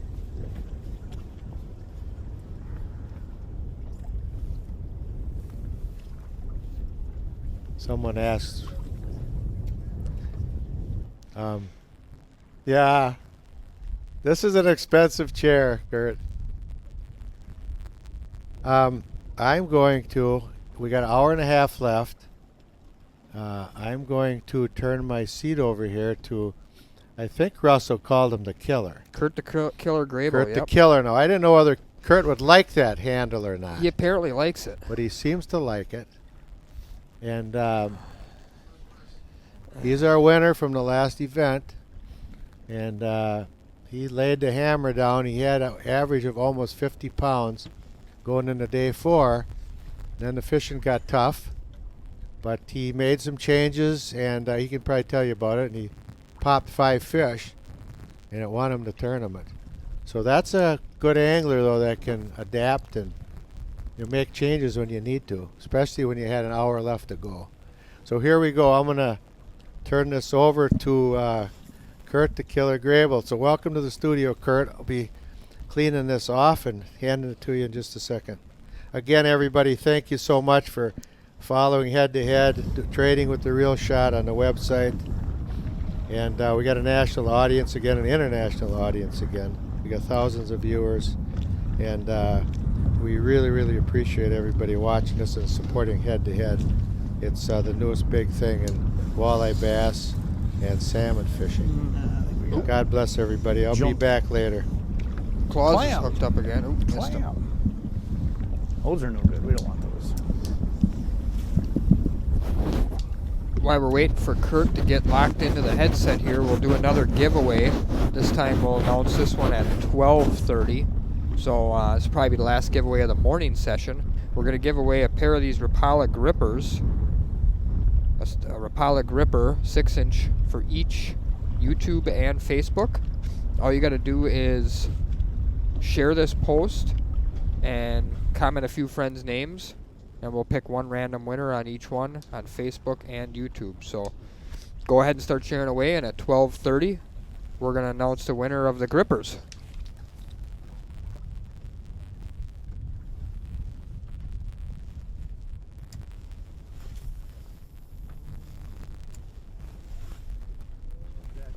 Kurt, what's going on, my man? Not much, Russ. Enjoying the warm indoors today. Yeah, no doubt. I imagine that you're probably not overly upset that you're not enjoying the nice weather outside today. Yeah, I'm not too mad about it. Although being a competitive angler you are, I would assume you probably would rather be out there competing. Yeah, I'd rather be out there. I like it when it's like this. Doesn't take too much some days. If you guys have some questions for Kurt, feel free to put them in the chat. Again, I can't guarantee we'll get to all of them, but we'll do our best to get to as many as possible around the action here. For Kurt's sake, the action's fairly slow, so he'll probably have a lot more time to answer questions than we were when he was fishing, that's for sure.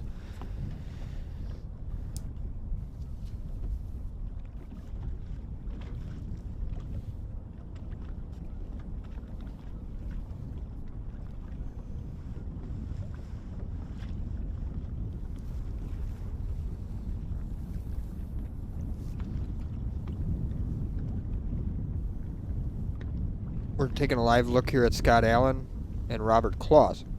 They're separated by only a pound. Tony Boschhold wants to know what line you were fishing with, Kurt. I was fishing with Suffolk 832 15-pound and Berkeley X5 15-pound in that bright lime green with 15-pound mono leader. Another question I saw was maybe if you can quickly explain your thought process with the hair jigs, why you tied those up and why you went to them. I know on the live stream you kind of said you wanted to slow your presentation down, but maybe explain that a little better.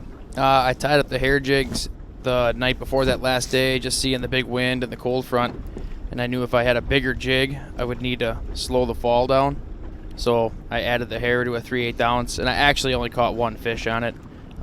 Camera was off me when I switched back to my other jigs, but I got one fish on it. I was just nervous to use that hair jig. I couldn't slow it down enough in that shallow water, and I didn't want to stick one in the chin.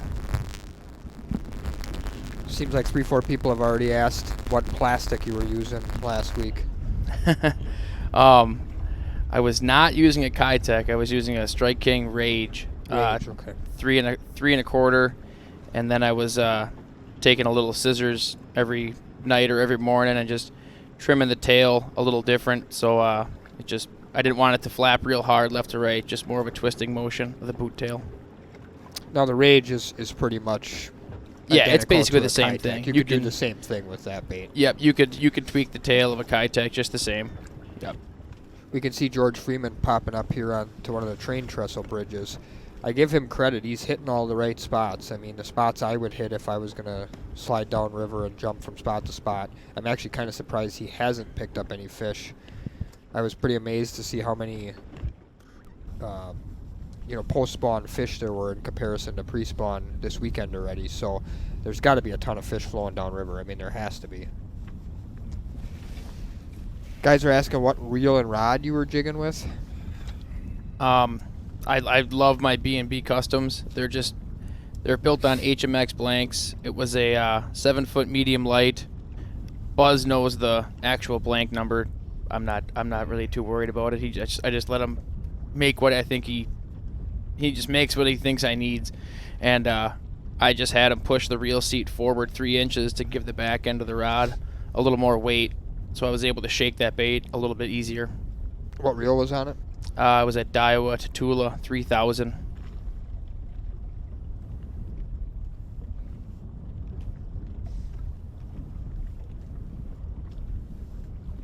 Jeremy Jackson says he ordered his Grable rod from B&B Customs.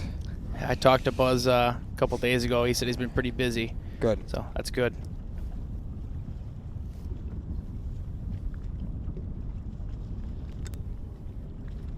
Somebody said why mono and not fluorocarbon. I wanted mono because it's not gonna sink as quickly as the fluorocarbon, and I wanted that bait to get up in the water column a little bit before it fell. Yeah, we talked a lot about that, especially with like the 3-way rigs and stuff as well. That, a misconception is when guys are rigging up flies, guys are rigging up 3-way rigs. A lot of guys use fluorocarbon, but the downside is it sinks. So then you have to deal with that part of it as well. Yep. Ooh, got one. Scott Hauser. Yep. A nice fish.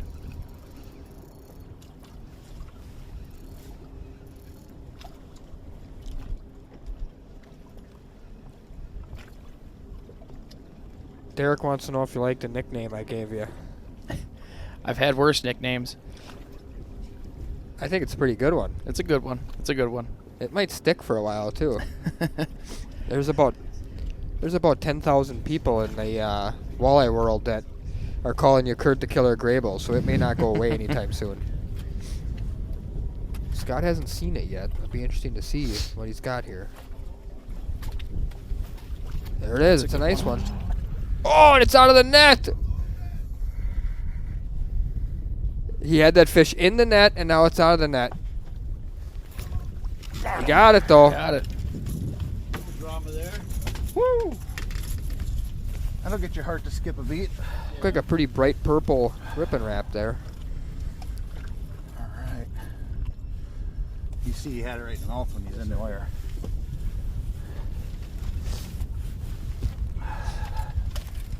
All right.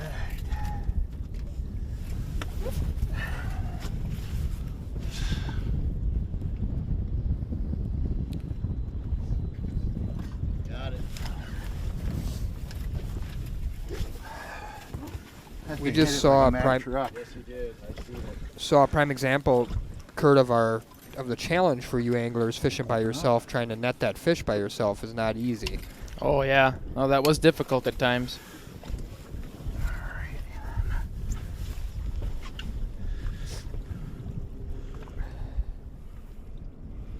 3.9. 3.9. 3.9 is your official weight. Woo! Scott's going to add 3 pounds 9 ounces to his already 4 pound and some ounce lead. So Lakich is going to be down about 8 pounds. He's got to get on the board here with an hour 20 to go. They want to know what your favorite color plastics are. The past week and a half up in De Pere, it's been gray, black, brown, just anything goby colored. But typically up there, I'm not scared to throw anything. Brighter colors usually work really well, but I think everybody else has been throwing them. And these fish are so tough to get to bite with all the pressure they've been receiving this year. So natural colors were way better.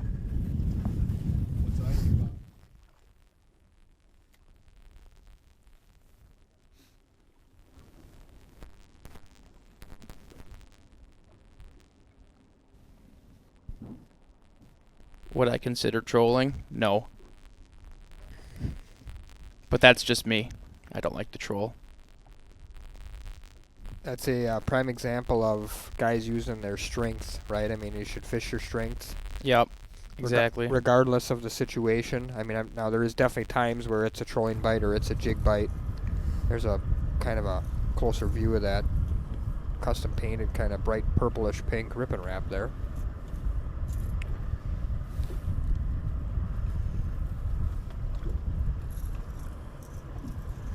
Yeah, it looks like those hooks must be pretty sharp because Scott's bleeding himself, I think.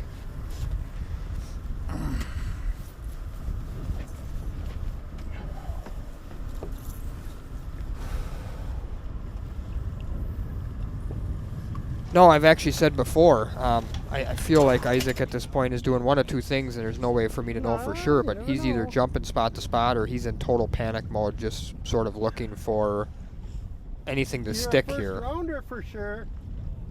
And you can't blame him because obviously, if you're almost 4 hours into a 5-hour match and down 2 fish and you have yet to bolt one, your guys have won the first round. it'd be pretty. That's what I meant. Yeah, yet to boat a registerable fish, you got to be getting pretty stressed. That brings me to another question here. One of the guys just asked, explain the stress level each day throughout last week for you. I feel like I had it a lot easier than everybody else because I was able to catch fish right away. But that last day, when I was struggling in the morning and missed a couple bites that I should have had, caught one finally, and I think it was 10 o'clock when I moved.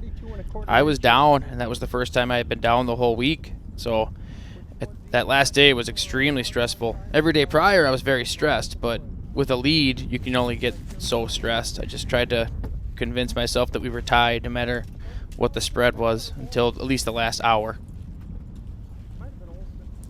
Do you find in this format being different? Did you find yourself constantly wanting to know how the other guy was doing, or were you able to kind of keep yourself just focusing on you? I mean, everybody says, I'm just going to do my thing, but the reality of it all is we're all human, right? And you want to know how the other person's doing, but the only difference in this tournament versus every other tournament is you actually can find out if you want to.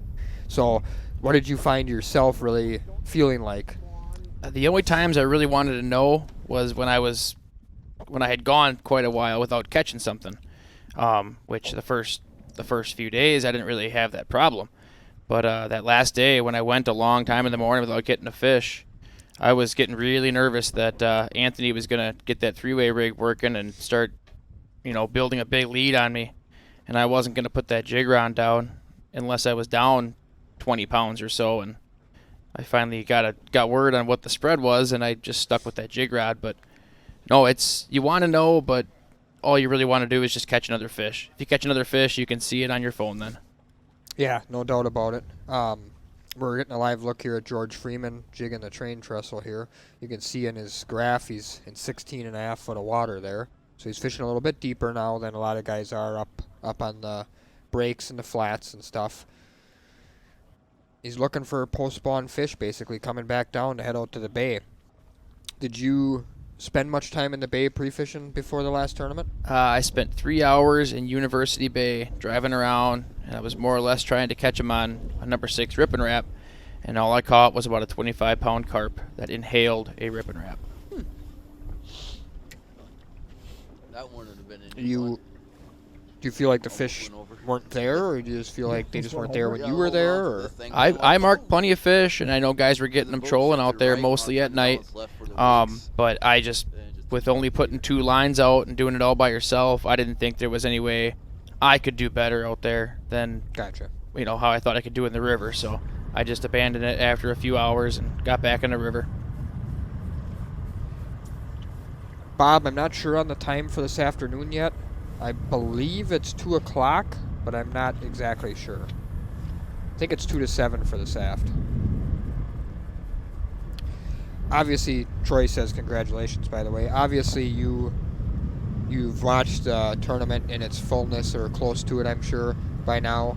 You saw that really big fish that Anthony had on at one point there that maybe would have been a game changer, because even though you did end up winning by a couple of fish and a decent amount of weight, you got to think for a second, if he boats an 8-pounder and takes the lead there with a little bit of time to go, that maybe changes things a little bit. I don't know that you would have fished any different, but maybe you would have. So it's interesting how with everything filmed, I've been in a ton of tournaments in my life. You've been in a ton of tournaments. Every time you come in, you hear a third of the field make the comment, "Oh, I lost a giant fish," or I went 4 for 12 today, or whatever, and you hear that story. But in Anthony's case, it actually happened. Now, of course, we don't know how it was hooked. We don't know what it was, but everything that I saw visually told me that was a big walleye. Where it was hooked exactly, I don't know, but the fish was straight down, and it was acting like it wasn't hooked funny or anything like that. It came up normal.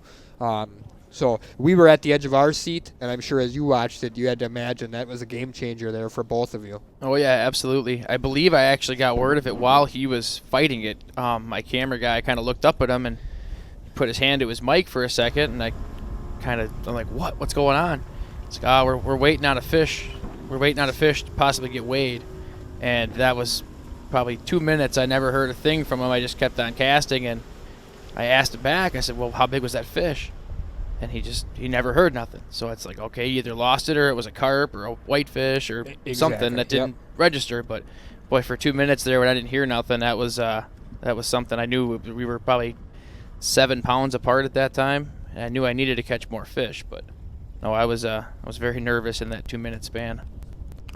I guess I want to also say that you did an awesome job, and Steve says on here, killer job. You made it a lot of fun. I agree. One of the things that you did, whether you knew you did it or not, and I think you did, was you made it a ton of fun and educational for the people watching. You, Eric Hadia, a few others have really been some of the only ones that have really educated while you fished, which has been really awesome. Part of it, too, is, each day we have a little bit different amount of, audio available and different things like that. So not every day is perfect, right? But you definitely had good audio for the bulk of the tournament, and you made it a lot of fun, and we sure appreciate that, because one of the big reasons why this circuit, I think, in my opinion, is going to take off in comparison to other circuits is we've got 3,000 people watching this right now live, approximately, between the 3 or 4 different ways they can watch it. And people when the fishermen are educating them, that really makes a big difference. Looks like George Freeman might be setting up the troll here. He's getting his kicker started there. It's a bold move. You can start catching them. You get to run into a really nice one doing it. Yep.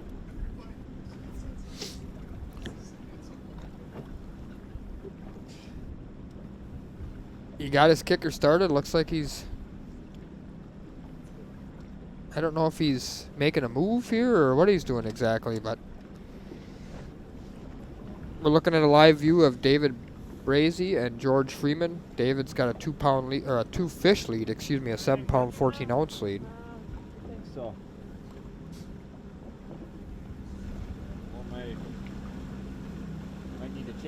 AA battery. Marianne, I guide on Bago a little bit in the spring and the fall, but now the bulk of my guiding is on Devil's Lake in summertime and winter. We'll probably get started this year, late May, like we typically do. But obviously it's all dependent on what goes on with this virus.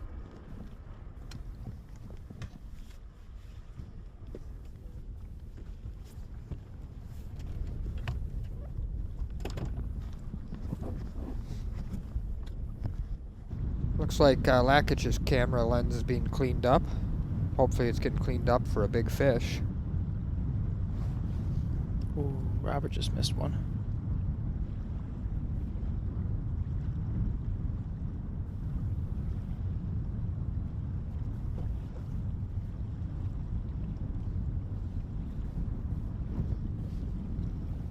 Looks like Scott Allen's moving or adjusting to another area.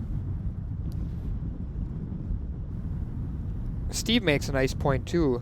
There's no. The nice part about head-to-head, Kurt, is there's no hiding secrets either. I mean, everything's coming out, right? He says that you can't BS anybody on what you're catching them on or anything like that. I mean, it's all can be seen on live streams. So, did that concern you at all? I mean, obviously, like you said before, you're guiding mostly on Devil's Lake now, but obviously you're a long-time tournament fisherman. I'm sure you've got a few secrets under your belt that you feel make a difference. Was going live stream the entire time, was that a concern at all for you? No, it wasn't much of a concern. I was just more concerned with fishing well. I mean, I knew whatever I was doing, any technique I had that was different than anybody else would be shown, but I feel like I wasn't doing anything that was that earth-shattering that it couldn't go on live. It was nothing that was crazy, but no, it was just catch your fish, trying to make a fool of yourself, and hope you live to see the next day. Would that change your pre-fish strategy at all if you had a secret on a body of water? Let's say Bago. If you were fishing the May Bago event, are you fishing the May Bago? Yes, yes. Right? I am fishing the May. So you're fishing the May event. Bago event. Now I know you know how to pull flies in the river there. Yeah. If you have a secret fly, secret color, secret strategy, would that change sort of your pre-fish? Would you be afraid to let that out of the bag? I've talked to a few close friends that fish some of the stuff I do and do some things that I do, and I kind of said, I'll try to just catch fish doing the generic stuff that everybody knows, but I don't know. We'll have to wait till the last day if I make it there to pull out something crazy if I do. There's a lot of secrets in that lake that are just off the wall ideas, and Nick Mills is hooked up. Yep.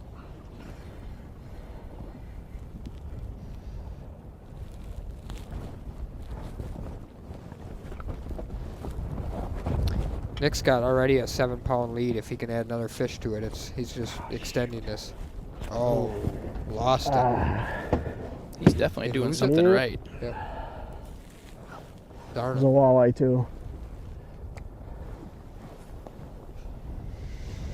That could hurt. Hopefully that doesn't end up hurting him.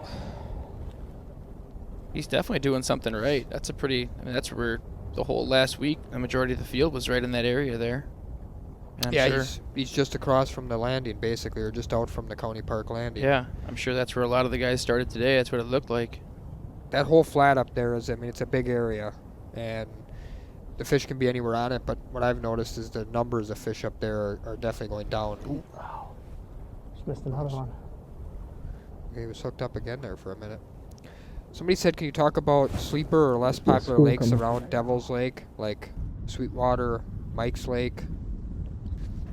Mike's, Irving, and Alice they're good lakes. It's I don't want to say lower numbers. The size of the walleyes you're going to catch up there are better, but the majority of our guiding is on Devil's Lake. We don't get up there too much, at least not the last few years, but any year can be different, and it could get crazy up there, and we might need to run the boats up there. I was just going to say, Oh yeah, Santa's cousin Robert Kloss looked like he switched to kind of a hair jig type reeling tactic there with whatever he's got on. it's a nice fish. It's splashing on the surface. Oh yeah. Oh, That's that is a good one. dandy. Oh yeah, hair He got jig him too. Stinger hook, it looked like.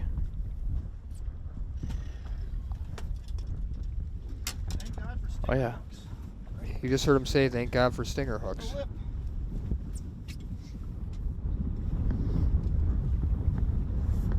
So, an example of why we use them. I keep my stinger hooks on these hair jigs all spring. Here's why. Wouldn't have got that fish otherwise. He probably took a swipe at that jig the first time and missed it. Second time around, stinger got him. Sucked it in when he flared his gills. Usually take them off in the summertime when I'm fishing here, but spring and fall I leave them on and hook up so many more fish that way. All right.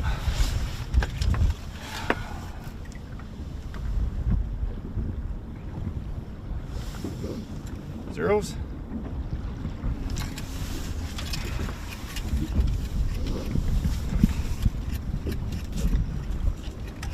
Well, this will no doubtly give Not a monster, but the way. Robert Claus the lead. 312. 312. 312. 312. This is jumpy. 312. Good.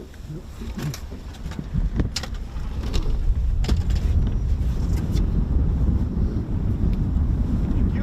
Thank you for playing. Good release there. You sat one time out, didn't you? One penalty? Yeah, I had one penalty. What penalty was that? I think I had about a 27-incher, and my net handle was extended way too far, and I wound up just barely bumping it on the gunnel, and Gotcha. I think I called it before my cameraman even did. Yeah. I knew right away. Yep. Fish. Oh, another one.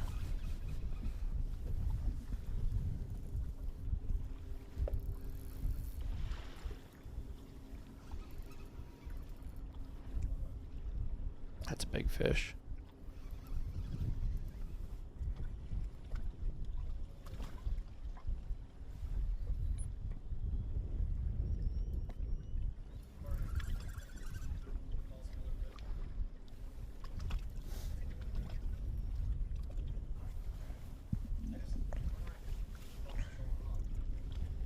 Don't know if there's a walleye. It's a large ass if it is. Yeah, it's big.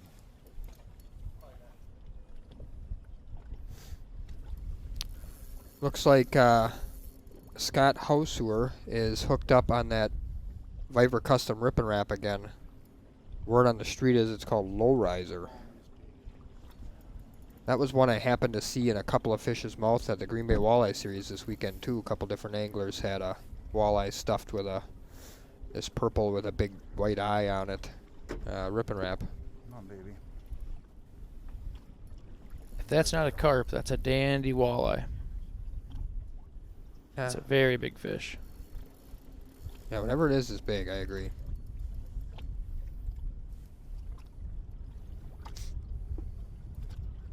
Gotta almost be a carp, you'd think, or a catfish.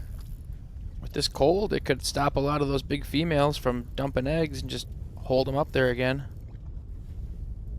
It's a big fish, whatever it is. I'm guessing by his Maybe reaction. hooked funny too. Thought I just heard Oh, snag. yeah. Yep. Darn. It's a nice fish too.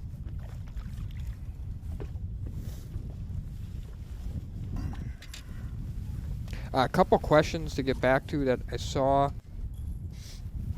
Did you have any sponsors contact you since the H2H event? I believe there'll be some interest going forward. Nothing concrete yet though. Okay, and then a couple people asked if you had a plastic that you prefer to match for leeches. Part of the game. We can't play it. A 3-inch Berkeley black twister tail on a very, very light jig. 32nd ounce or a 16th ounce. And just swim it up in the water column. And another one was, do you pull harnesses in the summer? I try not to.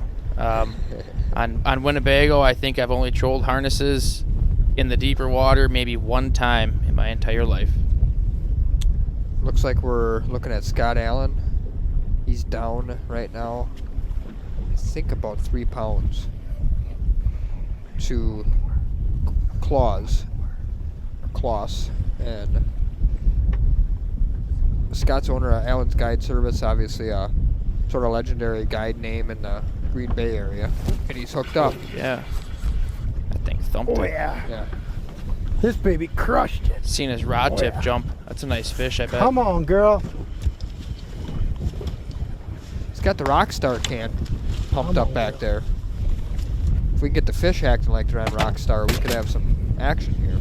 Oh, come on, girl. He's still on that ripping wrap, isn't he? He was switching back and forth between Rip and Wrap and plastics. Okay. I'm not sure what he's got on right now. I just saw him move a rod that had a Rip and Wrap on it, but he's been switching quite a bit. So that thing definitely whacked it on the way down, and with Yep. the big ripping wrap, it's usually a big fish.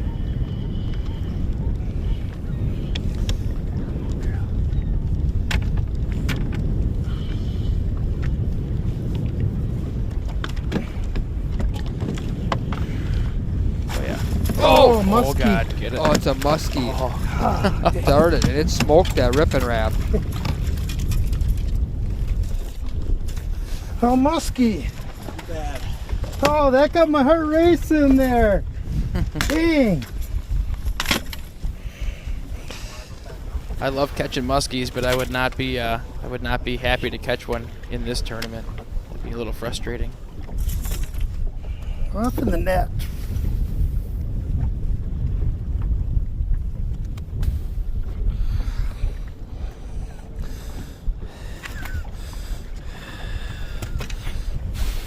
There she goes.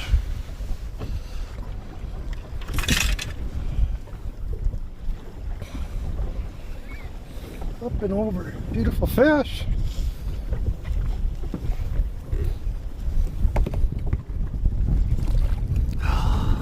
Scott with a nice Oh, release she there just below the crushed it. gunnel. Ah! Not the one you're looking for, though. Oh, I thought that was going to seal the deal. Kurt, they want to know what's your favorite way to catch walleyes on devils. Casting crankbaits or throwing plastics? Looking at Nick Mills here, who's sitting on a 7-pound, 13-ounce lead. Nick's kind of a tournament name in the area. I think he's had a lot of success in different individual tournaments on Green Bay. I think he did real well last year in the MWC event, maybe.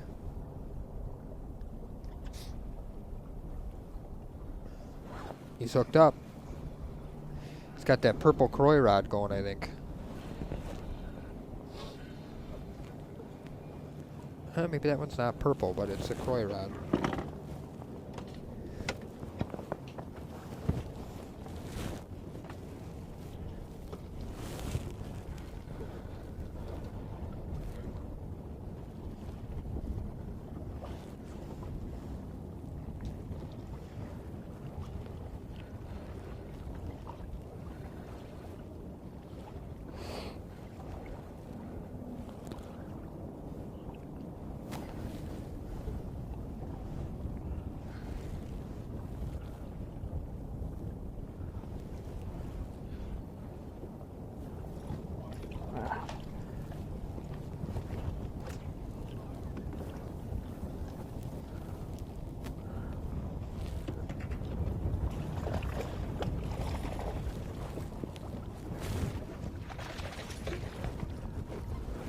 Whitefish for Nick Mills. Whitefish.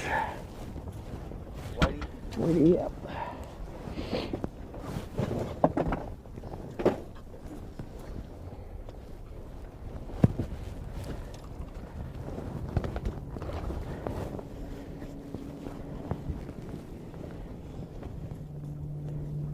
How's the walleye fishing on Bagel? You obviously fished bass the other day, but have you heard much about how it is?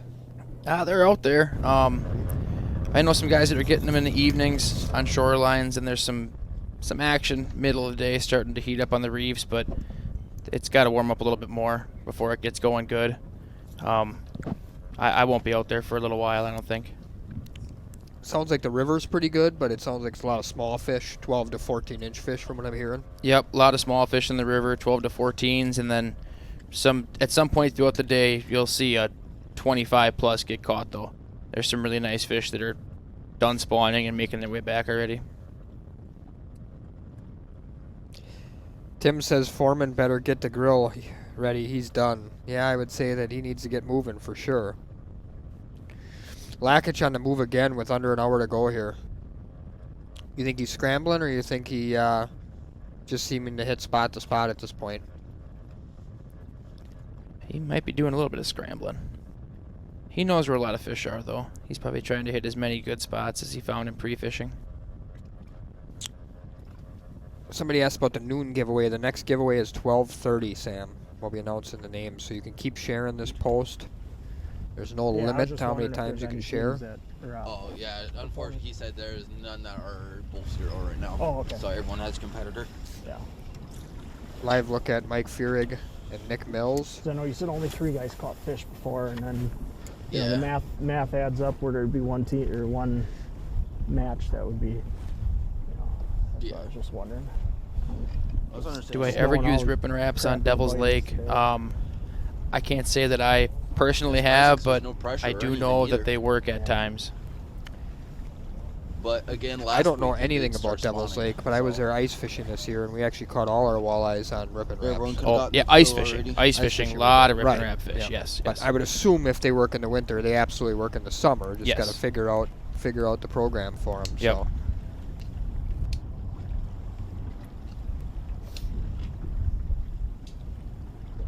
Jake Lapine, I Yeah, signed up for the May Just event. bringing it in, Brian. Just tell him we'll get him in here before the end. Matt knows behind you there. Or wherever Matt went.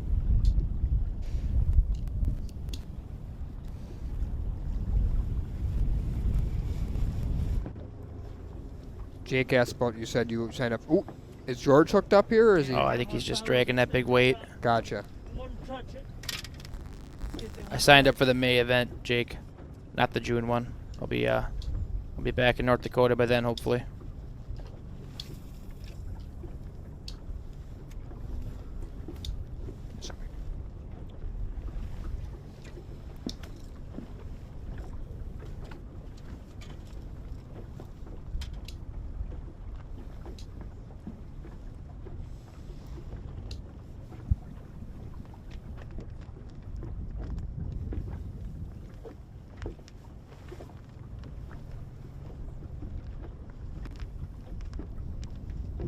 Boy, George must have a really heavy weight on there.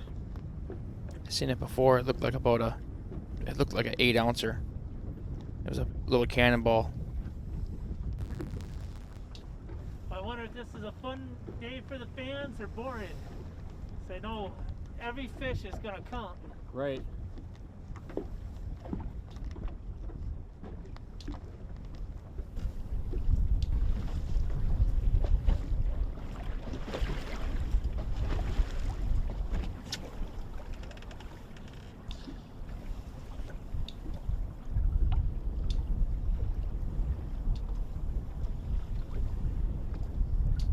Ooh, Nick Mills looks like he's hooked up again. Swing and a miss. Oh, missed it. Surprised Going nobody's for a snack. doing what Brady was doing. Yeah, the drag program. Yep. Yeah. That's definitely a much slower way to work a rip and wrap. Yep.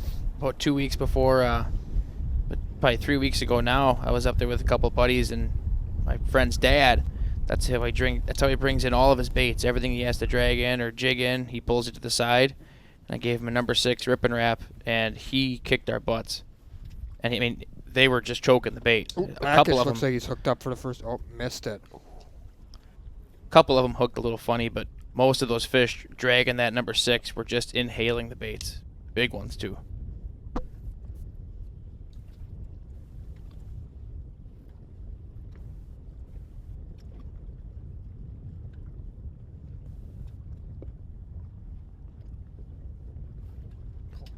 Missed it.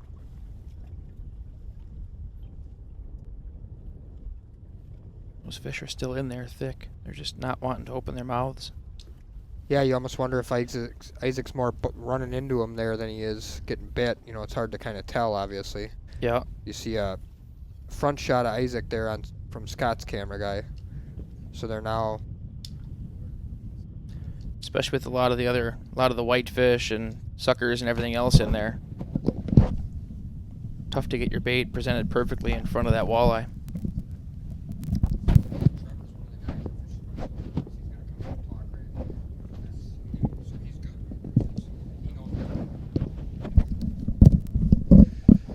Yeah, so it's interesting how both Scott and Isaac are fishing so close to each other. Right now, obviously, going against each other, and Isaac's made a couple moves, but he's ended up right back up where Scott's pretty much sat the whole time.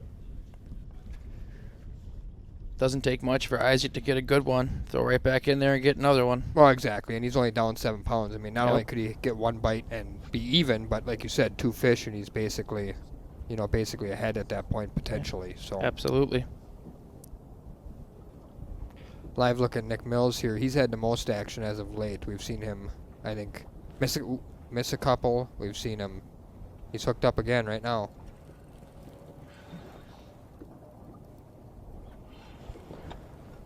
That one might be snagged. Kind of what I was wondering. He kind of leaned into that one. You almost wondered if it... But he did miss a bite before, so it could have came back after it.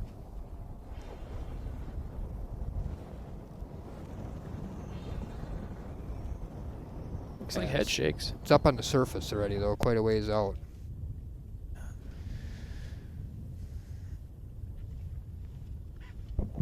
Tom asks why this is being held on a Tuesday. Yeah, Tom, all of these so far that we've ran have been weekday events, Monday through Friday. Yesterday we canceled due to the poor weather, so we're running a doubleheader today. Otherwise we would have fished 8 people yesterday, 8 people today.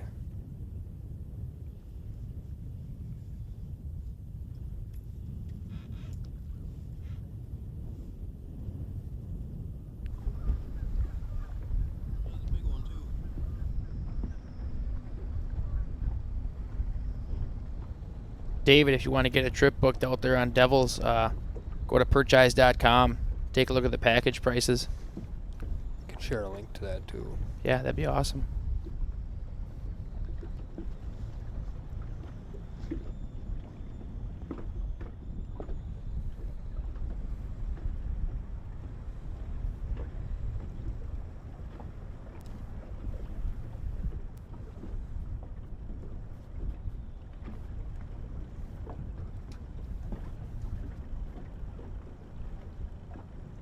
We just shared a link to that, David, and anybody else that might be interested. Kurt works for Purchase Devils, so if you're interested in booking a trip, winter or summer, there's the info. Got a live look at Robert Kloss and Scott Allen. Robert's sitting on a 2-pound, 8-ounce or so lead, 10-ounce lead, something like that.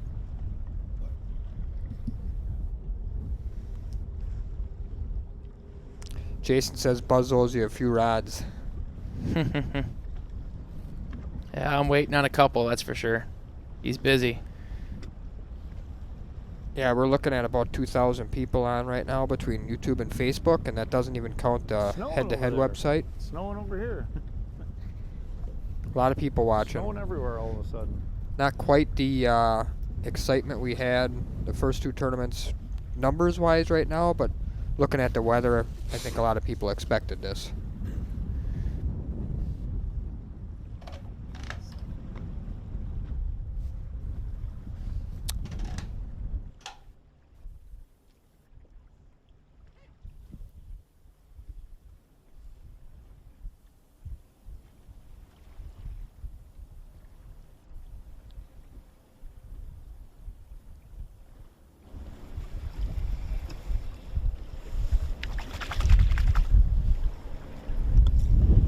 So I see a lot of people do that all the time. What do they wash a stick for? So, right now, you can see there's ice on the eyes. Yep. And the line doesn't want to ride through it. So you just kind Oh. of let the water melt it real quick. Mm-hmm. So, Because it's freezing over really quick. yep. Because you guys picked a wonderful day to have a derby. He does better than Watching yesterday, it? though. Yeah. My wife got addicted to it. She's probably watching right now. Chris, we do have I didn't think she was paying that close of attention to it. And Trevor in house right So now. We she will get him on come over the and stare at on the screen, live wanna know stream what was before going we're on. done. Oh, did somebody get the fish? Tyler Mueller, congratulations on the Green Bay Walleye Series last It's a very weekend. engaging Was using a format. B&B Too 7-foot bad medium the Light. bite hasn't been better Get today a to hold be of little B&B more Custom proactive, Rods on more Facebook. action to give people something to watch. But It's from Berlin, Wisconsin. I should say Ripon, Wisconsin. format's Sorry. cool. The Sorry, guys Buzz. do a great job with it. hope they can grow it. I mean, I know they got the more events going this year. I'd like to see if I can get into one of the Winnebago ones. We'll see. Ooh, I think Hats Scott's off hooked to up here. Brian and the crew over at the Reel Shop for doing this. Matt and Russell doing a great job talking. He's around some fish, that's for sure. Commentating. It's pretty awesome. Uh-oh. Got lucky there. That was a crankbait. Yeah, he got real lucky there. Oh, He got him, nice. and that's going to be a keeper. We got ourselves a tight match here between Robert Kloss and Scott Allen. That's probably going to give Scott the lead, I would say. Oh yeah, he smoked it. He smoked it. Yeah. Wow. I feel like it's gotten colder. What's that? I feel like it's gotten colder now, warmer. Sorry. Fucking snow now. Sorry. Yeah.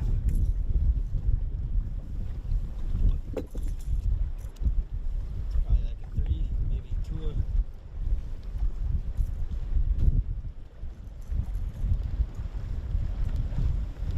A day like today, that's a big deal. A day like today, that's a big deal.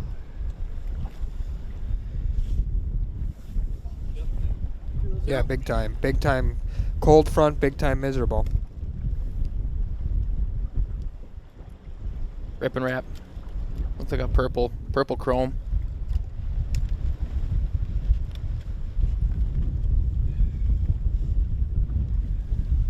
It's like a pre-spawner. 215. Right?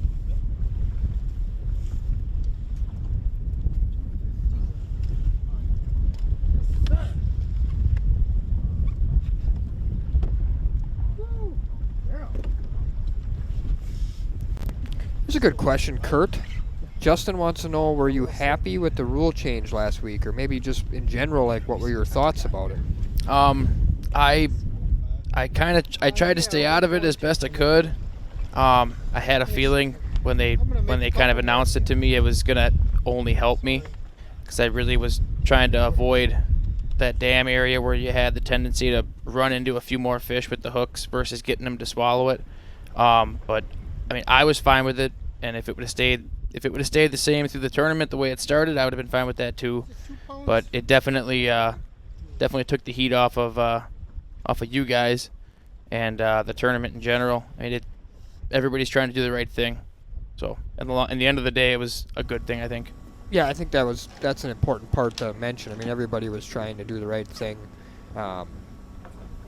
In the end of the day, appeared to be the right decision. Everybody seemed happy, and you were one that was really, informative about the things you were trying to do to get bites instead of just get hookups, which was unique, obviously, in comparison to some of the other guys. Not that they weren't trying to get bites, just that they weren't explaining what they were doing to try and get bites. That was my trouble pre-fishing, was you were around all these fish, and it was just getting them to eat the bait when you were up by that dam area where the rest of these guys are, or at least where a lot of these guys are fishing, closer to the dam. And once I figured out how to catch them up there, taking that downstream was huge, because the less fish downstream, it was way easier to get those fewer amount of fish to bite once I figured it out. I just shared a link to the page for Rippin' Wraps. One of the things that kind of surprises me with this heavy cold front is we are seeing the bulk of the fish caught today on Rippin' Wraps. Is that surprise you at all, or? It's not surprising. They just got to take a little nip at it, and they're probably going to get a treble hook in their lip. So that helps a lot, but I can't say I would have been throwing a Rippin' Wrap if I was up there today. I probably would have been sitting there with my jig in a plastic with one fish, getting beat by 2 fish. I'm just stubborn. I made that comment just because for the last 2 tournaments, basically, whenever we saw a tougher fishing or a cold front situation. Kind of slow retrieve this one. Just kind of let it drag nose down on the bottom.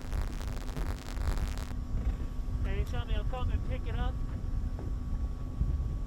Whenever we've saw a cold front or a tougher fishing situation, we've saw guys kind of bail to the jig and plastic program, but really that doesn't be the case today. I mean, I've seen hardly any guys use plastic, and the couple guys that have switched to it have gone almost immediately back to a blade bait or Rippin' Wrap. So, a little bit different attitude. Yeah, it does appear that there's a 1 ounce difference between Scott Allen and Robert Kloss right now, so that's going to be a neck-to-neck battle with 40 minutes to go. More designed for vertical jigging. Now you can pitch them like this as well. One more fish is all they need. Either guy can do it. A little more subtly than What's that? you work these more of a subtle, Yeah. slower drag. The way I'm working it.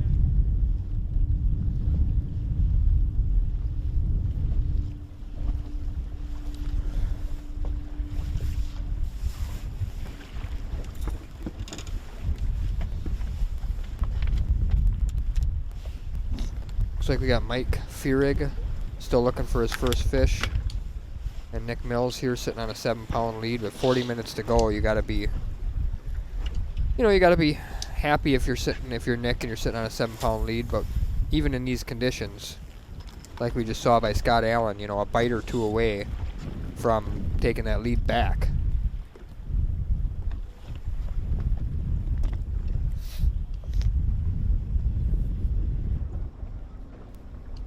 Here we're looking at David Brazy, 2 fish, 7 pounds, 14 ounces, and George Freeman, who, boy, bless his heart, he has worked his tail off today. I mean, he has not sat in one spot at all. He's been up and down this river. He's been trolling. He's been jigging. He's been vertical jigging. He's been pitching. He is definitely doing everything he can to try and pull a fish or two here, but he's running out of time. He's got 40 minutes left. He's down 2 fish. Hopefully. He has caught a few fish. They've just been shorts. Or follow hooked. Yep. Yeah. Better be worn out than just out. One big fish and he advances. I like the areas he's fishing in for size, as I think they're going to be probably post-spawn females more than likely, as the males tend to hang up towards the dam longer than the females do. So if he gets some of these fish downriver, they're likely going to be females that are heading their way back out to the lake.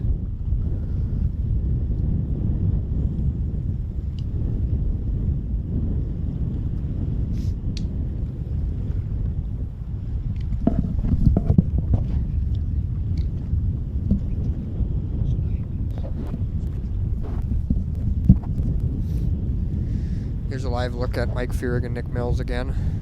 Nick's had quite a bit of action in the last little bit here, but just hasn't been anything he's been able to add to his card. He's probably been the guy with the most action between not hooked correctly fish and not the right species.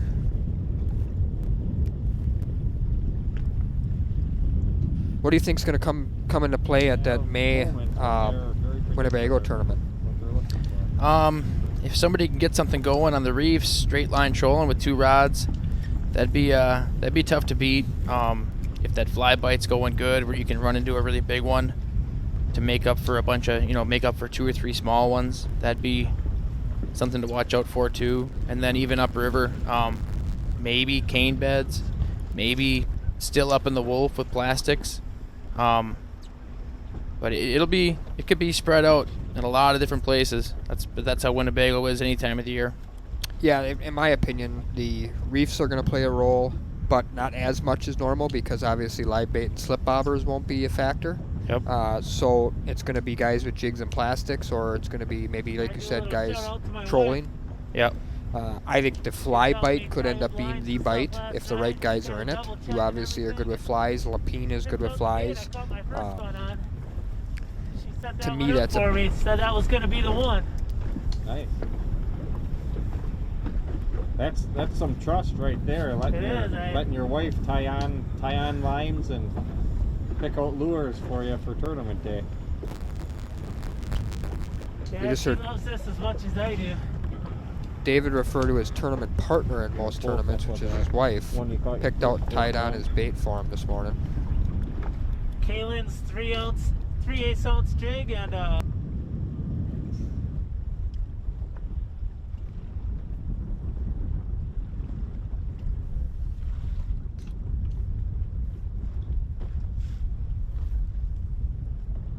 anyway, so I feel like the fly thing is going to be a key deal, just because in my experience it's both a numbers and size deal. You can couple passes in that river, if they're in there, you can put a pile of fish in the boat. And if they're 2 pounds or bigger, it can add up fast. But you can also get really big fish as Yeah. you go on that setup. So that'll be interesting to see what what's going to happen in that event. It all depends on timing. If those big fish are back and they're set up right for the flies, you can catch 20 pounds in an hour right away in the morning. But you can also go in there and watch the guy next to you catch 20 pounds in an hour, not catch nothing. I've You got experienced the wrong both color. of those situations. Yeah, I have. You and I think, were the only 2 guys, for the most part, catching anything in day 2 of that NWT tournament a couple years ago. Yeah. You pulled a nice limit, and so did I out of there, and watched a lot of really good fishermen drive away empty-handed. Oh yeah, not a lot of people stuck it out. Match, 1 ounce. And even you kind of left early, but it paid off. You caught a 7.5 pounder right in front of me, and as soon as you were leaving, we caught a 7 pounder. Exactly, yeah. I And- left with my fish looking for a couple upgrades, but Yep. you were the only guy left in there when I came back down. Come on, So fish. Yeah, I think me and Jacob L. And he did well in there too. Yep. At the end of the day. Nope. You came in with your fish early, and I just got done weighing in. Yep. It's the first guy to congratulate you. It was awesome. Yeah, no, that was a lot of fun. So that's a bite I expect to play a role in Bago, and then as you said, the upper lakes, and even trolling the shoreline out on the main lake is going to be an option. It just depends how fast the spawn happens over the course of the next couple weeks and how quick them fish flush out of there. Yep.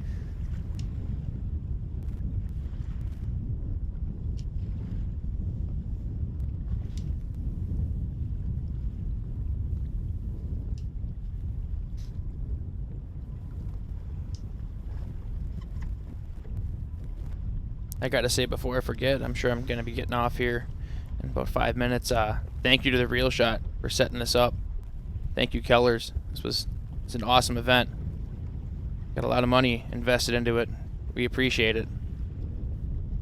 There's no doubt that it's quite the production. It's not what some regular tournaments would be necessarily. It takes a lot to put 8 camera guys out with 8 fishermen and have all this equipment to do that. So Brian's doing a fantastic job.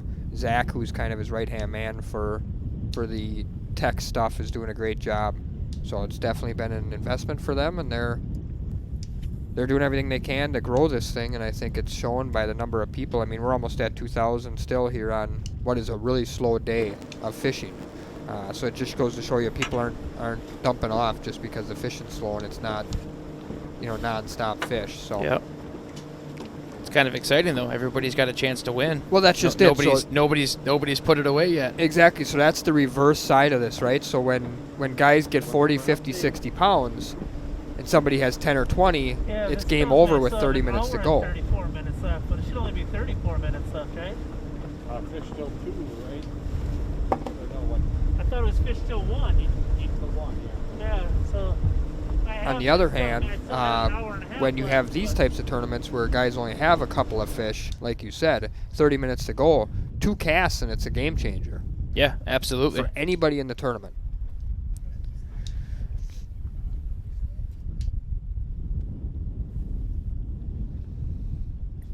Casey, I believe the boundaries are set up for the Winnebago tournament already on the website and on Facebook, Brian?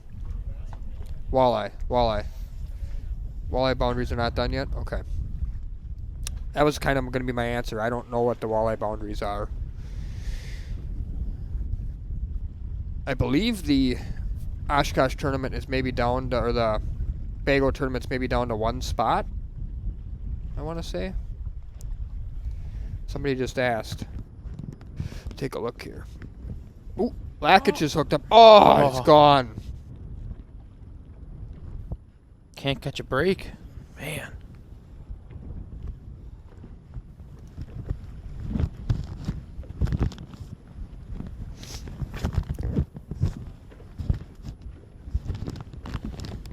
That sucks.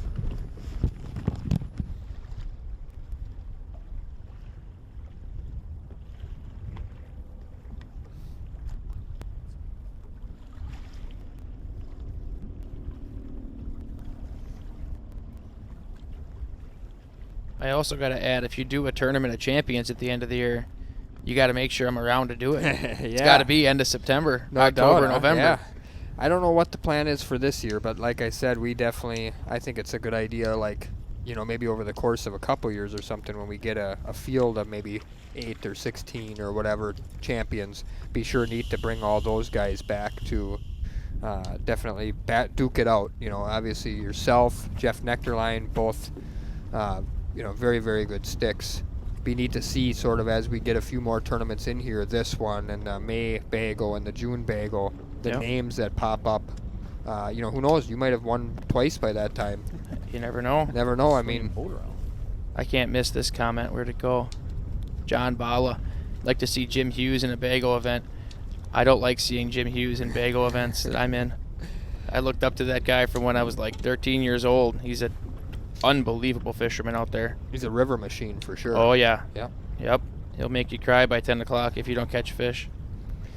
I'm going to announce the 12:30 winners about a minute early here, just because we're going to switch off. Myself and Kurt are going to go out. We're going to bring Matt back in and Trevor Ganson in a minute here. So the 12:30 winners of the Grippers on Facebook is Jay Mitchell, and on YouTube is Devin Bublitz. And I'll post that in the comments here. Facebook is Jay Mitchell.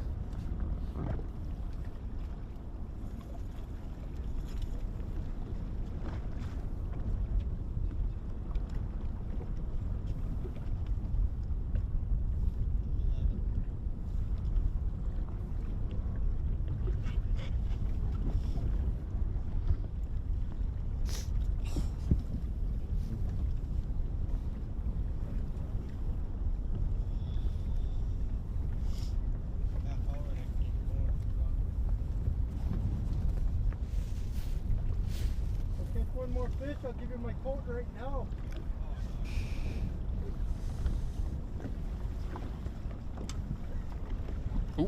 Oh, package is not hooked up. All right, well, at this time, we're going to make a little switch. We'll bring in Trevor Gantz and Matt Hot to Trot 5. We'll have him come in here, and then I'll probably come in and wrap it up with Matt. So thank you again, Kurt. Appreciate Kurt the Killer coming live, talking about his tournament victory in the last head-to-head event, and letting us know that he's going to be out for more blood coming up here in middle of May. Hopefully. Looking to take out some more guys on Bago. So we'll look forward to seeing you then. All right. Appreciate it, guys. Thank you for the opportunity. Where is DH Custom Baits located out of? South Dakota. Ships them all over the world.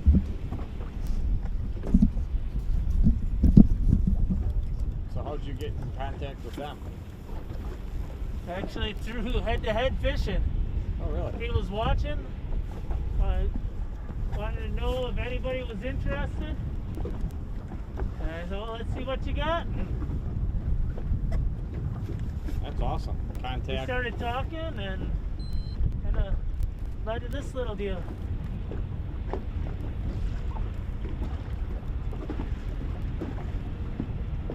That's awesome. Head-to-head fishing, making some contacts. Yep. And that was before you fished the event. Correct. That was when you were watching the chat. Yeah, that was just both of us watching it live, first series.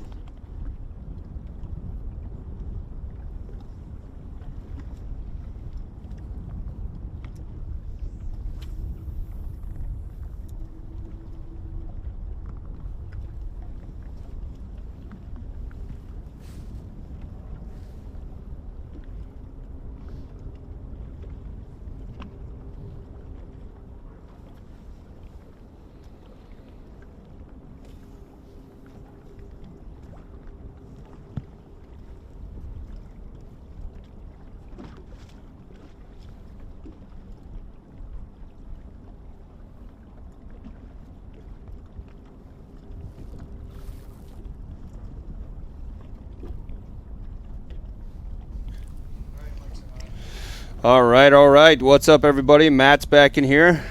What are you doing in here? What did you bring some pizzas? Little special delivery today. Introduce yourself so everybody knows who you are. Well, I'm Trevor Gantz, also known as the Pizza Boy. The Pizza Boy. Russell Gahagan. Yeah. How do you even get a name like that?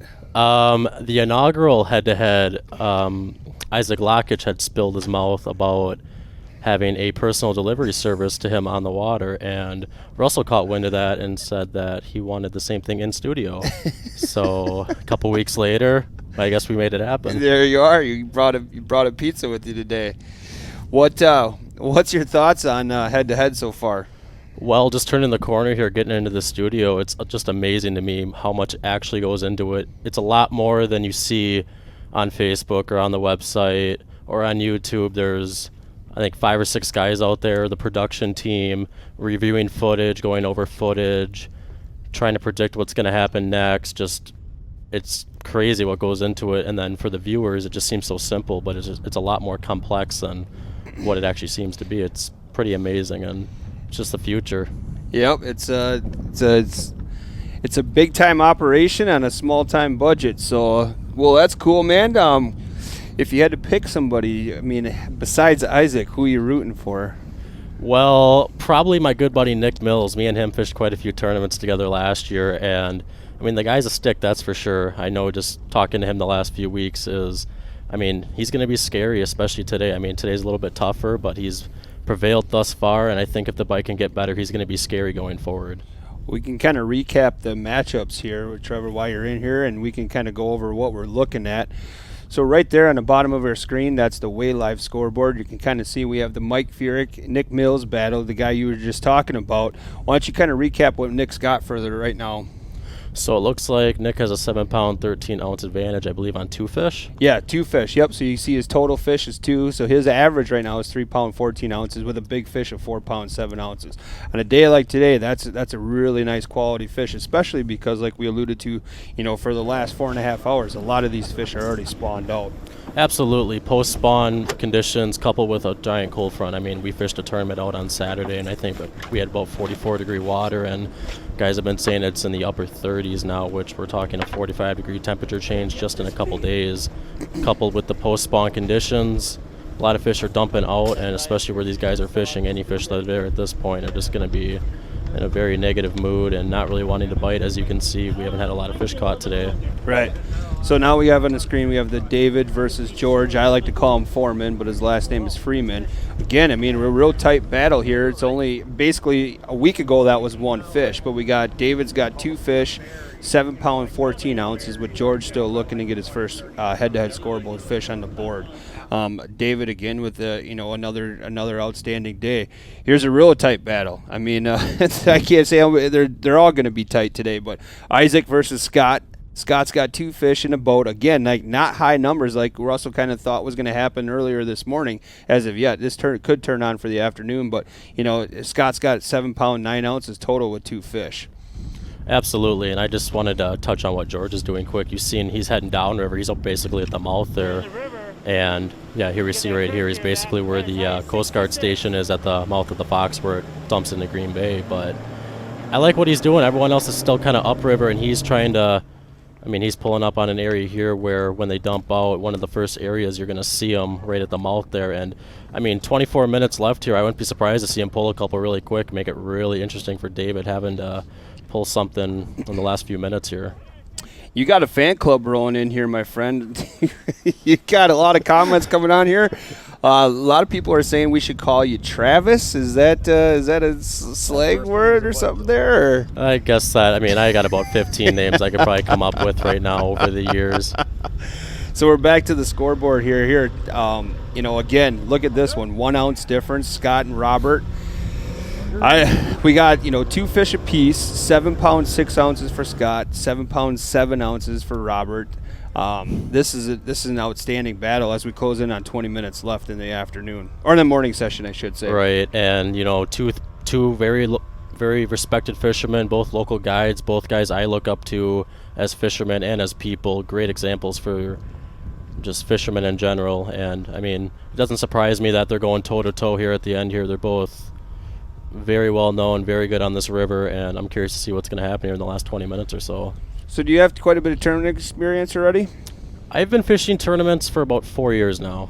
Me and Max Wilson fished a Sheboygan Walleye Club tournament. I believe it's called the Fall Classic in 2016. That was my first walleye tournament. I ended up taking second. It's funny, in a 14-foot dinghy. Took second place. Nice. That kind of what fueled the fire, and after that I started hopping into NWTs as a co-angler. And that's one thing I really can't stress to anybody, is if you really want to learn multiple tactics, multiple bodies of water, you can't beat signing up as a co-angler. You're basically going for 2 days on a guided trip with 2 different people. You might be doing 2 completely different things, and I believe the entry is only like $350 or something like that. Super, in my opinion, super affordable if you're looking for basically going out with a guide. Right. But you're going to learn so much knowledge that is going to be useful to you in the long run. But then after that, I mean, it just kind of transpired. The Green Bay Walleye Series became a thing a couple years ago, hopped into those. And pretty much right now what I do is anything I can hop into that I can catch a walleye in, I'm hopping into it. You're getting in on it. You got Casey on here saying Trevor fishes walleye terms because he can't cut it in a bass club. Yeah, I'm a part of it's called the Tri-County Bass Masters up in northern Wisconsin there. And it took me a few years. I actually was fortunate enough to win one of their derbies last year. It's funny, the lake we were on is prominently dominated by largemouth, and I found a little cut that had a few smallmouth in it, and ended up coming to the weigh-in with some brown bass versus green bass, and kind of surprised everybody there. Nice. So it sounds like Casey might be a little jealous. Yeah, I know he's usually one of the favorites on that lake when we go to it. So I believe he took second in that event too. So. Oh, yep. That's fun.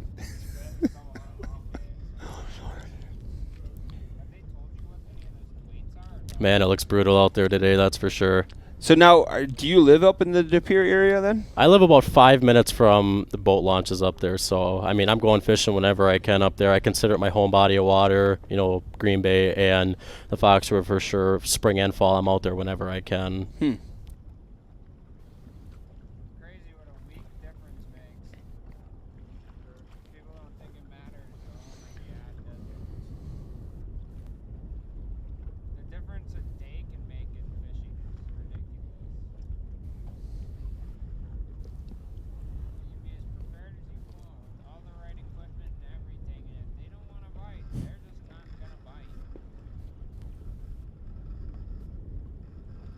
Can faintly kind of hear Isaac. He's giving us some lessons again.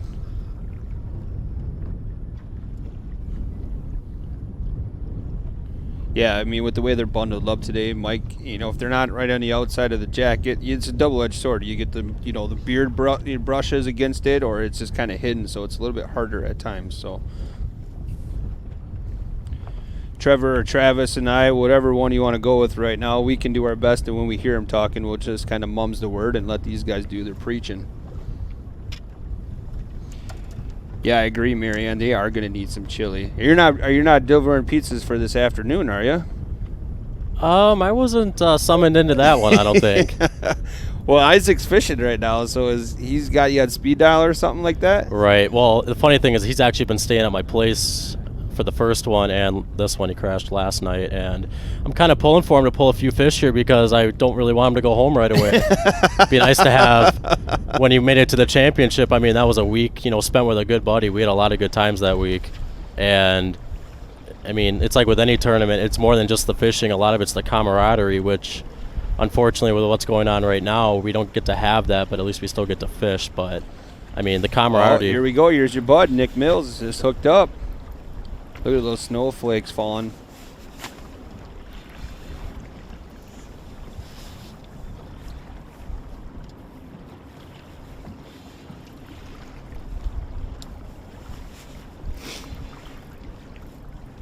Looks like a good fish.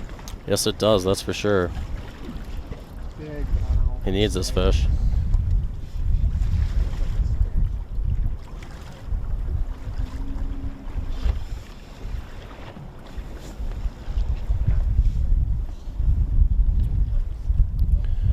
Oh man! Once he lands his fish, you gotta tell these keyboard warriors at home on what's up. They got some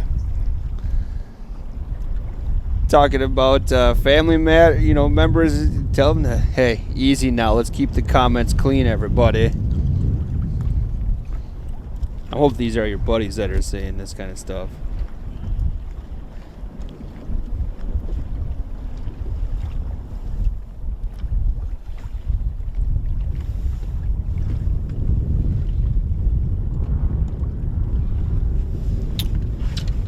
Go.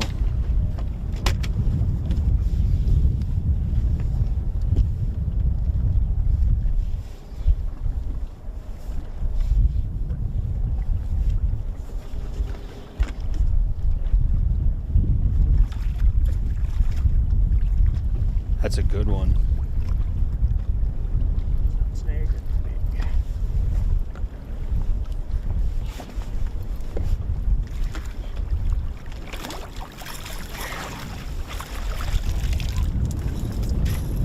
That's a hog. Ooh, buddy. Head shakes were so big, I thought it was snagged in the tail. Oh, it was dragging, it felt like. Yep. What's your guess? Weight-wise. I know you saw it for a split second. Wonder if this Yeah, I'm waiting for him to is hold it out up of here in a the minute pot. here.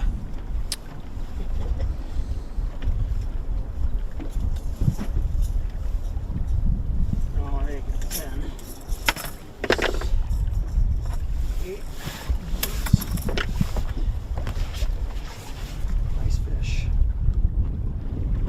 We'll just throw a number out there. 715. Okay, that's a pretty fair guess. I only got a split second.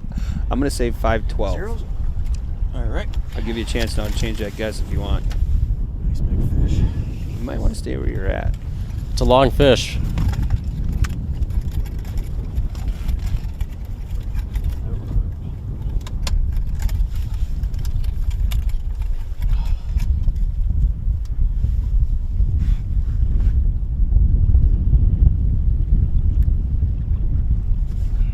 Troy agrees with me.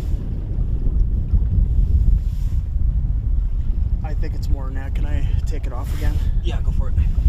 I was not affirmative, but I think it was 610 is what he was kind of getting at there. I mean, he's going to reweigh it, which is a nice strategy. Zeros.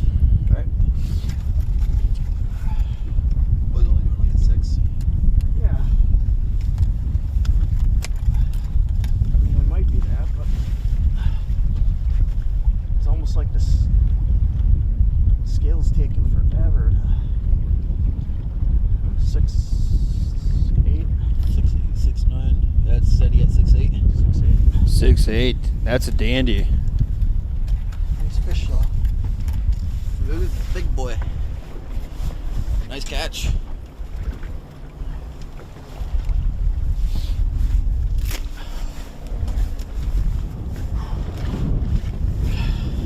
It's a good cap to the day.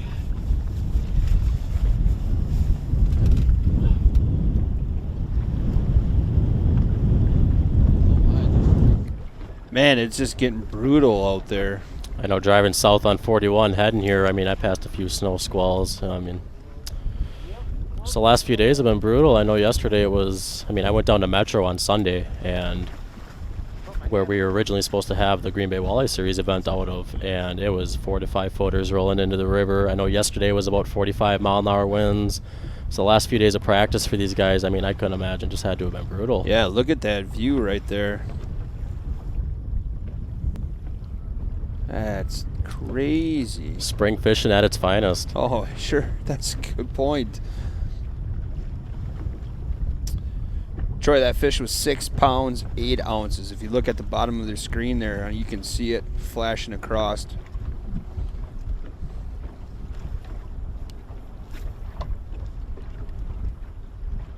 Definitely not counting Isaac out, that's for sure, though. I mean, that guy is... You need every minute. You can never let your guard down with him. That's right. Well, we've seen that in a couple of events already. That last hour, well, it could be the last 15 here for somebody. It could pay dividends. And especially today, that little bit of sunlight we had. I mean, even warming up the water half a degree makes a big difference when it cooled off 5 degrees.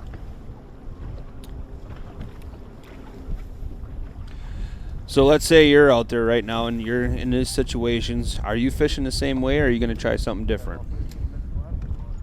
You know, it's hard to say. I mean, it would be based off, I mean, what did I see, you know, the last few days. I wouldn't want to be married to a spot, but at the same time, if my electronics don't lie, obviously. If they're telling you they're there, I mean, a different presentation,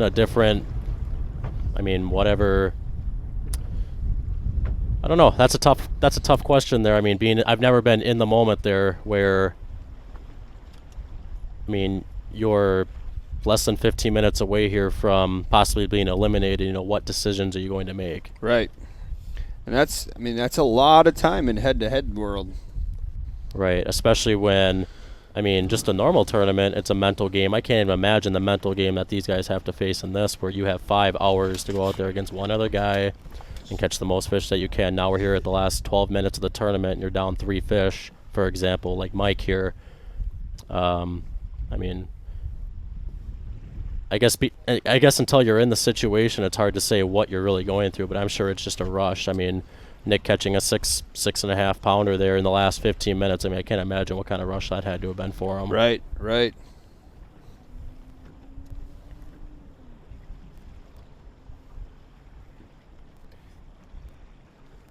Justin, let me just look here. I'm not quite sure what the weather's supposed to be. I don't think it's supposed to be a whole lot better. 37 for the high, 41, 46, so getting better towards the weekend, but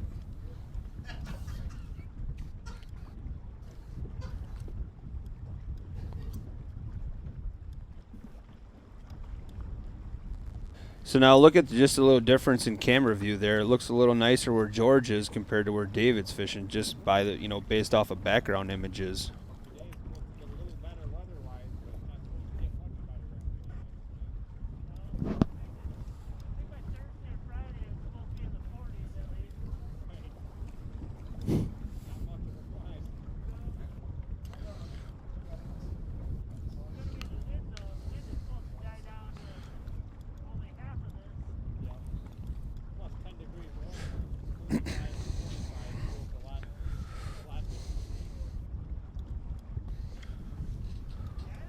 Well, before we cut you loose, do you want to give a shout out to anybody? You want to tell everybody how they can reach you? Yeah, my social media pages, Trevor Gantz Fishing on Facebook. I have an Instagram, Trevor Gantz Fish. And I'm also on Snapchat as Trev Fisherman, if you want to add me on there. I try to be as active as I can on social media. I'm not always the best at it. I'm getting better, though. Definitely next year, I'm excited to see what you guys are doing here at Head to Head. I'm definitely looking to get into a few events. I mean, the exposure that these anglers get is just... Oh, here we go. I'll have to get Bob back for cutting me off on a hook set there. Kind of fish, though. Oh, whitefish. Whitefish? Yep. I get to deal with these all winter. I don't need a whitefish. Well, buddy, we appreciate you coming in today, and we're going to bring Russell back in. Him and I are going to wrap it up. Give you an elbow bump and everything. Say, everybody on the chat line, say goodbye to Trevor and let him know thank you very much. And I think you got a fan club starting, my friend. Appreciate it, guys. Thanks for the support. All right, we're going to have Russell come back in.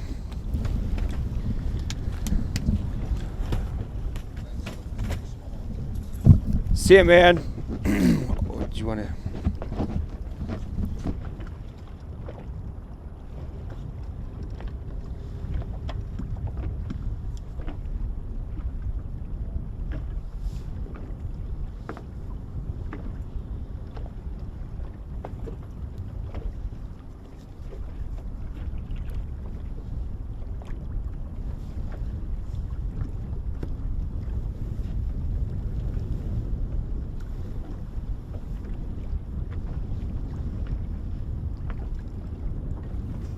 Thought that was pretty cool to have Trevor come in. He's sort of can be our field reporter. Yeah, well, he's very insightful. Does a phenomenal job.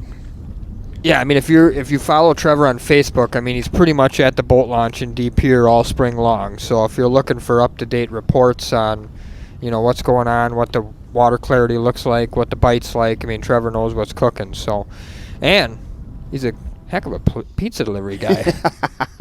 I hope you tipped him well. You and I are gonna be we did. He's gonna be rocking that new H2H hat. He's gonna be rocking that new H2H hat. So. Yeah, I was. He did a very nice job in here. He's got a good head on his shoulders, and he's gonna do some awesome stuff.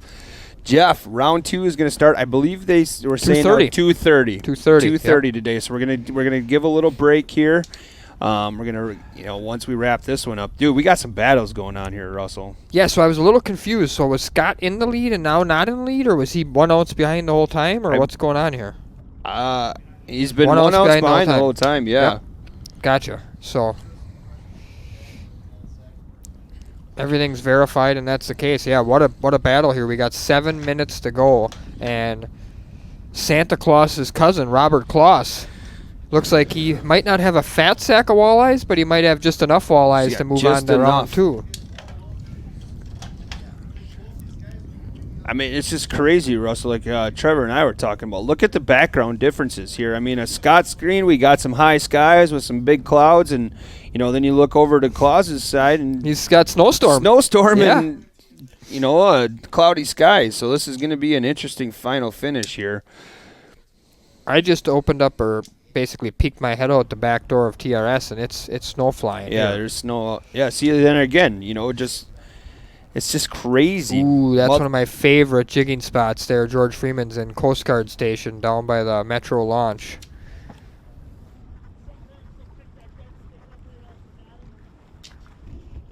David Brazy rocking the Bago Walleye Club jacket there.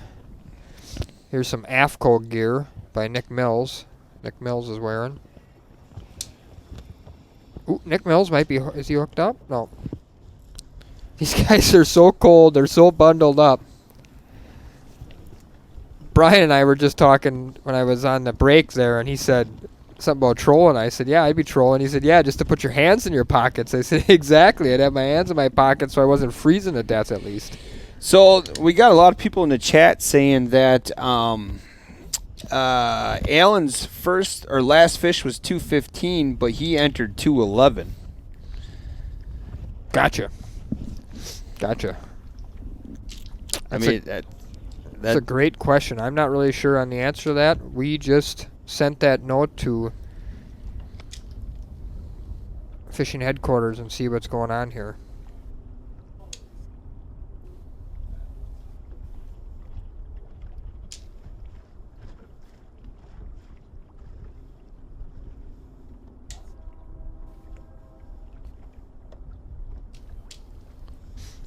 Looks like we're checking. We're checking into it. Checking instant replay. I mean, the thing is that's why we kind of have it the way we do. Is it's the angler's responsibility to enter that stuff in. We get it. Mistakes can happen, and we don't want by any means anybody to lose just because of a incorrect entry. But Casey, the H2H is not only Wisconsin, or it's not intended to be only Wisconsin. It's only Wisconsin currently, due to the parameters that we're dealing with. But definitely, I'm sure we're going to see this event in many different states going forward once we have the ability to do that. There was a tournament set up in Minnesota that we weren't able to continue with for this year.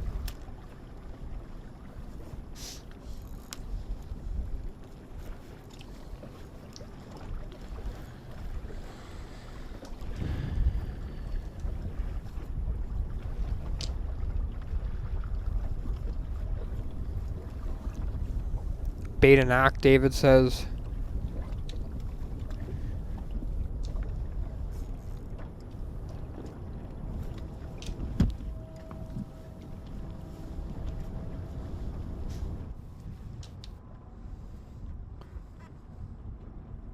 it's a better, some nicer skies now. Chris, we'll come to North Dakota. 2021, watch out. Head-to-head is going to be all over the place.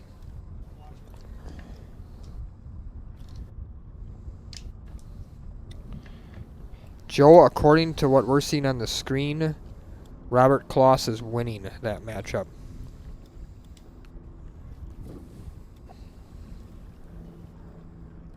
Craig Krieger says, place another order today. Do you think it will go out today? They have a pile of orders packed today. I'm not exactly sure. Making headway, that's for sure. I would say that they're very close to caught up, so. For the most part, you get email confirmation.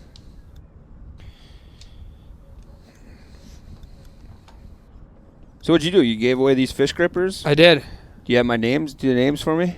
Yep. I did. I announced it before I hopped in here, so it's already taken care of. Jay Mitchell won on Facebook and Devin Bublitz on all right, YouTube. perfect. And I announced that before I hopped out of here, I should say. So. Perfect. I took care of it for you. That boy. I just gotta know who to send them out to. Yep.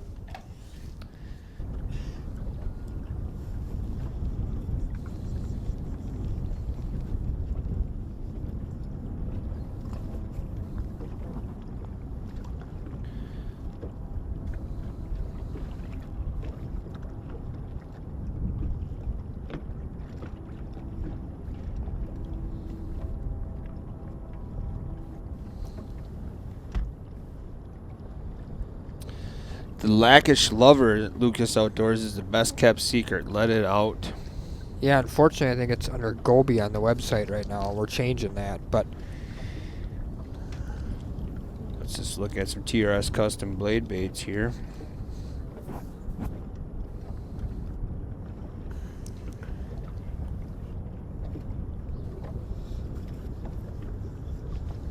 I think it's under Viper custom blade bait.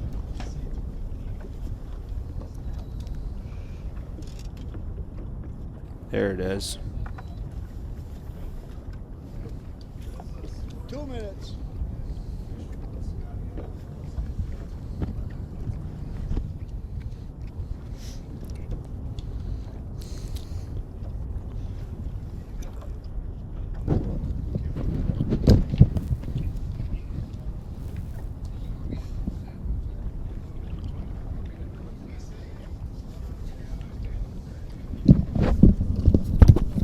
So as usual, nothing gets by the people. Matt, did you just hear that? I did. So, quick update. It sure looks like Scott Allen is going to move on, not Robert Kloss, as Scott Allen's fish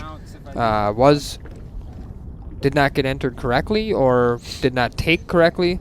And we just looked at the visit video evidence, and looks like Scott Allen's fish was 215. So he is going to get 4 ounces added to his weight, which will then put him 3 ounces ahead.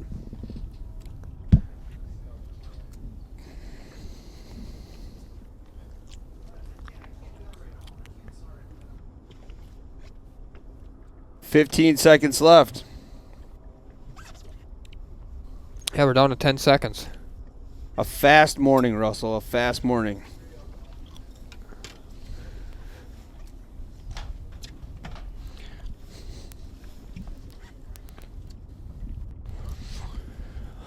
All right, well, that concludes Deja Vu, the morning session here.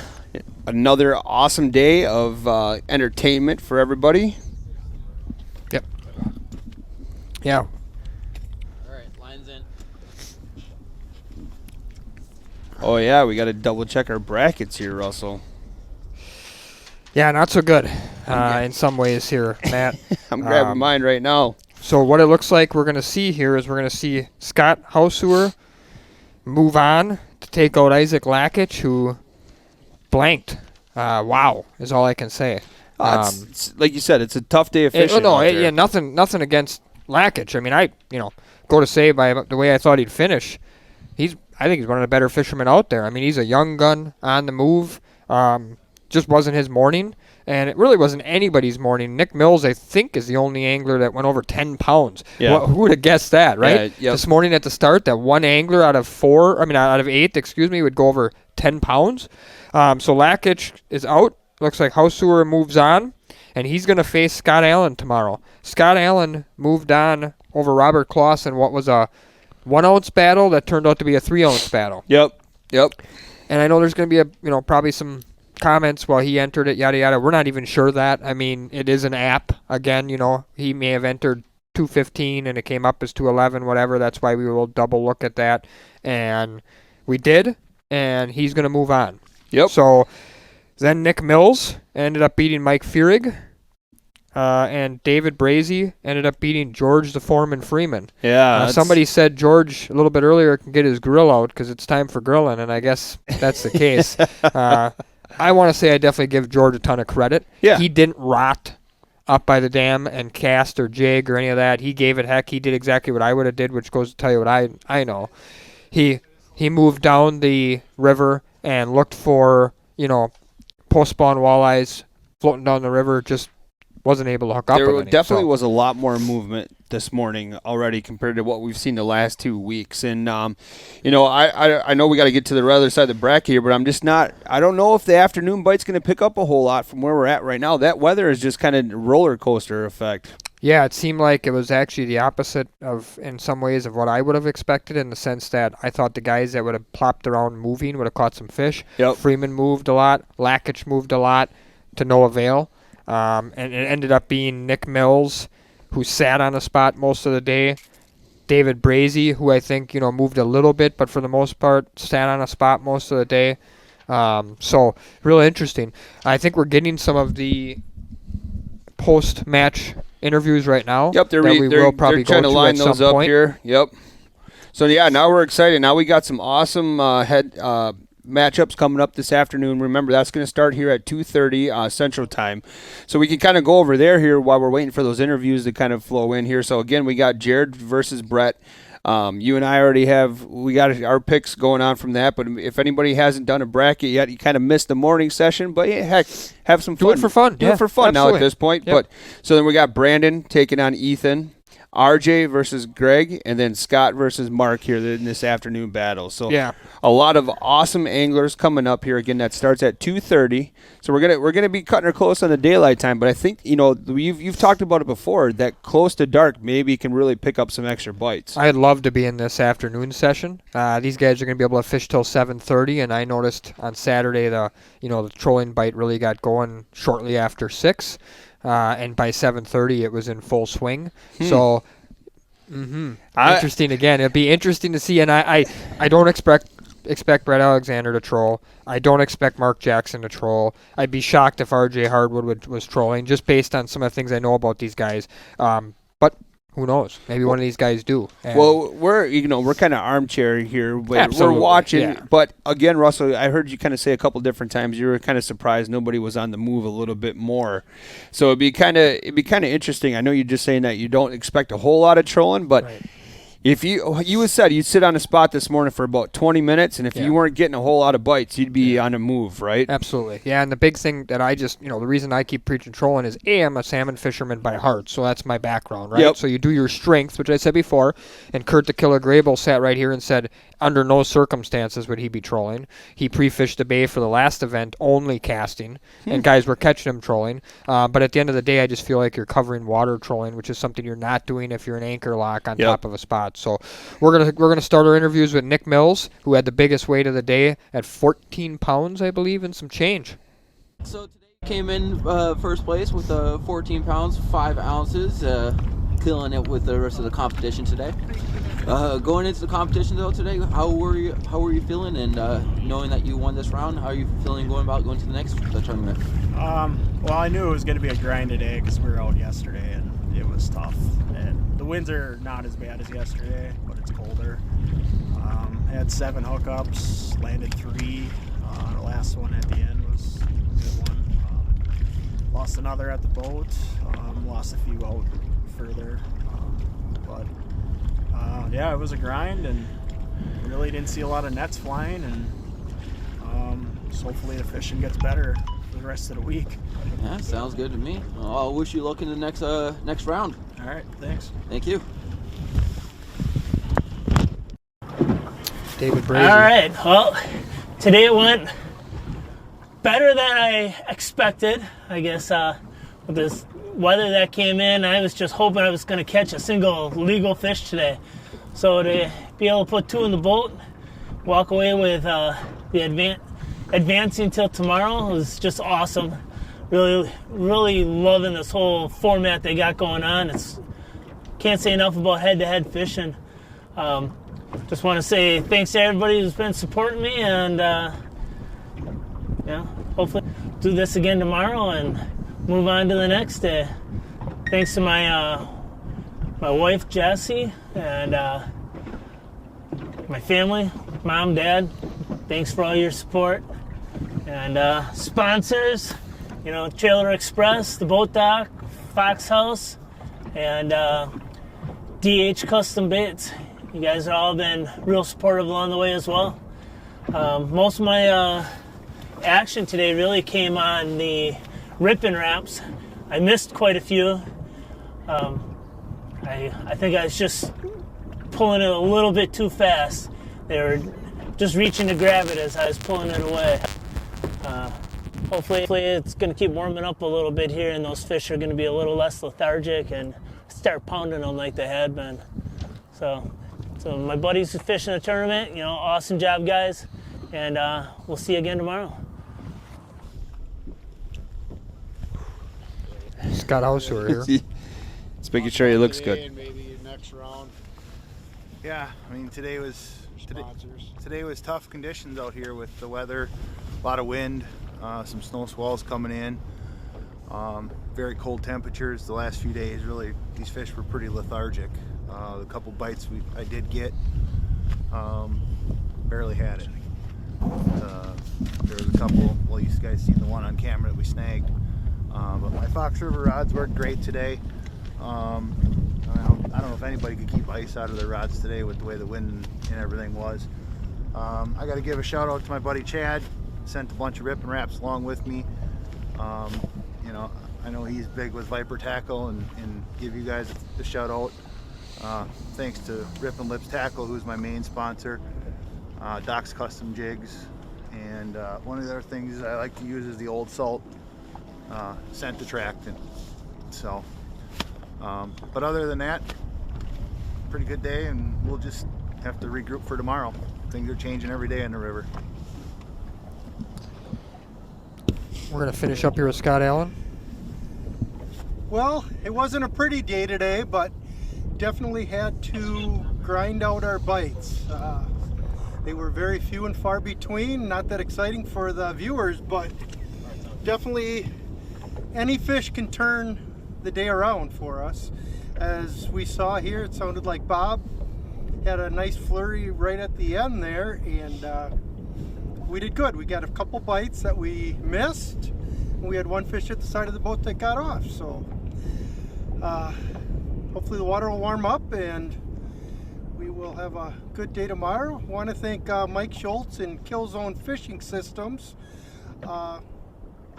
Thank you very much, and look forward to getting out here tomorrow.